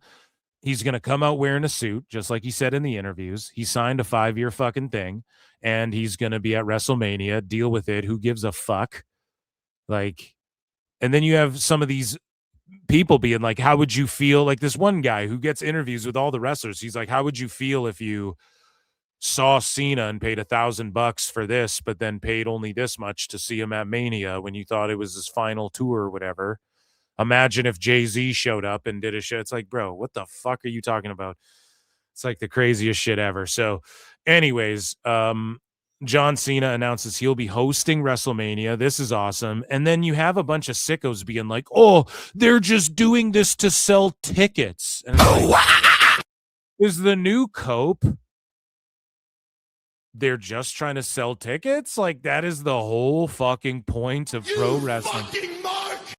It genuinely makes me sick. The IWC genuinely makes me sick. Here's John Cena. Retired life in the sun. I'm kidding. Check out the backdrop. I'm shooting a movie for Netflix called One Attempt Remaining that you can see when it comes out. I'm also on the road, which is ironic because there's a road to WrestleMania going on, and Hollywood is really close to Vegas. And what did people think? He's going to act and be the action funny guy forever? He's going to try and do dramatic shit next, and he's going to quit being his physical like Batista and The Rock and shit next. You know, he's going to like have one of those body transformations for roles and shit. That's his next arc. Okay. It's just acting and then doing appearances for WWE. Around this town is WrestleMania needs. I bet he'll end up on Raw and SmackDown as like the commissioner or some shit. Well, I'm already on that road, so I will see you at WrestleMania. Not anytime soon, but like when he's winding down a bit and he's like doing a fucking Netflix series and he's done being Peacemaker and shit. They kill Peacemaker off. You know, this motherfucker's going to be like, I'm the GM of Raw, kids, you know? So, yeah, shout out John Cena. I'm excited. It makes me excited for WrestleMania. So speaking of being excited about shit, we talked about Raw as well. And, Roxanne Perez is back. She attacked Stephanie Vaquer, Catwoman Vaquer there. And so she's back. I know some people are going to be pissed about that. And we're talking about what we're talking about here is what went down on Raw and fans' reaction to shit. Oh yeah. So Megan Morant says she's qualified for the Olympic trials. I don't know. Okay, cool story, bro. No, I'm just joking. But Blake Monroe had this to say, and she just fucking smashes the sickos to oblivion. And this is why they hate her. Okay, it's because she loves actual pro wrestling, which encompasses, it's all encompassing of all the aspects of pro wrestling, right? And so this makes the sickos because she embodied like hardcore shit. But she had this to say in an interview that it's about storytelling, and these gymnasts are, she doesn't care for I that. think you can steal the show with a story. I mean, if you look at my career and my career highlights, I think all of them have come from a story. And I think I'm a fantastic wrestler in the ring. I don't do 25 moonsaults or death-defying stunts, but when I go out there, I give 110% in what I do. And I feel like my in-ring marries my character perfectly. And I just think the most important part of wrestling is telling a story. If you think about the people on top right now and the WrestleMania main events we've had recently in the past sort of 10 years, Cody and Roman, that was like a 2-year long epic. I mean, it was incredible. If you like look at John Cena, when I grew up too, like the stories I would watch when like Jeff Hardy finally won the world title. I mean, those are the moments you remember. It's the stories. Nobody cares if you can do some gymnastics. At least I don't. I think you can. Damn, dude. See, I think someone, and this is the conspiracy theory, but I think someone offended her while she was there too. It seems just a little deeper than just like, oh, I'm going to troll the sickos, So, speaking of people who are hated by sickos, and then we're going to get into wackos, okay? So, Jade Cargill goes off on haters and scathing rant. I hate everything I want, or I have everything, pardon me, everything I want in this life. And Jade Cargill says, that wasn't what this was at all. I was talking about how blessed I am and being thankful. This is so tasteless. News can't be this slow. And Ringside News, I'm not going to say they're fucking biased. They got community noted, but Jade just gets it from all angles because fucking she's she's an ex AEW person and they just don't fucking like that. And it's not just the sickos who get out of pocket though, but here's a sicko, talking shit. One thing that got people mad was Io Sky's dive. So let's take a look at this. This was her dive from Raw. Like, I mean, almost died. And crazy, they didn't really catch her. It was insane. Her knees caught the rope. I mean, hopefully she's still good for Mania. I think she is. Oh no! Oh no! Oh no! Oh no! Oh no! Right, so that's absolutely crazy, and I'm glad she's okay. Now, people were pointing to this and going, why is she doing dives? They need a PC. Also, do your neck bridges. This isn't a sicko here, right? But it did. Peter Rosenberg jumped in and he started saying some shit.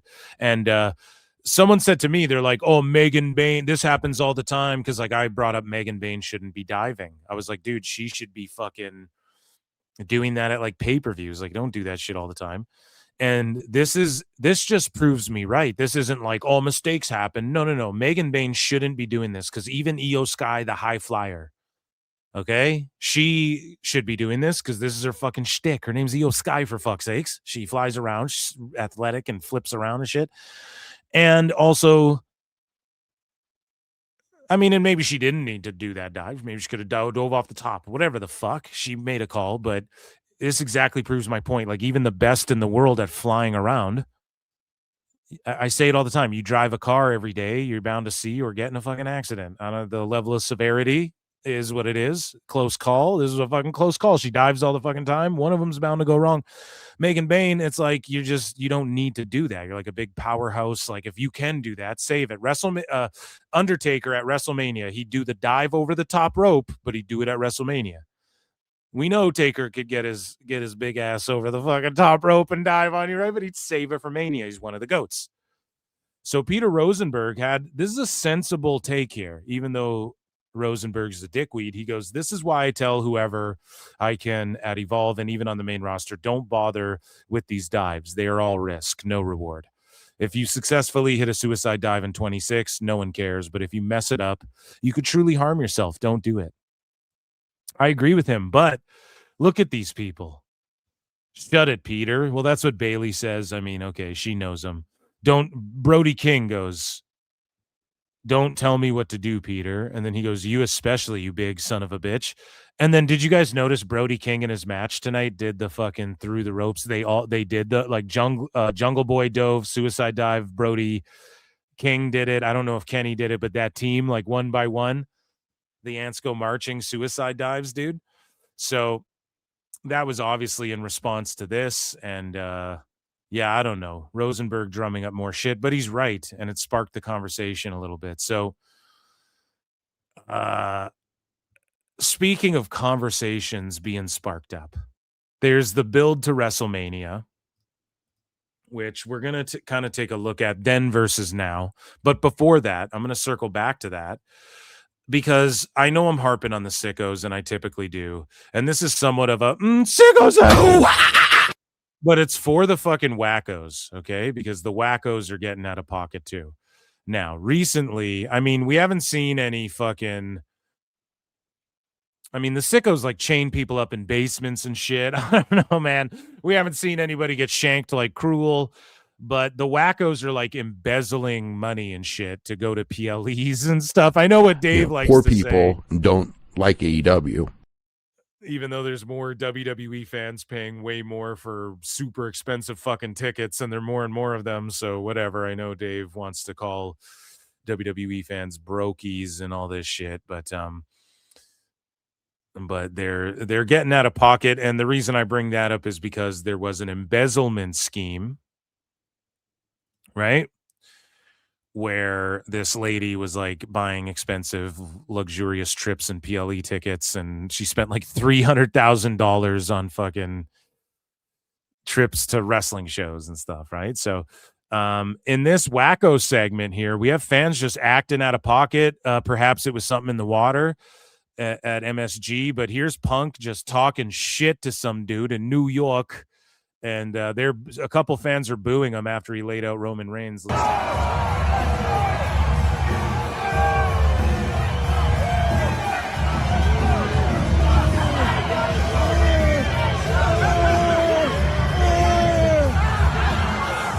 Fuck you, buddy. He goes, "Fuck you, buddy." This is the Garden. The marquee says wrestling, not cinema, you fucking idiot. I'm back, baby. The marquee says wrestling, not fucking cinema, you fucking baby. Then he jerked off on him, did the jizz toss at him. And I don't know what it is with Punk and jizz. I don't know what's going on there, but he's talking about dudes rubbing jizz and oil all over themselves last week. And then he's doing the skeet hand toss gesture at motherfuckers. And yeah, I don't know, man. He was just going off on fans. That was crazy, but he delivered both. Fuck cinema, fuck wrestling. You delivered sports entertainment, dog. So some random fan reached over the barricade and grabbed Liv Morgan during her entrance as well. Look at this. Kick him out. Kick him out.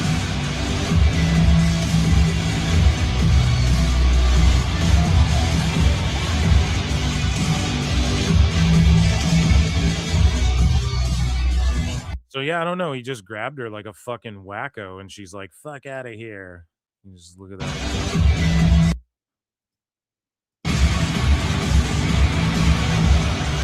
Yeah, what a dumbass. Like, I don't know what the fuck you like. Never, hey fellas, never grab a lady like that ever. Like, even I don't think they like it, dude.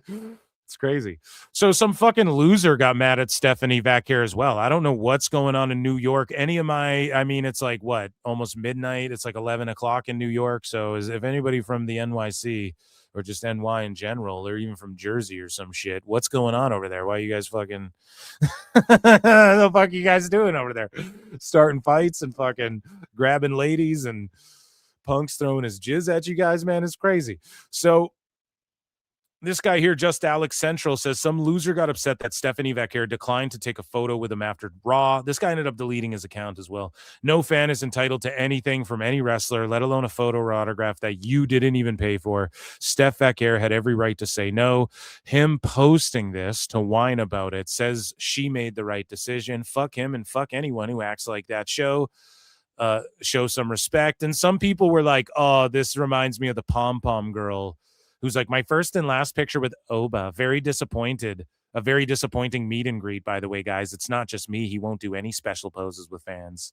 And it's like, yeah, because you want him to do dumb shit. Or like with Rhea Ripley, she got Rhea Ripley to like hold her leg up and shit. And it's like, yeah, you're going to do that and like get one of these wrestlers in trouble doing some dumb shit. Like, Jesus Christ, he doesn't owe you anything. But this guy here, Rudy, I guess, Rudy's okay. Rudy is his handle, whatever, non-existent anymore. So he tags Steph and goes, Steph Vaquer, thanks for stopping for your fans. You're the fakest ever. You're not the Primera. You're the last. I got her. You're not. Hey, listen, Hua. You're not the Primera. You're the last. Go. Like, what a fucking hacky asshole. So I just asked you for a photo and an autograph. All the rest of the female wrestlers did it with no problem except you. You is the mean one of all. Check out of my list. This is like a 6-year-old who fucking stole his mom's phone or something. And so, but it isn't though, right? Vaquer responds and goes, I always stop and I'm very kind to my fans. Yesterday was my birthday and I was honestly having a really bad day. Even so, I politely asked for understanding and many people respected that. But you followed me for a long time saying hurtful things and making me feel uncomfortable. So it's some guy, it's some fucking New York over here yelling insults. Hey, you fucking bitch. What, you don't like being catcalled? He whistled at her first. Hey, toots, can I take you out on a date? Go. Sure thing, bro. Sure thing. Hey, bitch, you want a cannoli? Go. Oh, my God. I love you, New Yorkers. Okay? So, and now you're reposting this on social media. It's sad to see people like you call themselves fans.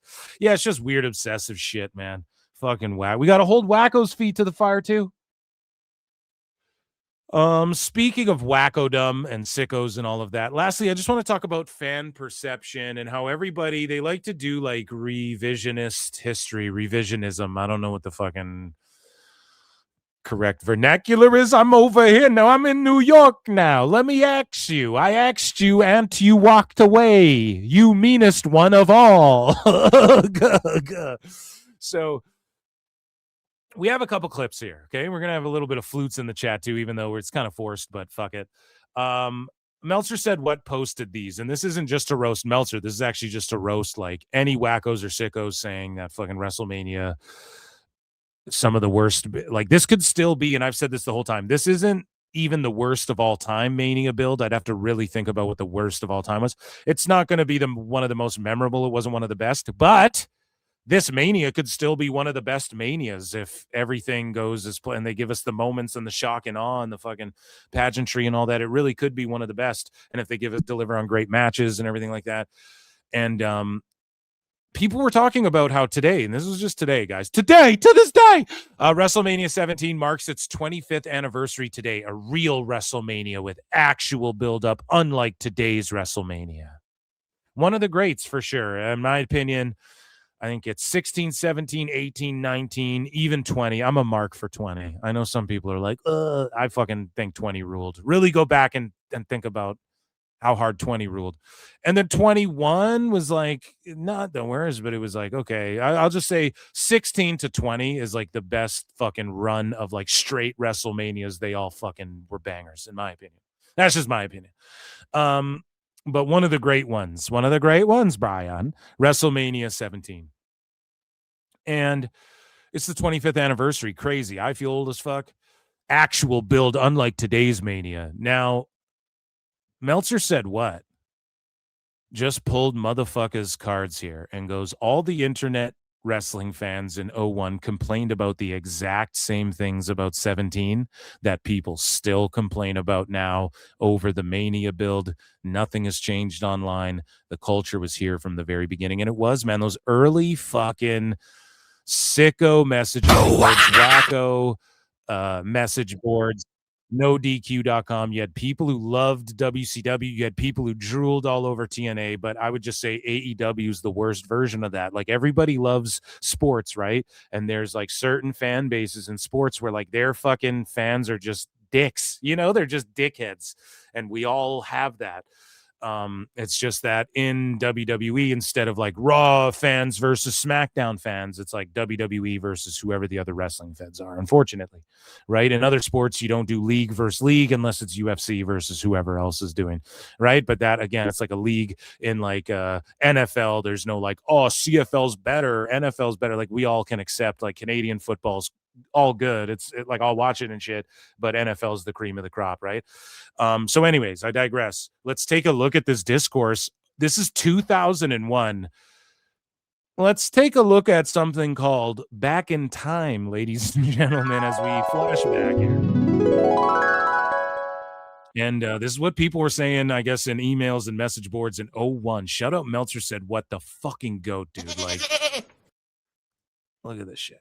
This is for 17. Why is the build-up to WrestleMania absolutely crap so far? They're plugging it as the biggest ever, but so far now one is certain of the main event, and not one other feud has been stated or even been hinted at. Guys, it's the same shit. Okay, it's the exact same criticisms. I think if they announced Austin Rock as the main event tomorrow, then they'd sell any tickets that are left. Nothing the WWF does these days is logical, though, so I suppose I'm hoping for too much. And the thing is like, the reason we're seeing this, and Meltzer said what was able to provide these, is because internet fucked up wrestling and kayfabe. Like, you could still pull up to a town and people might think it's real and shit, but the fucking internet just cooked all of that, man. And so that's why you're seeing this. This guy's writing this on January 25th. He's impatient. Like, they haven't announced anything yet. It's the same criticisms, man. Let's listen.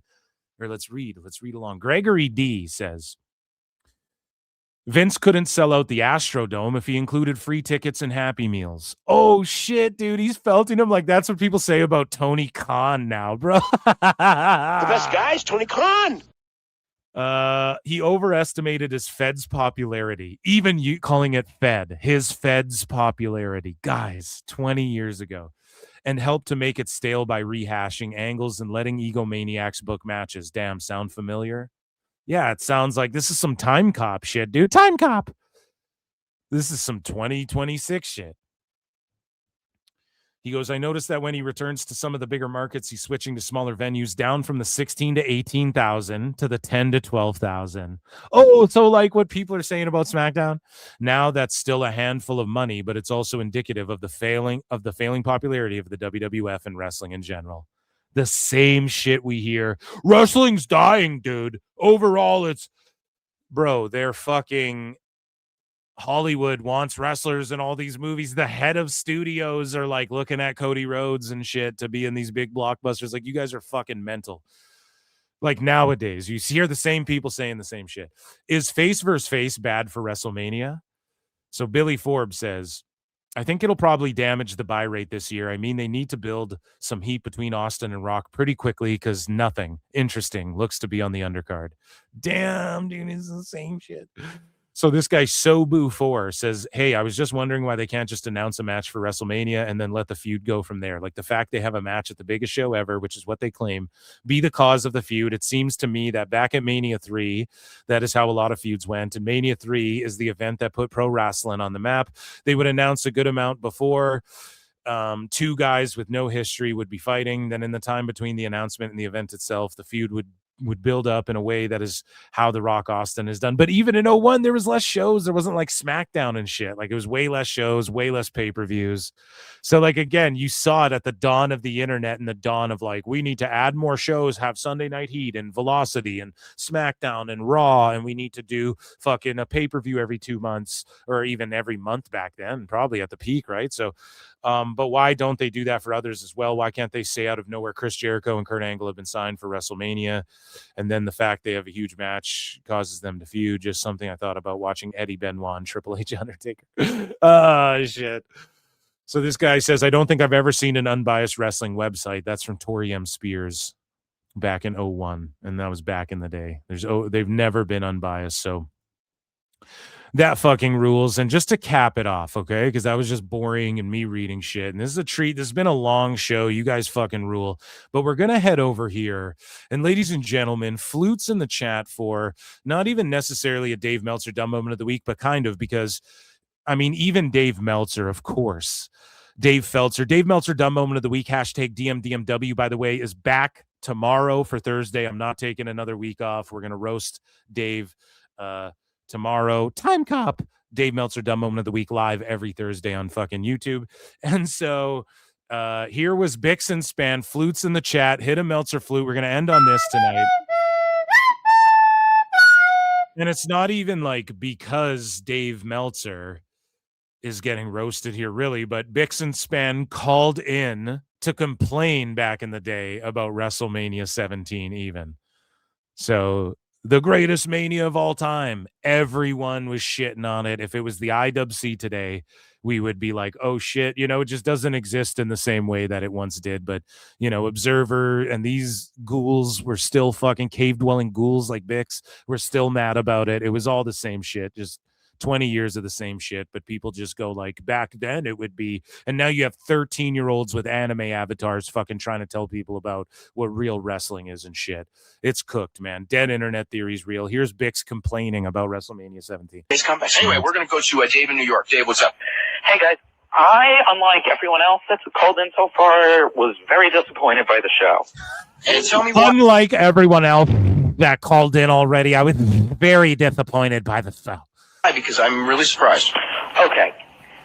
I thought... Even Meltzer's like, whoa. Young Meltzer's like, well, Brian, hand me my flute. Okay, let's go over the main matches. Undertaker versus Triple H was terrible. Because... It's terrible. Okay, here's why. Undertaker versus Triple H was terrible. Okay. The referee took the elbow drop and played dead for 10 minutes. Well, that was a terrible spot. Okay. They didn't do anything remotely good during those 10 minutes when they were brawling around the arena. And, I mean, the finish was good. I did like the finish. Listen how he talks like Dave. You can tell this Mark just fucking listens to Dave 24/7. I did like the finish. The finish was good, but I did not like the rest of that match. TLC I liked, but was below. But it was just the greatest TLC of all time. I liked it, but below expectations. Listen to how he talks just like Dave. Holy shit, Bix talks just like Dave. I'm just noticing it. It was good. It was really good, but there was no expectation, so I didn't like it. So pretty much you're saying everything was good? So literally Bix goes, I did not like this. And then he fucking talks about how he liked everything so far. Okay. But I did not like the rest of that match. TLC I liked, but was below expectations. God, what did you want? No, below It expectations. was good, but it was below expected. So what did you want them to do? Die in the ring? That's why you love AEW, I bet. No, let me explain. Here. Because, okay, last year at WrestleMania, my complaint with the ladder match was that it had too long setups. At SummerSlam, they got rid of the setups, had a much faster paced match. This one was just kind of in between. Okay, you get my point there? I just thought that they were. I thought they for guys that were killing themselves. I thought they killed themselves much smarter than they have in the Even Dave's like, is this guy retarded, Brian? What's going on there? previous two matches. Well, you know, except I still kind of like the Fed right now, but I won't in the future. And old podcast grifters will come after me. But for now, this guy's crazy, Brian. Yeah, I guess that's true, especially after that backwards bump Matt Hardy took at SummerSlam. The main event was disappointing because the first half was not very good. Oh my god! I mean, the second. You mean the half where they were just doing headlocks and throwing punches and shit, and were cooking it up for the second half to where it was very good, like you're about to explain? Second half was quite good, but it's just not the blow-away show that you've been kind of pimping it as for the last half hour. Really? I thought it For was. the last half hour. For the last half hour. He sounds like a Disney Pixar character. I thought it was. I mean, you can't. I don't know how you can rank it as almost as a show on as being, say, better than the EMLL first pay-per-view from last year, or being. I haven't even compared it with that. Although I thought. Well, he said one of the best general pay-per-views. Yeah, I would say that there was not one match on this show that was better than the main event on the first CMLL pay-per-view, but I thought overall... Oh, even back then, Dave is like, CMLL, Brian. Oh, shit, man. This rules. Fucking Meltzer said what? With the clip of the night. This is the highlight. This is the PWT highlight of the night. Oh, okay. First CMLL. You know, that had a lot of didn't. Like they watched it. Bix, you watched CMLL, bud. I don't even believe that. And that, ladies and gentlemen, I guess was a mini little Dave Meltzer feltoning. It was more of a, the young superstar, babyface, that former heel thing. So it was more of just a Bix bashing is what we'll call it. Ladies and gentlemen, round of applause for being here. This was a long one, 420. It's almost 420, so smoke them up. We went 4 hours and 20 minutes. Thank you for all the support. So many fucking super chats, gifted memberships. There's a bunch of people in chat, bunch of gray names, bunch of green names. So I appreciate and love you all. Thank you guys so much. It's been a fun one. I've been Phil S. Marks. I'll get out of here for the people on the East Coast. And I'll leave you guys with this. Shout out Chris Jericho. I had a great time tonight. Tonight was a blast. Blew by, man. Fucking this show blew by, too. Having so much fun. Saturday is Stand and Deliver. So we're going to talk about Collision versus TNA. And we're going to talk about, we're going to watch Stand and Deliver. Okay, that's what the fuck we're going to do. It's NXT's WrestleMania on Sicko Saturday. Thank you all. I've been Phil S. Marks. I appreciate you all. God bless you all. Get some rest. Or if you're just waking up because you're on the other side of the world, good morning, mate. Crikey. I swear I'm the only guy who tries to run motherfuckers off my show. But to end things, ladies and gentlemen, some Chris Jericho.